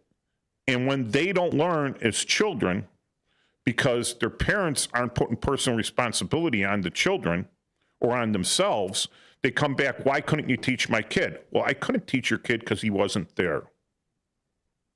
He played hooky. Well, why didn't you go out and find him? Well, that's not my job. I'm a teacher.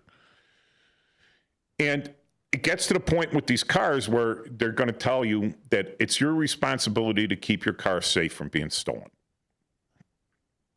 If it gets stolen, now, it's only a matter of time. Now, what do you see? You see, okay, we're getting pretty close here. So when we come back, we'll discuss, liabilities of guns versus liabilities of autos.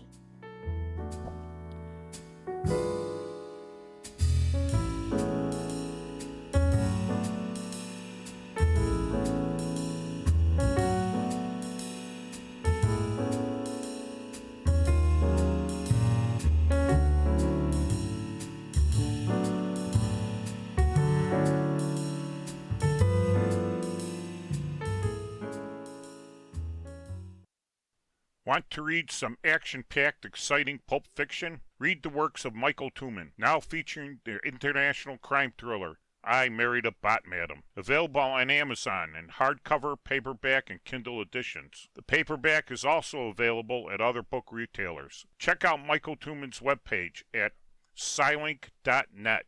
That's Papa, Sierra, Yankee, Lima, India, November, Kilo, dot, November, Echo, Tango. Do you own an annuity, either fixed rate, indexed, or variable? Are you paying high fees and getting low returns? If so, Annuity General would like you to have this free book to learn the pitfalls and mistakes of buying an annuity. The Annuity Do's and Don'ts for Baby Boomers contains the little-known truths about annuities, like how to help reduce your fees and increase retirement income. And it's free. That's right, free. As a bonus, we'll also throw in a free annuity rate report just for calling. We researched over 1,000 annuities and summarized rates and benefits from financially strong insurers. You get Annuity Do's and Don'ts for Baby Boomers and the Annuity Rate Report, both absolutely free for calling Annuity General today. Hurry, supplies are limited. Call now. 800-760-1845. 800-760-1845. 800-760-1845. That's 800-760-1845.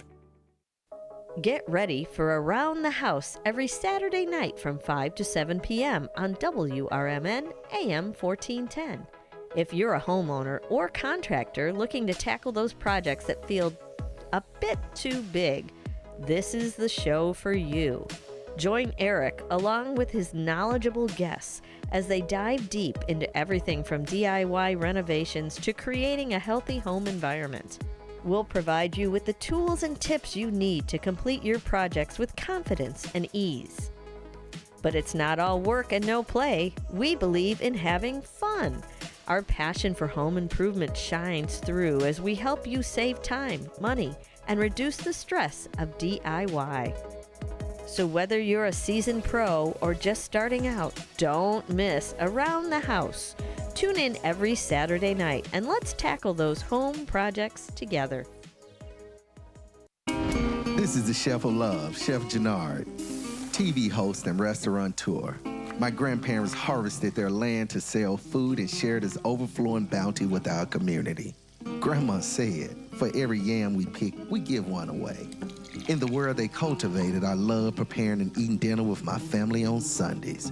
When our resources changed, food assistance programs sustained us. They gave me fuel to start my first culinary business at 16 years old, and inspiration to donate the extra food in my community. Through my life, I've developed an appetite to work with others to ensure everyone has access to the nutritious food we need to thrive. Together we can help end hunger. Come on, join the movement with Feeding America by volunteering, donating, and advocating. Learn more at feedingamerica.org/act now. Brought to you by Feeding America and the Ad Council. Join your co-hosts Mike Tooman and Paul Burvitt on our weekly radio hour, Chief Guard of the Republic, where we talk about all things national security, defense, personal security, safety, and dealing with law enforcement situations. Call in 847-931-1410. Ask us questions. We will get you answers. Every week, Saturday, noon to 1 on 1410 AM WRMN Elgin. Streaming on WRMN1410.com. Chat with us on WRMN's YouTube live channel.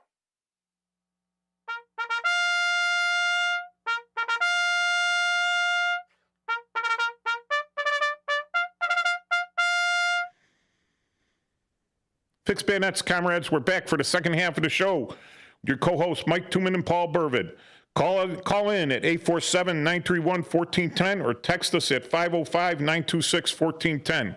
So what I'm getting at now is like liabilities. I was just discussing it.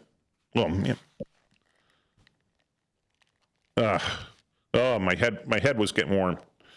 Anyways, I was discussing with Matt, and I'm like, so, recently, and probably in the past, but this stuff only makes it to the press for a certain amount of time, and then it doesn't become great news because, like, we had up a year ago, the kid in the a couple years ago, the Kenosha, not Kenosha, but outside of Kenosha, in Wisconsin, the guy that ran down the people with the car. And Christmas parade. Holiday parade. Yeah, the holiday parade, Christmas parade. He's found guilty, and that car belonged to, was it a rental? I'm not sure, but the car belonged to someone, and it wasn't him. I think he got it from somebody or something. I don't remember. Yeah, they owned it to him. And then you have the guy in the rental car down in Louisiana in New Orleans, right? And he goes up Bourbon Street, and for some reason on this very popular day, put on the tinfoil hats there, for some reason they didn't have the blockades up to keep cars from going down there. I mean, literally, whose job was that? You just lift them up, lock them in. It's good. Takes you 10 seconds. I mean, the Cook County Forest Preserve Police, they go out every night and they lock all those gates. They put the cable in front of them.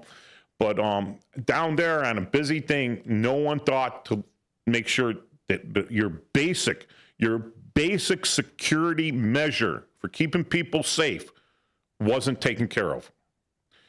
But are they going to sue the rental company that rented this guy the truck? Yeah. I mean, go after him. And are they going to sue whoever gave the guy the car that ran him over and their insurance company and their home insurance company?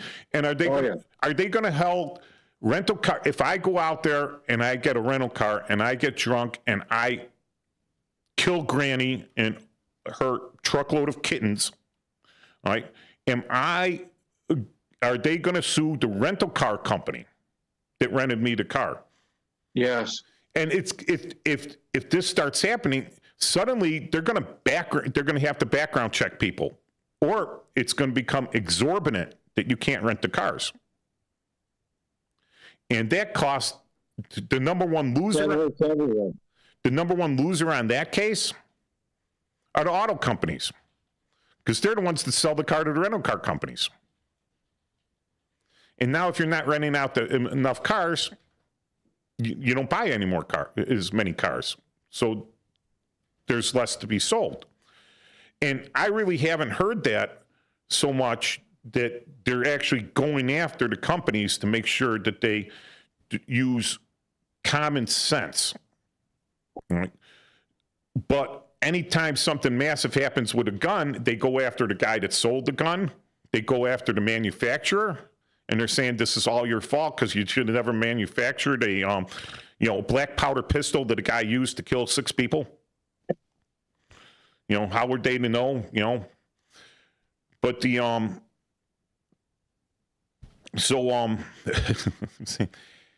there's 2 different standards, right? Is that I think with the guns, the losers become the manufacturer, which isn't the gun manufacturing business is not as large of a total amount of the national product, the GNP, gross national product, as the automobile company is. So you have kind of a soft target there because everyone has a car. Everyone's like, oh, I have a car. I got my Tesla, right? But they would never own a gun. But they got a Tesla and they feel good about themselves because they're supposedly helping the environment and everything. So they don't want to go after car companies because, they're not bad. It's the person driving the car that's bad, right? Because they drive a car. So cars can't be bad, because if they drive a car, then that makes them bad because cars are bad. But they don't own a gun, so all guns are bad. So it's the person that sold the gun, they're bad too. The person that made the gun is bad. Am I making sense here? You are. Yeah. That Wisconsin parade was a rental car. It was. All right, So go after the rental car company, put them out of business. Everyone there should have a good, have like controlling interest in that rental car company share, because they should have seen this guy, looked at him and said, he's going to run over people. Just like when a gun dealer should look at you and look into your brain and says, you're going to do something bad with the gun. And I don't think that's apples and oranges at all. Do you, Paul? No. Yeah. So people don't want additional restrictions on stuff like that because it inconveniences them. But you could put the people in charge, because gun, like I said, it's an easy target. People know that a gun is dangerous. Any toddler can pull the trigger on a gun and kill someone. All right? In the right circumstances, any toddler can shift the car into drive and smack it into someone too, under the right circumstances. You leave the kid in the car. You don't have a seatbelt in. The car's running because you want to warm it up. Kid kicks the gear shift. He starts rolling downhill, and smacks into someone, right? Same thing. You leave a gun out. The toddler gets it, holding on to it, pulls the trigger, kablamo, something bad happens. Not apples and oranges, exactly the same. But for the most part, people don't want their driving privileges infringed, but they don't care if everyone else's right to bear arms is infringed. A right versus a privilege, like we talked about. Which brings me now to what I wanted to add up, because it was an interesting thing. Other property, one of the things when I would do, when I was property crimes and people would get burglarized and they're like, detective, what should I do to keep from getting burglarized? Because I really don't want a gun, or I'm not home, or, how do I protect my house? I go, get a dog. Get a big dog. The They're liable to think twice about the big dog. I says it doesn't even have to be a scary dog. Like it could be a dog that just loves everyone and would never even attack the worst person in the world, right? But they're going to think second thoughts about that, right? And which is, it's good. I think it's better than, it's a good alarm because it never runs out of batteries, right? Alarms can't smell things, can't smell trouble. They can't really hear, some can hear trouble, right? But I don't think they have a smell alarm yet. I mean, they have carbon monoxide detectors, but not a human evil pheromone that dogs can't smell, right? But then you get people, and like with pit bulls have a tremendously bad reputation. And the reason they have a tremendously bad reputation is because the 15% of the people that need to be told how to live in civilized society were getting away with like overbreeding these things, inbreeding them, all right, and training them to do evil things like dog fighting and stuff like that, making them vicious, making an animal that's been domesticated for millions of years with the humans, vicious against humans, which they shouldn't be. They should be protected. Vicious against other dogs, and they're trained to do this. So what happened was, again, this is the second time that a animal shelter has seen my daughter coming. And at first, she had a dog. It ran away. We haven't found it. I think someone has it because it was like a purebred that she got in. She got on at a sale in California when she was coming back to Chicago. And so she kept going back to the animal control in Chicago, and she's got a really good heart. And it was one of the dogs that was like next on the list for the big sleep, right? But it was a bait dog, a dog that they had used for fighting and everything. And this dog was chewed up and everything. And she brings it home, and it's a pit bull. And it's really nice with me, completely nice with me, no problem, right? It's terrified of me. For one thing, it listens, right? Other dogs, not so much. I mean, it tried to pull my neighbor's dog's head through the fence by its lip. Yeah, I can't let it out without a muzzle, not because of people, because of other dogs. So if that dog got loose on the streets, it's scary looking. It would scare people. And again, because I own a dog, I have to have that personal responsibility, not only to keep my dog safe from people, but to keep people safe from my dog. Some people with dogs don't even understand that. And keep people's dogs safe from my dog. So they see her coming again, but this time it's down in another county where she works.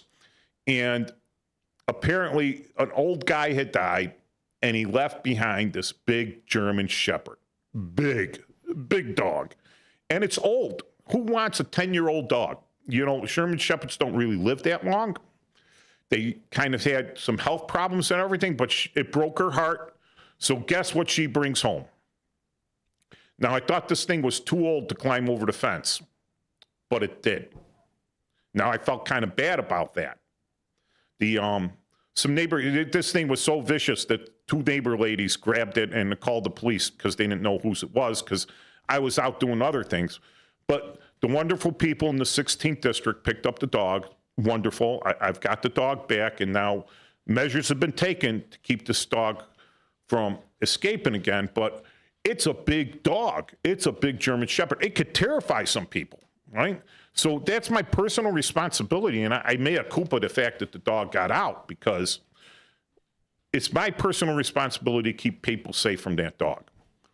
A lot of people don't have that responsibility. There's people that walk their dogs in my neighborhood off leash. And the dogs come charging at the pit bull that I got on a choke chain and everything, and I'm only so strong, and I'm like, hey, get control of your dog. There's leash laws here. These aren't people from the lower socioeconomically deprived areas, all right? These are entitled people, which I think are kind of just as bad, right? And they're like, oh, well, my dog's nice. He wouldn't hurt anyone. I got to tell them, well, my dog isn't. Should I let mine off the leash? Because that's fair, right? I think that's fair. They don't have to walk their dog on a leash, and I walk mine. But no, it's a personal responsibility thing. But if your dog mauls someone, you're civilly liable. If you attack someone using that dog, like train the dog to attack and then order that dog to attack, where does that fall? Is that aggravated battery? It would be. It'd also be. You're actually doing it, using a dog to do it. So, yeah, you would. Yeah. Or what do they call it? Not mob action. It's not accountability, but it would be facilitating it. So, yeah, it would be. You would be the one that did it. Battery by your dog. Yeah, because please let them on. We got a call here. All right, welcome to the show. Hi, who are we speaking with? Yeah, it's Cleveland Dennis. Hi, Cleveland Dennis. What's up? Hi, Dennis. Well, hi, guys. Listen, the more I listen, the more I like your show because you're hitting on a lot of, like, I guess, contemporary stuff. Like, for me, we have a pit bull. We've been involved where, you know, the lady comes by, the dog does the stuff on the lawn. My used-to-be who lives upstairs started yelling at the lady because she didn't pick it up. And then all of a sudden, the pit bull charges out the screen door because there's this argument, and then we end up getting $50 fines. Anyhow, that's a minor thing, but I get what you're saying. But I also want to comment on the Russian Golutska. Am I pronouncing that correctly? Oh, the gun, Zaliska. It's a Zaliska. Pfeiffer Zaliska, .600 nitro, so 0.6 of an inch in diameter on that barrel. I know. I caught that. And that's what I wanted to mention, too. I liked your numeric or your math talk early in the show. But I'm kind of calling to catch up. I wonder if you guys ever did any investigation. I told Dino yesterday I'm going to be an investigative recorder. Whatever happened to that guy that ICE took away? Yeah. Mike mentioned it last week.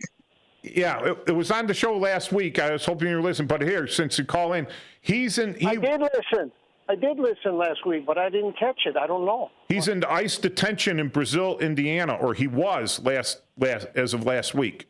So he was detained and I guess ICE subleases space in some of these county jails. So he's in the county jail in Brazil, Indiana, or he was. Wherever that is, I never even heard of Brazil, and I do business everywhere USA, but that must not be any business. It's a city and a county. I didn't write down the county here. Okay. But if you run his name, Raul Lopez Garcia, right? Wait. Yeah, Raul Lopez Garcia. That's his full name, and that's where he is. If you run him through ICE detention, that'll come up. Wow. But on what charges? Oh, he's here illegally. Oh. So 24 years. Mike, fill him in. Mike, fill him in about the kid, how they were looking for the kid. So Dennis, and again, right? I don't think the ICE didn't raid to get this guy, all right?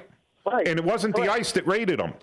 It was the marshals, the U.S. Marshal Services, and they raided going after Jose Ramos. Jose Ramos, they had a warrant for Jose Ramos's arrest, which is his stepson. So his stepson was wanted by the U.S. Marshals, not by Cook County, not by Kane County, not by Lake County, the U.S. Marshals. So he was in violation of a federal law, and it wasn't an immigration law because the Marshals wouldn't go after him. They'd let ICE go after him for that, right? So when they get there, they're looking for Jose Ramos. They have an arrest warrant for him. So that's his residence because his mama lives there, right? And he lives with his mama. Right. So they go looking for him, and they have the right because the judge issued a warrant for that address with that name. They did. So they did have a warrant, huh? Yes. Because that wasn't clear in the beginning, and I'm pretty sure when I watched you know what? The press likes to do things where they like to leave things out to color the narrative in their favor. Well, the lady that was filmed that I saw on one of the major television stations that was on the scene from Chicago, she made mention that they didn't have a warrant. At least that's what I thought. But okay, this is very interesting, and it's really appreciative. Well, they did not have. Let me explain, Dennis. So you could be correct because again, painting things. They did not have a warrant for. The marshals did not have a printed warrant, right? So when you serve, having served warrants before, all right, you want a printed copy so you could give it to the person saying this is the search warrant, this is the judge, this is the signature, all right? Correct. This is what we're looking for, right? So they did not have that printed copy warrant in their possession looking for Raul Lopez Garcia, but they did have one looking for Jose Ramos, all right? Now they're searching the whole house. Whole house includes the attic. And who do they find cowering up in the attic and hiding for no explainable reason, which is suspicious? They find old Raul Lopez Garcia.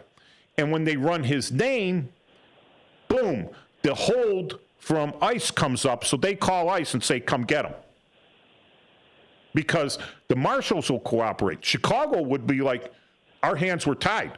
I got so many people with detention warrants, with deportation warrants, federal deportation warrants, federal hold warrants, federal all this stuff that I couldn't call the feds on. We would put them in our lockup. They would get charged. They would get bonded out. And our lockup would never call the feds to come get these guys, even though there was a retainer warrant on them, right? Because what a country. Yeah. All right. So if it wasn't for Jose Ramos, the clear blame goes on Jose Ramos for doing things that led him to be under the watchful eye of the U.S. Marshals, right? So if Jose Ramos hadn't done these things and the U.S. Marshals weren't looking at him, ICE would have never come in and targeted good old, I'm working 20 years here illegally, likely not paying taxes or working under some social security number, which I'm not filing taxes under either.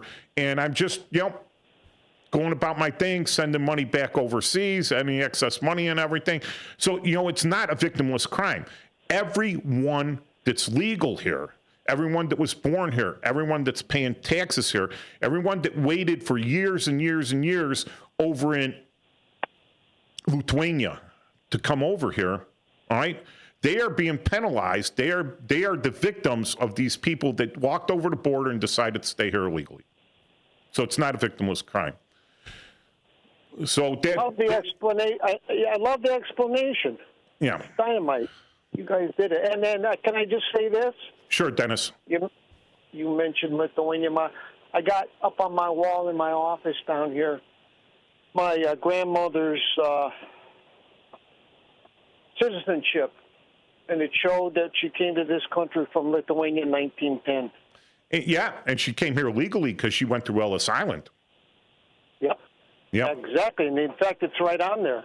Yep. I get a picture to you one of these days. Thanks. No, hey, listen, you bring up, at least for me, in my near 75 years, here in the God's Green Acre in the Midwest, from Cleveland, Chicago, Elgin, and you just have a fascinating show. Thank you so much, Dennis. Thanks, Dennis. Absolutely fascinating for me. Okay, maybe other people aren't interested, but you know what? I tell people about you guys, and I tell you, I like it. Thank you. Thank you, Dennis. Thanks, Dennis.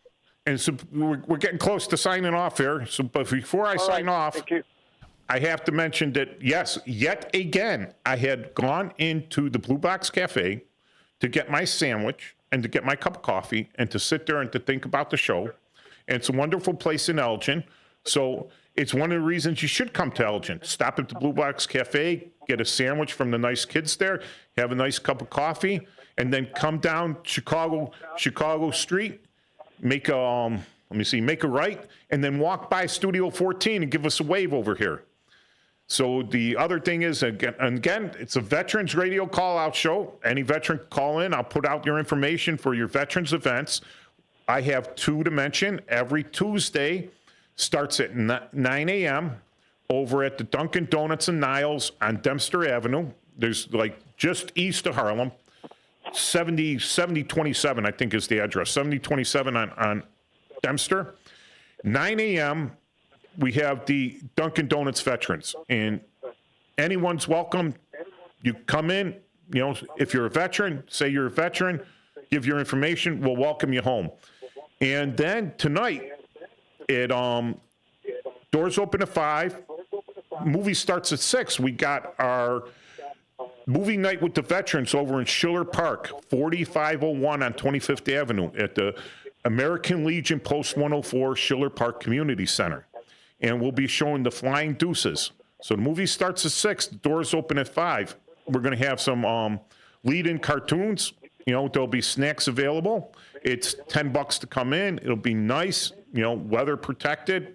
We have the big screen. I mean, when was the last time anyone actually saw The Flying Deuces on the big screen?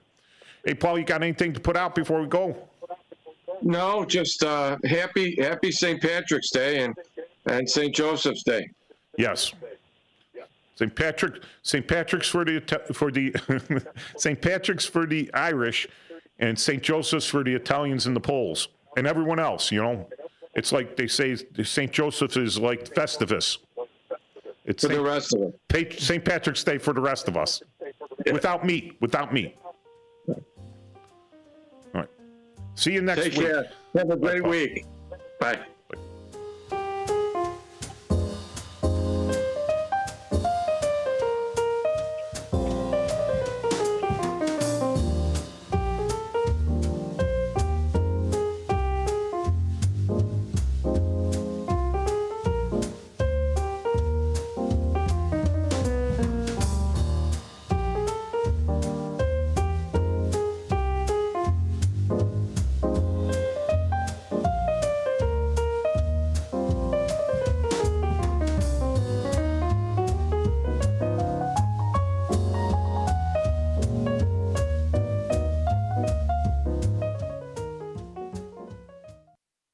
Want to read some action-packed, exciting pulp fiction? Read the works of Michael Tooman, now featuring the international crime thriller, I Married a Bot Madam. Available on Amazon in hardcover, paperback, and Kindle editions. The paperback is also available at other book retailers. Check out Michael Tooman's webpage at Scilink.net.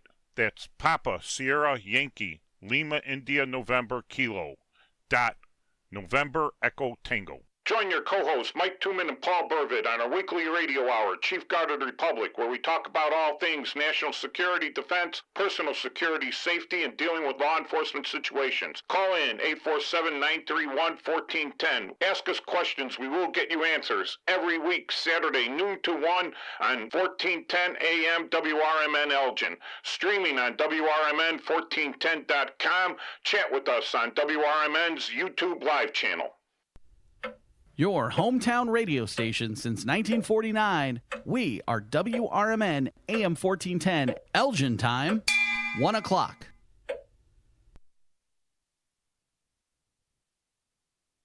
From townhall.com, I'm Bob Agnew in Washington. At least 16 people have been killed by a monster storm that swept across much of the country.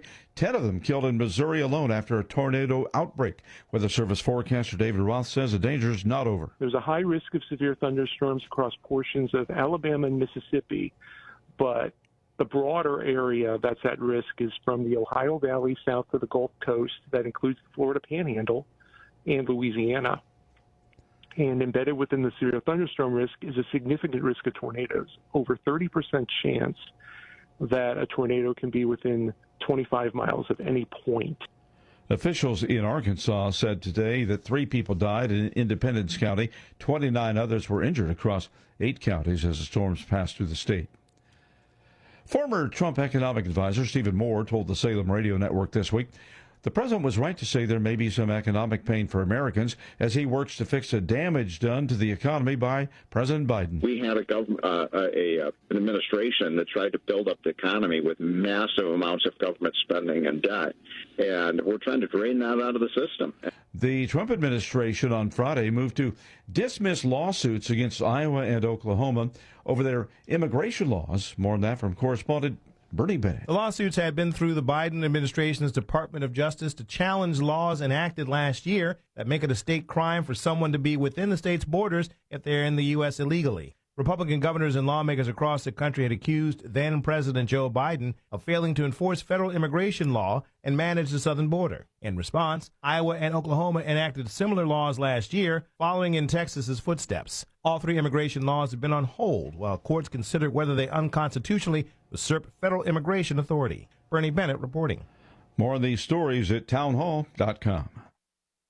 Wesley Financial Group is not a law firm. Financial Group is not a law firm. Hi, I'm Chuck McDowell, the timeshare cancellation guy and founder of Wesley Financial Group. And I want to set the record straight. I am not an attorney. I've never wanted to be an attorney. And the truth is, I really don't even like attorneys. If I sound like an attorney, I'll apologize. But what I've learned in my 15 years in the timeshare cancellation business is you don't need to be an attorney to get folks out of their timeshare. At Wesley, we've helped over 40,000 families cancel their timeshare, and I want to share with you how we do it. Just give my office a call. I guarantee if we take you as a client, we'll get you out of your timeshare, or you'll pay nothing. Attorneys, this was meant to be funny, so please don't sue me, especially my friend Kenneth from Black River Falls, Wisconsin. Call now for your free timeshare exit info kit. 800-613-5454. 800-613-5454. 800-613-5454.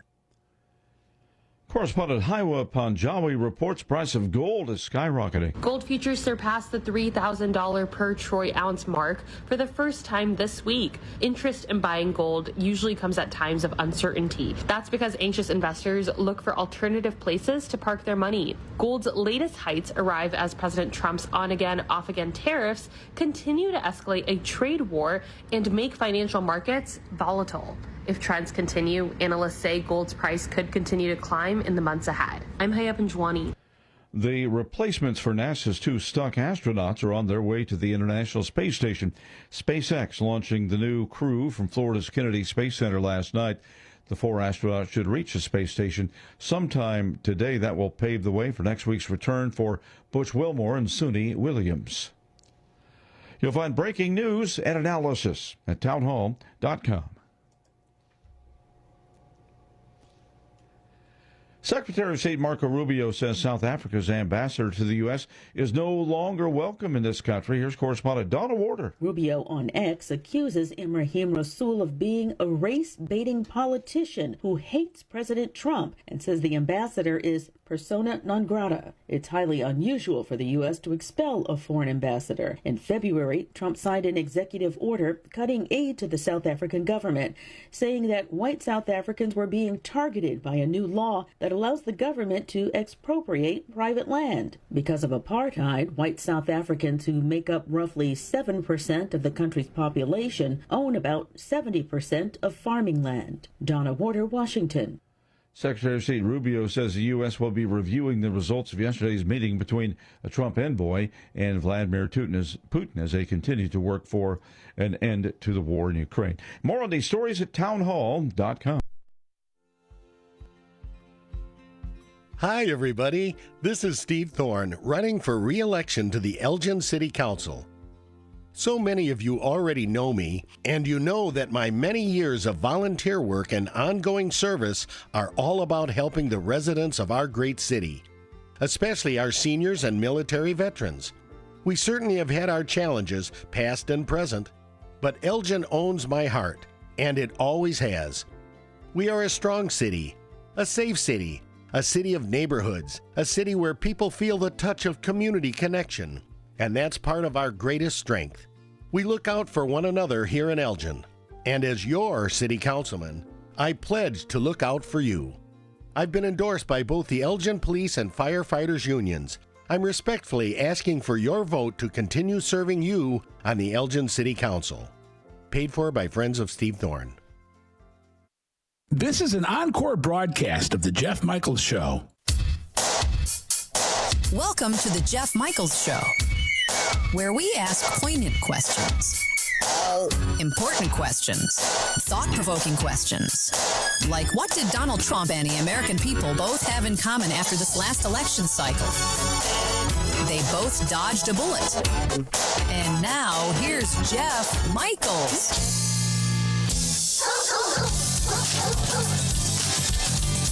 Hey, how you doing? Welcome, one and all. It's Jeff Michaels and the Jeff Michaels Show for Saturday, March 8th, 2025. All brought to you over the airwaves and streaming. They aren't also waves, are they? What are they then? Streaming what's? Well, whatever they are, it's 1410 WRMN, the talk of the Fox Valley. This last week's news cycle was basically dominated by two stories. The Ukraine war and Zelensky's dust up with Trump, quickly then put aside momentarily by the president's State of the Union speech light and the Democrat response thereto during and after. Now, I'm not talking about the official Democrat response, which was this time delivered by New Michigan Senator Elissa Slotkin, or is it Elise? I have an aunt and a cousin with each name, so I get them confused all the time. Have for years, even to them. Anyway, talking about the other party's response to the State of the Union speech, this year it's the Democrats making that other response. I just think it's kind of stupid. Never understood what it was supposed to accomplish. And it's always an up-and-comer. And I can't say I ever remember that up-and-comer ever upping and coming much further than they did or than they were when they gave their response to the State of the Union speech. In fact, I have a bigger problem with the fact that they send them the speech ahead of time. I mean, if you're an elected official, a high office official like senator, governor, congressman, president, aren't you supposed to be able to respond to things on the fly? Why even do it then? Might as well send it to them a week ahead of time. I mean, why just a day? What I'm going to focus on in particular are the reactions, a few reactions by some of the leaders, I guess you could say the leaders of today's Democrat Party, like Elizabeth Warren and Senator Adam Schiff. These are all off-the-cuff comments made usually into their cell phones. You think Kamala made word salads? Oh, my God. Are the reactions, responses, and so on of some of the supposed leaders of the Democrat Party today? I know they really don't have one. They don't have one. The ones that could possibly be the closest to falling those slots right now, gonna hear some of their responses. Kamala was the pioneer. She was the original chef, no doubt about that. They are taking it to a whole new level because they have nothing to say but bad Trump. Still all they got? I don't think they're going to make too much headway. That's just me. All the supposed leaders of the Democrat Party today coming up here, all showing just how lost they are. Not just for words, but in general. For direction. For the president's State of the Union speech light. Wasn't really a State of the Union speech. He's only been in there for about 6 weeks, but had every bit the appearance, pomp, and circumstance, and so on. And it was fun. You know, we're not going to spend a lot of time talking about the speech itself because it's been pretty exhausted by now. And I've never thought of Trump as any kind of a great speaker. In fact, who was a better speaker than Barack Obama? But he's certainly a lot more polished than he was first time around. He seems to have overcome a lot of the early little schisms that he had. Remember he had that weird breathing thing? He kind of would do that in between sentences. I don't know, it kind of was weird. And he had all kinds of weird inflections. Most of that seems to have gone away. Not that that should matter. We're talking about form over substance or vice versa. His form may not be that great, but boy, this last speech had a lot of substance. But all that aside, this was a great speech, and the Democrats knew it. The side story of this, and the one we're going to spend some more time on, is how much more exposed the Democrats have become as to just how lost they are. Just how without a leader of any kind, a trendsetter. In fact, Tim Walz was interviewed by somebody. I guess his 15 minutes of fame has been extended a little bit. And he was asked, who is the leader of the Democrat Party right now? To which he responded, the American people. Probably the best answer he could have given. But the speech was indeed uplifting. It was hopeful. And CBS News did a poll. CBS News, 60 Minutes, doctoring up things and blah, blah, blah. Their poll, next day, 76% positive, 24% negative. 76% from CBS News, no less. It was upbeat. It had a lot of moving moments. Did a great job touting his many and vast accomplishments so far in such a short amount of time. And who couldn't feel it with the 13-year-old boy who had brain cancer who was supposed to not make it past age 6, and they made him an honorary Secret Service agent. But it didn't matter all night what Trump said. The Democrats did not flinch, didn't clap, didn't stand up, didn't smile, didn't do anything. Sat there as frozen as carbone in the meat truck. And I guarantee you it's going to take them a lot longer than 2 days to thaw out. And those stupid signs they were holding up, what was the point of that? Looked like some kind of kids game. Convicted felons for 100. I mean, they look like children. They are children. They think now, or they say now, that having Donald Trump as president makes us the embarrassment of the world. I think one of our two major political parties behaving like spoiled little brats is what makes us the embarrassment of the world. And that's not an exaggeration. And what was with Ilhan Omar's hijab? Looked like a map of the Middle East. The best part all night was him telling them off when he brought up all the warfare stuff and said, by the way, how did that work out? Kind of stuck it back in their face. How could you not enjoy such mockery? Couldn't happen to a better bunch of wokesters. Tell you what else he did that was brilliant. He set them up initially, kind of dared them not to clap and acknowledge anything or show anything nice. They took the bait. What's become clear, one thing that is parallel and consistent with both the media and Democrat politicians alike, whenever President Trump is telling a positive story, it brings out the worst in all of them. And it's still fun to watch. And they're showing no signs of letting up anytime soon. Which can, of course, be translated as they show no sign of learning anything anytime soon. Gaining any self-awareness. When we come back, we'll start hearing some of these clips, mostly from the politicians you know and love and hear every day, and one from a media person who probably shouldn't be employed anymore as a result of saying this. Jeff Michaels will be back in a moment. I wanted to nominate him for Secretary of Common Sense, but he has too many skeletons in his closet. So he'll just keep talking to you every Saturday afternoon on 1410 WRMN. With Fidelity Wealth Management, a dedicated advisor gets to know you and your goals to build a comprehensive plan to help grow and protect your wealth. Backed by a team of specialists, they'll analyze all your accounts, even the ones they don't manage, to keep an eye on taxes and provide proactive portfolio insights that can help you unlock your wealth's full potential. Learn more at fidelity.com/wealth. Investment minimums apply. Fidelity Broker Services, LLC. Member NYSE SIPC. As a fan, you know all the important sports cliches. And when you save money by bundling your home and auto with Progressive, you can get out there and give it 110%, even though that's mathematically impossible. And remember, failure is not an option. Well, it's always an option, just not a good one. But you're not worried because you've got ice in your veins. You're on fire. How can both of those things be true at the same time? Well, that's between you and your doctor. Hi, I'm Dr. Ron Paul, and I believe everyone should consider a gold IRA from Birch Gold Group to diversify their IRA or 401k. Our nation's problems have been building for the past 50 years, and they're not going away overnight, which is why we must prepare now for a financial collapse that will affect the entire economy. The good news is there's an easy way to do that. Gold is a proven bedrock in almost every kind of economy. To learn more, get a free info kit from my trusted friends at Birch Gold by texting the word PREPARE to 989898. Don't wait until decades of government irresponsibility comes crashing down on your retirement.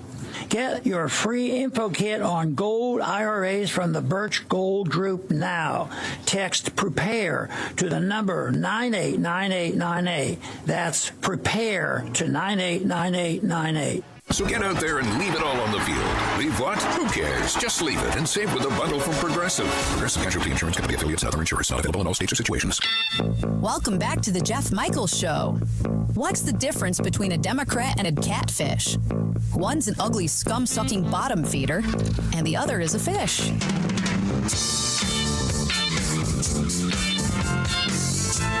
My wife thinks that's a mean one. This is war, damn it. What are my 5 favorite songs of all time? Roxy Music, Love is the Drug, 1975, year I went to college. Quick story about another song from that same year, 1975, that recently just caused me some major depression. Sitting home one night watching TV, and on comes a commercial with a catchy jingle for a new diabetes drug called Ozempic. I'm sure you've heard it. So imagine how depressed I became when I realized some ad agency decided best to use a top song from that same year to appeal to type 2 diabetics. Of course, they used all middle-aged actors, all dancing around with physiques just like mine, all looking so happy to be giving themselves a shot in their stomachs every week. So, of course, every time I see an Ozempic commercial, I'm reminded that one of the biggest hits from the year I went to college is now being used to target the most likely users of diabetes medications. But I digress. You know who Nicole Wallace is, right? She's that despicable talking head on MSNBC. The fact that she's still employed by NBC Universal today is a travesty. I get it that the media has only bad Trump, resist Trump, no matter what, no matter when, as the only way they can comment or report on anything he does or says. Still, this is how she chose to respond to, comment on the part of the speech when Trump talked about the 13-year-old boy who had survived cancer, going on 6 years now, always wanted to be a cop, and was made in front of everybody an honorary Secret Service member. And how cool is that? And to see the look in the kid's face and his dad there, it was something. This is how Nicole Wallace chose to respond to it. I think this was a lesson in finding one thing that you let yourself feel. And I let myself feel joy about DJ. What do you mean you let yourself feel joy for DJ? You mean you let yourself feel joy even though it was a Donald Trump thing? Does that mean you can't really take it seriously as you would if it was happening at a Joe Biden State of the Union as opposed to Donald Trump? And I hope he's alive for another, 95 years, right? And I hope he lives and the life he wants to live. He wants to be a cop. He knows what he wants to do. And maybe when you have childhood cancer, that crystallizes for you. And I hope he has a long life as a law enforcement officer. But I hope he never has to defend the United States Capitol against Donald Trump's supporters. And if he does, I hope he isn't one of the 6 who loses his life to suicide. She hopes he isn't one of the 6 who lose their life to suicide. How do you respond to a comment like that in any context, much less one that's being used to take a nice moment in a Donald Trump speech to Congress and twist it back to January 6th? First of all, Nicole, let me ask you a question. 77 or so million people voted for Donald Trump. How many of them do you think didn't know about January 6th? Didn't know there was a commission and all this stuff? I don't mean knew all the details, but how many of those people who voted for him do you think didn't know about any of these January 6th details for a good 4 years? How many would you guess? How about 0? And they still voted for him. So what's the point of taking something that has absolutely nothing to do with it, and in fact, craps all over it, specifically for the purpose of using it as a political tool to move your agenda forward, to work for you and for what you want, while still doing anything you can at any possible moment to say, Trump bad. And I hope he isn't one who has to testify against the people who carried out acts of seditious conspiracy and then live to see Donald Trump pardon those people.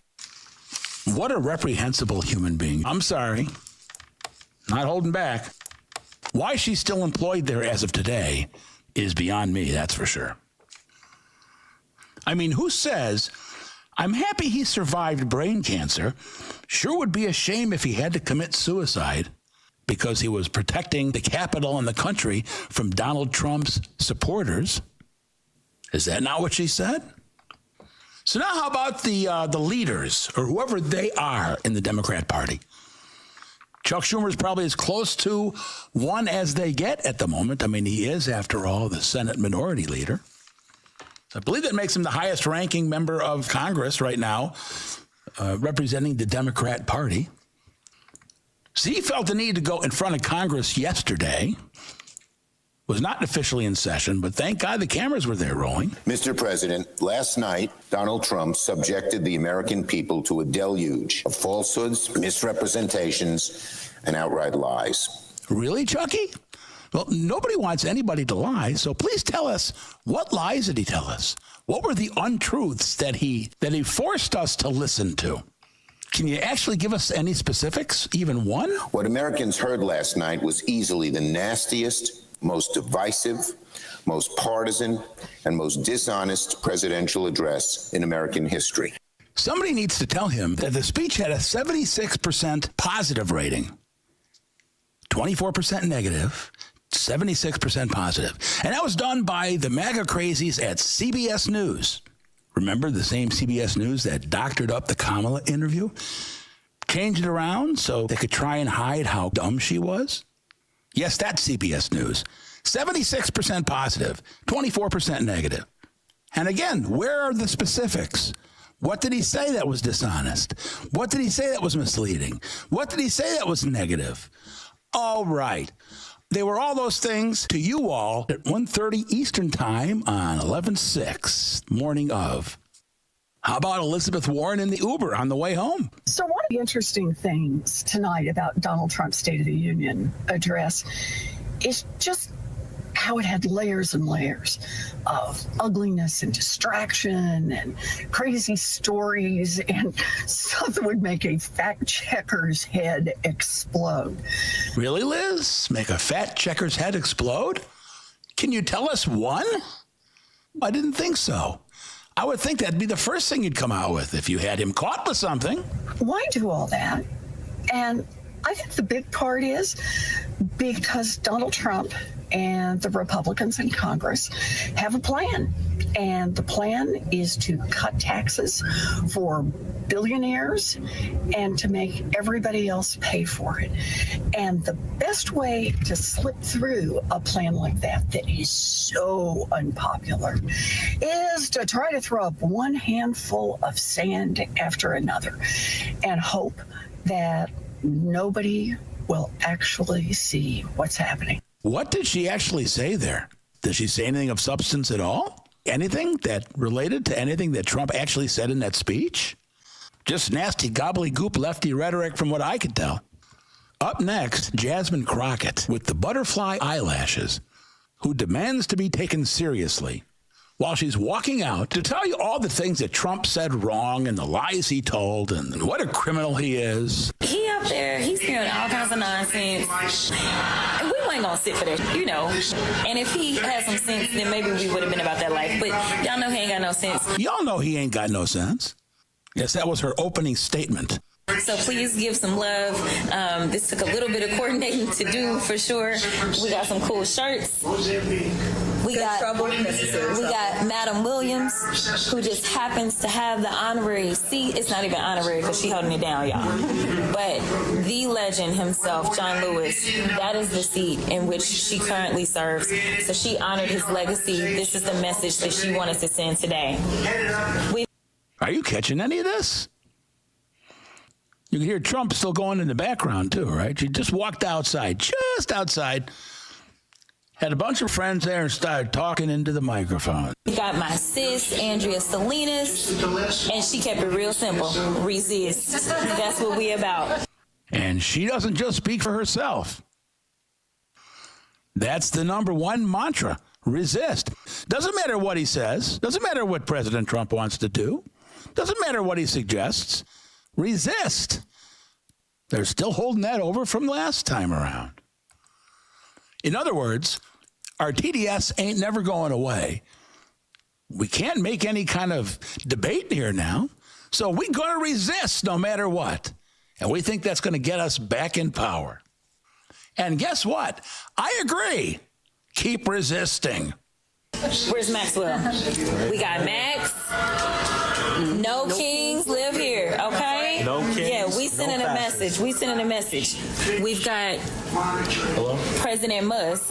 Y'all saw the camera just flash to him, because this is really his administration.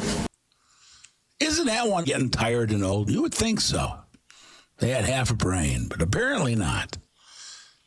Still calling him President Musk. An advisor who's taken on a job for the president is giving him some great feedback, almost all of which the president is acting upon. Isn't that how it works? Oh, right. You don't like what's coming out of it.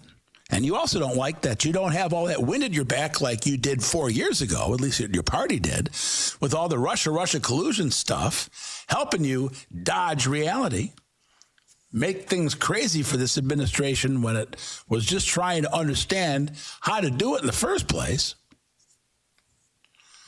You got none of that working for you now, do you? That's why you're doing resist. That's why you guys are lost like a blind man wandering around alone in the desert. And we got another resist. Listen, and mine is, let me get you, Jazz.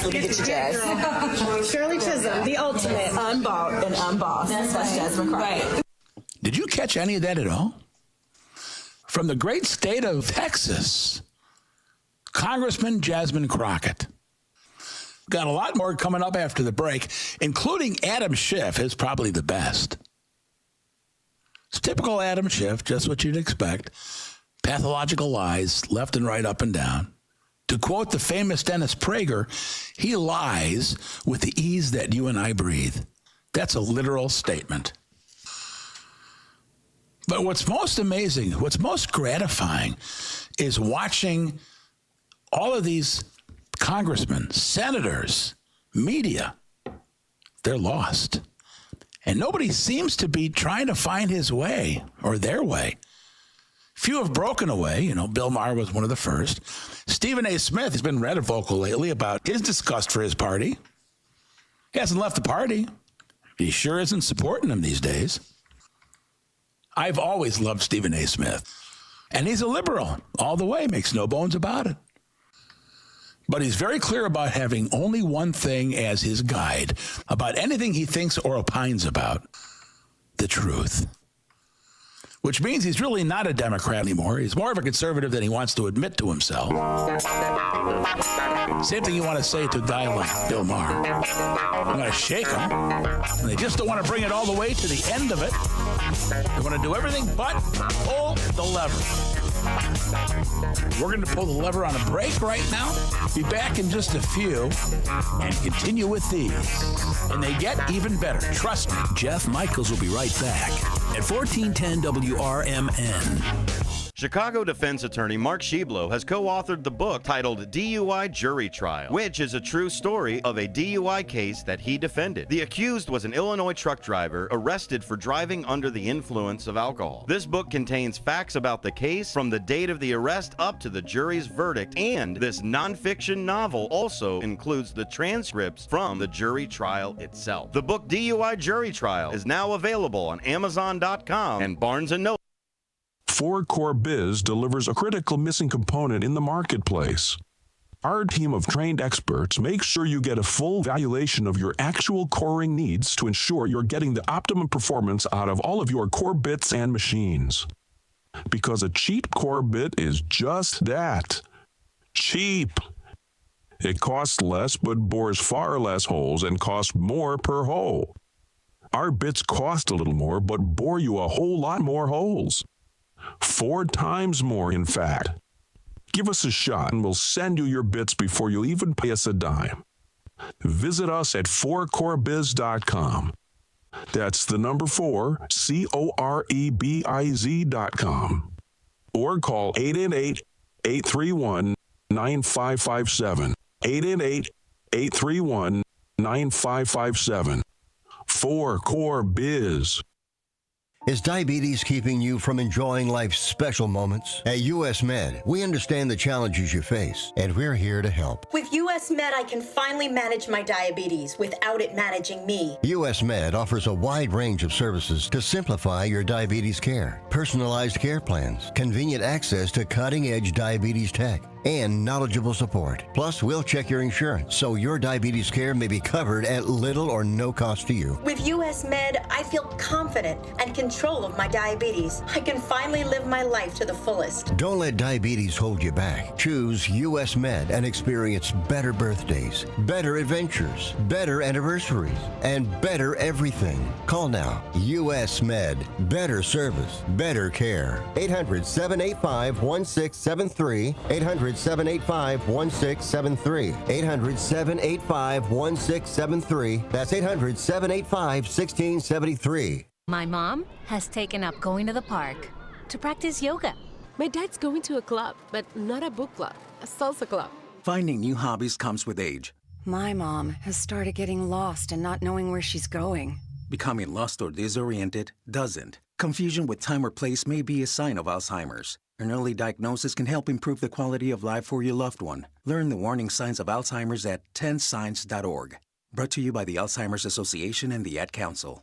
Clutter happens, but junk doesn't have to weigh you down. At the Junk Luggers, we're your full-service junk removal and hauling pros, tackling everything from single-item pickups to major cleanouts. We handle the heavy lifting, and with our commitment to the green way, we rehome and recycle to keep your unwanted items out of landfills. So, whether you're clearing out the garage, downsizing, or saying goodbye to old furniture, we make the process eco-friendly and easy. Call 1-800-LUGJUNK or visit junkluggers.com today. Let's save your space and the planet together. Here on WRMN AM 1410, we like to keep you informed and in tune to what's happening here in the Fox River Valley and what's going on here on WRMN. We recognize the importance of local radio to be a part of the conversation and to be a part of the community for the community. You know, we talked about the importance of community theater, but supporting community radio is a big deal too. And, you know, for WRMN, this is a really cool thing that you guys do every day, and a really important thing. You have to have a local media outlet to talk about what's going on in your town. So you guys do a nice job. Tune in to AM 1410, WRMN. Don't forget, you can also subscribe to our YouTube channel at youtube.com/WRMN Radio. Keep in tune and informed on what's happening here in the Fox River Valley, right here on WRMN.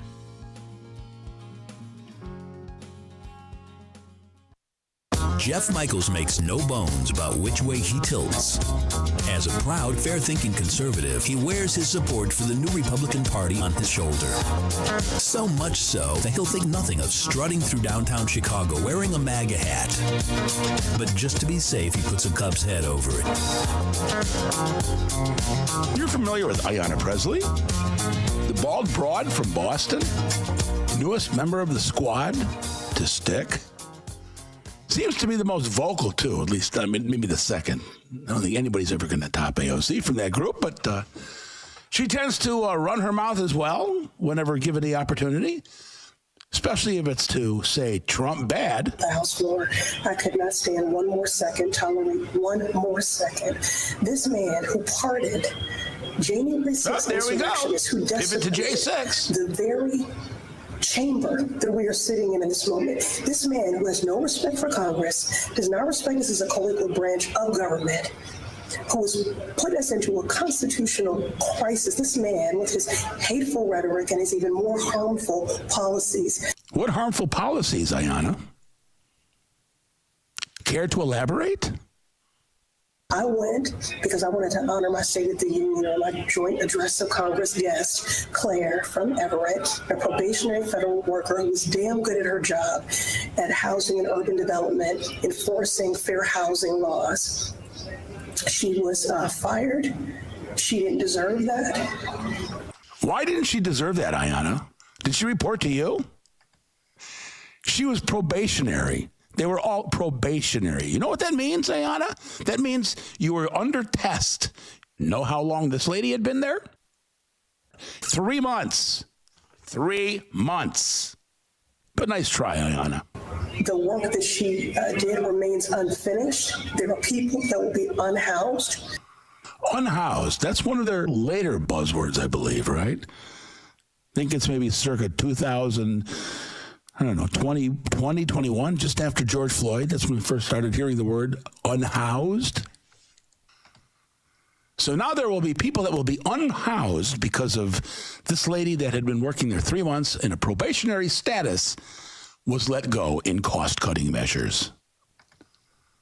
She must be unbrained. Because that work is unfinished, there's housing that will not get built. Because that work is unfinished and her life has been completely upended and disrupted.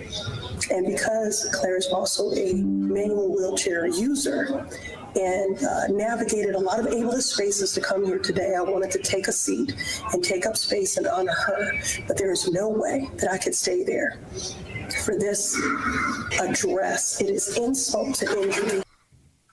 She just couldn't stay there anymore with all the awful, mean rhetoric that was coming out of Orange Man Bad's mouth.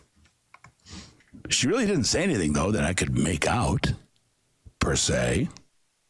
Not even sure I'd call it word salad, probably more just gobbledygook. Maybe gobbledygook goes on top of word salad. And how would this be complete without checking in with our friend from South Central, or from South Central, doesn't live there anymore, but she represents them, Maxine Waters, who I think in her previous life played Aunt Esther from Sanford and Son. Of course, she had to weigh in. Turned it over to him. And we don't know everything that Elon Musk has done with his high technology ass. We don't know what Elon's been doing with his high technology ass. If that doesn't spur on an investigation, nothing will. We don't know what he's been accused of by some, as it may relate to the election. But we're not going to give up. And I really did not like the way he used the tragic incidents and the families that were there, who, of course, appreciated, what they think is their president caring about what happened, to the 12-year-old and to others who were victims. He was 13, Maxine, but who's counting? And thank God we've got a soothsayer and visionary like you, Maxine. God forbid anybody thinks Trump actually cares about them. You know better. Please be our guiding light, Aunt Esther. Maxine. I should apologize. That was mean to Aunt Esther. And we all feel sad and bad for them, but he misused them. He misused them. And what he did was he focused on them instead of focusing on the real issues that we're dealing with now. He misused them? How did he misuse them, Maxine? Oh, that's right. He misused them by not focusing on the real issues and wasting time with them. Oh, I'm sorry. On their low-tech asses. What real issues did he not focus on, Maxine? Do tell. Oh, right. Got it. How dare he misuse anybody for the purpose of trying to fool anybody into thinking he might actually care about them? When we both know he just doesn't, right, Maxine? You know better. All he cares about is getting more money to his friend Elon's high-tech ass. Now, before we move on, I have a question. Have any of these elected officials that I've highlighted here today said anything? Anything of substance? At all? Bueller? The Democrat Party is in a sad state of affairs right now. I can't say that I'm upset about it. I'm actually rather amazed, to be honest. I think we all knew that the Democrats have gone so far left, or let themselves be taken so far left, the end result is the same, that they lost whatever little bit of common sense that they were holding on to up until, Orange Man Bad came down the escalator. Yes, we know they're not taking the election well. Yes, we know they don't take losing power very well. But I honestly gave them a little bit more credit for brains than they seem to be displaying, at least so far. Now, let's not get all excited and think, it's going to be easy from this point on. They're going to fade away. 4 years is a long time. So before you start thinking they're going to be so far out in the wilderness that they're never going to find their way back, don't let yourself get too excited. But that doesn't mean you can't really enjoy it while it's happening. Just don't get too used to it. Save the best one for last. Don't go anywhere. Adam Schiff is coming up, and he does not disappoint.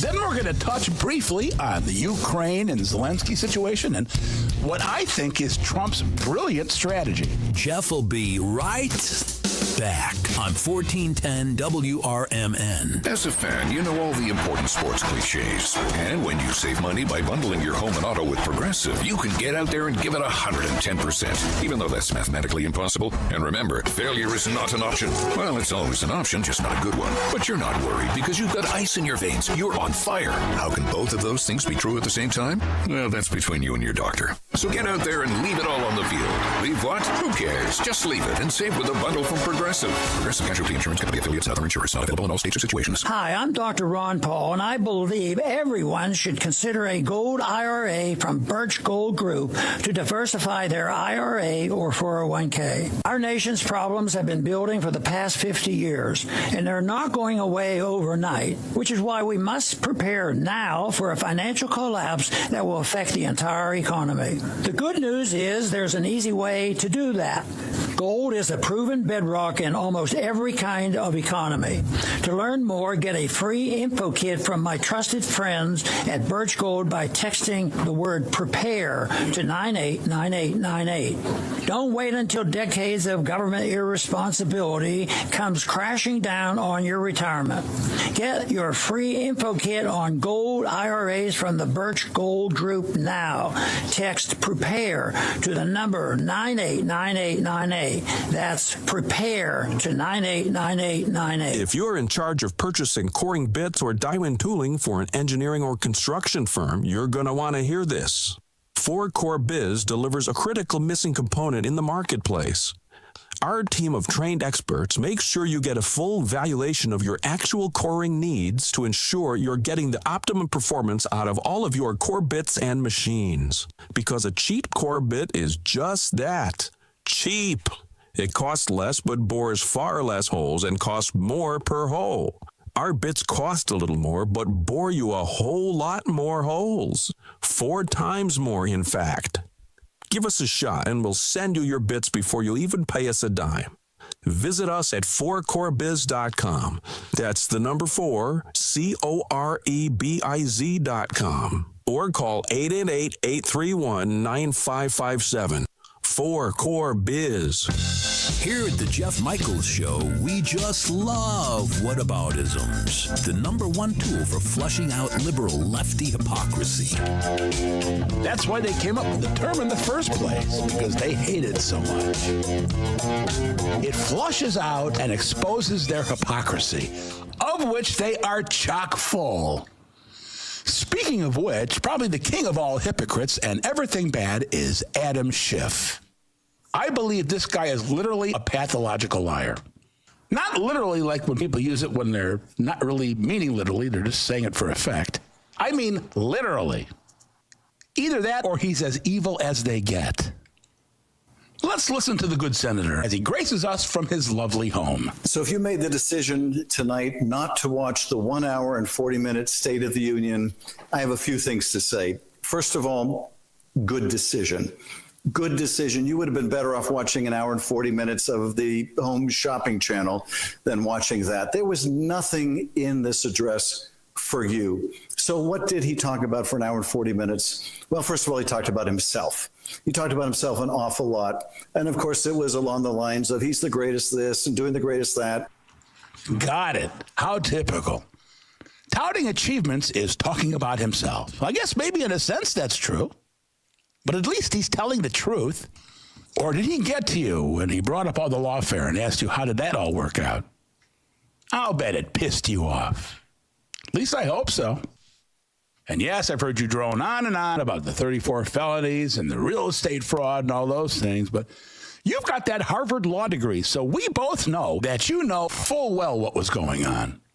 This is the best you can do? With that big brain of yours, Adam? You think the world isn't on to y'all? Look who's sitting in the White House. Maybe the better strategy at this point would be to just shut up. Of all time, of any president, he even compared himself to George Washington. I kid you not. Oh, is that really what he did, That Adam? was interspersed with lies about Social Security, lies about immigrants, and lies about everything else. Like what, Adam? What lies specifically did he tell? We're all ears. Which was interspersed with, he's the greatest victim in the world. There comes the I know you are, but what am I? They all use it all the time, including Shifty Schiff. Trump was calling himself the victim again. He's victimized this way, and he was unfairly treated this way. That was interspersed with occasional references to people in the gallery. There were occasional instances of unintended humor, such as when he attacked unelected bureaucrats, not realizing, of course, that the biggest unelected bureaucrat was sitting in the gallery, and that was Elon Musk. Of course, if you look up the word bureaucrat in the English liberal English dictionary, it means anybody who's been appointed in government that does anything we don't like. They have a lot of words they've incorporated that we all thought means something else, but turns out it actually means something they don't like. But apart from that, nothing in it for you. So just listen to what he's trying to communicate to his vast audience on social media. Don't pay attention. Don't learn for yourself. Don't ask questions. Don't investigate anything. Don't actually watch the speech or listen to any interviews or ask any questions. Listen to me. I'll tell you how to think. He carried on that same message later that night on NBC News. When he was talking about America as the victim of all these other countries, really, it reminded me that he views the whole world through the prism of victimhood. This, born into wealth guy considers himself the biggest victim. He considers America nothing but a victim. For a party that decries victimhood, I've never seen so much appeal to being victims. I know you are, but what am I? Can you believe the projection from these people? It's astonishing. The Republican Party is the party that decries victimhood? You're kidding, right, Adam? You don't actually think we're that dumb, do you? That people are just going to listen to whatever you say and go along with it? What could possibly give you the idea that there actually is anyone out there like that? Oh, right. It worked before. The United States is the most powerful country in the world. Yeah. Most powerful country, richest country. By this international rules-based order that we helped to create. The alliance with NATO has been incredibly beneficial to our own security. He is tearing all of that down. He's picking fights with our allies like Canada, like the Ukraine. And for what? What does it serve the United States? See, now here's just another perfect example of why everything that comes out of the mouth of everyone on the left is complete projection. They only see the world through their own eyes, and 99.9% of the time, A plus B doesn't equal C or D. It equals, I don't know, something that ends in ism. So one of their many tools of projection takes over automatically. I know you are, but what am I? Remember that being a tactic from back when you were like post-toddler age? They do it all the time. Now, don't forget, we're talking about Adam Schiff right now, accusing Donald Trump of playing the victim. None of their politics, their political thoughts, ideas, preferences, paradigms can exist without victims. And no, Senator Schiff, President Trump is not playing the victim by bringing up all the lawfare crap that you and your party tried to shower upon him. If anybody was actually the victim after all the lawfare BS you and your pathetic party put him through, it's President Trump. But I can assure you he's never thought of himself as a victim, not even for a second. And by the way, who ends up screaming victim after it's all said and done anyway? This psychopath. All right, let's talk for a couple of minutes about Ukraine and Zelensky and all things related thereto. As I've already alluded to a number of times, at least once I can remember today, I think that Trump's approach to solving and ending the Ukraine war is masterful and really the best and only way to get this whole thing solved. Now, I know I'm starting to sound a lot like an always Trumper, and trust me, I'm not. The first thing that happened as soon as Zelensky stormed out of there or got kicked out of there, however you want to look at it, next day he shows up in London, riding the Range Rover into 10 Downing Street. And by afternoon, all the European heads of state are lining up and coming to Ukraine's defense. Screw Donald Trump and the big bad United States. We'll help you. Wasn't that what was supposed to happen all along? I mean, it is in your backyard, after all, not ours. You just expected we were going to come and take care of business the whole time, the whole way, no matter what? Oh, right. That's why you hated Trump last time. He thinks it's about time they all pay their fair share. I'm sorry, it's Bernie Sanders. It's Brooklyn. Trump's got more of a Queens accent. Like when he says huge for huge, that's Queens. So all the European leaders lined up and said they're gonna get behind it and help Ukraine, and they're going to have Zelensky's back. And, of course, the Democrats came right out and showed how this is another example of how Trump's made us the laughingstock. And he's no longer a leader. He sits back. So I actually heard somebody say he leads from behind. Wasn't that originally a term we had for Obama? So all they do is project. Hopefully, once Zelensky gets past his ego, he'll realize that Trump's idea about partnering with them on the precious minerals thing is brilliant.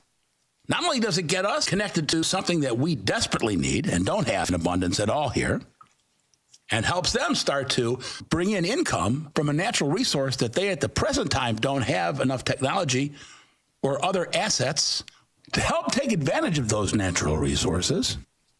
So we create a partnership that works for everybody, which, by the way, is generally the goal when you form a partnership, for everybody to benefit. So we now have a great source for something we desperately need. They now have a great way to speed up the rebuilding of their country. And we can put troops there to protect it all, and Russia can't do anything about it because we're just protecting our investment. It's brilliant. And everybody saves face, including Putin. And yes, you have to let Putin save face. That's the way it is. We're not going to go in and take them out, and that's just reality. And by the way, in case you didn't hear, at the end of the day yesterday, Friday, Trump threatened to up sanctions to Russia to the max if they don't go along with the peace deal, and or if they keep sending bombs over and taking advantage of this downtime, so to speak. And Zelensky says, we're not interested in truce. Really? So you want the fighting to keep going? Last time I looked, parts of Ukraine didn't look too much different than Gaza right now. And Ukraine certainly isn't blessed with any kind of natural waterfront or beachfront or ocean access, as is Gaza. So all the European leaders are starting to get in line and saying they'll pony up, and it's time they take the lead. And I'm sure Trump is happy to let them think they did. For now. Until something starts to happen, then he'll take full credit. Another reality, Crimea ain't going back. As much as it should, as much as there was a time where we all actually thought it might, it's not going to. Obama let him have it. He's now connected the bridge to it. It's staying. But you know what? If you get out of this, now that becomes permanent part of Russia. He's out. Our military comes in, and we start this whole natural mineral business going. Can you think of any better outcome for either and or, including us, the rest of the world? And I have one more question on that. What if Kamala had been elected? And or what if Biden somehow made it through and got reelected? Would any of this be happening? You and I both know it wouldn't be. We would just be feeding the kitty, just kind of like the guys on the old ships back in the Titanic days used to feed the coal into the engines. Kind of the same thing. And what about Gaza right now? Gotten most of the hostages back? Have a few left? Yes, it's been a heartbreaking, gut-wrenching experience to learn that there's been even more barbaric crap that these animals pulled. But it's movement. We're getting towards a resolution. What do you think would be happening now if Kamala had been elected or if Biden was still in there? And by the way, not only was Biden not getting anything going, not only was he not feeding the machine like he was in Ukraine with a blank check, he was holding back Israel. He didn't know which side to go on. Of course, he didn't know which way to walk to the bathroom most of the time either. Trump's been in office now, what, 7 weeks? Seems like a year already. In a good way. I guess there is a God. Thank God. And with that, another hour flies by. Thank you for being here. Have a great week. I'll see you right here next week, 1 o'clock Central. That's it for the Jeff Michaels Show. Jeff will be back next week, same time, same station. In the meantime, keep it right on 1410 WRMN.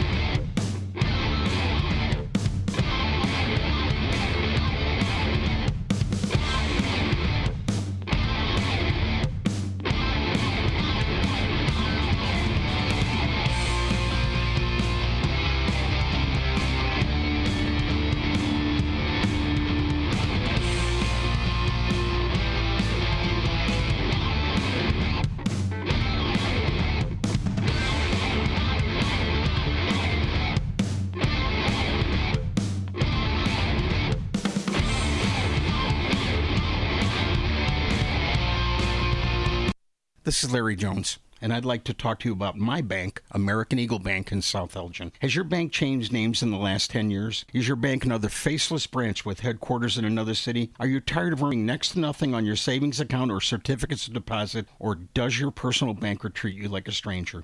If you answered yes to any of those questions, then you're ready for a new banking experience, and American Eagle is the place for you. American Eagle is a locally owned independent bank that's rooted in the community, and American Eagle customers are greeted by name and treated with the respect that they deserve. American Eagle has an innovative program, Eagle Savings, that teaches your children to save while earning prizes and rewards. American Eagle offers great rates on certificates of deposit. My bank is located in South Elgin on Randall Road between the Target and Caputo's and is open Monday through Saturday. Give them a call at 847-742-7400, and a real person will answer the phone. American Eagle Bank, a place where you matter. Your hometown radio station since 1949. We are WRMN AM 1410, Elgin time, 2 o'clock.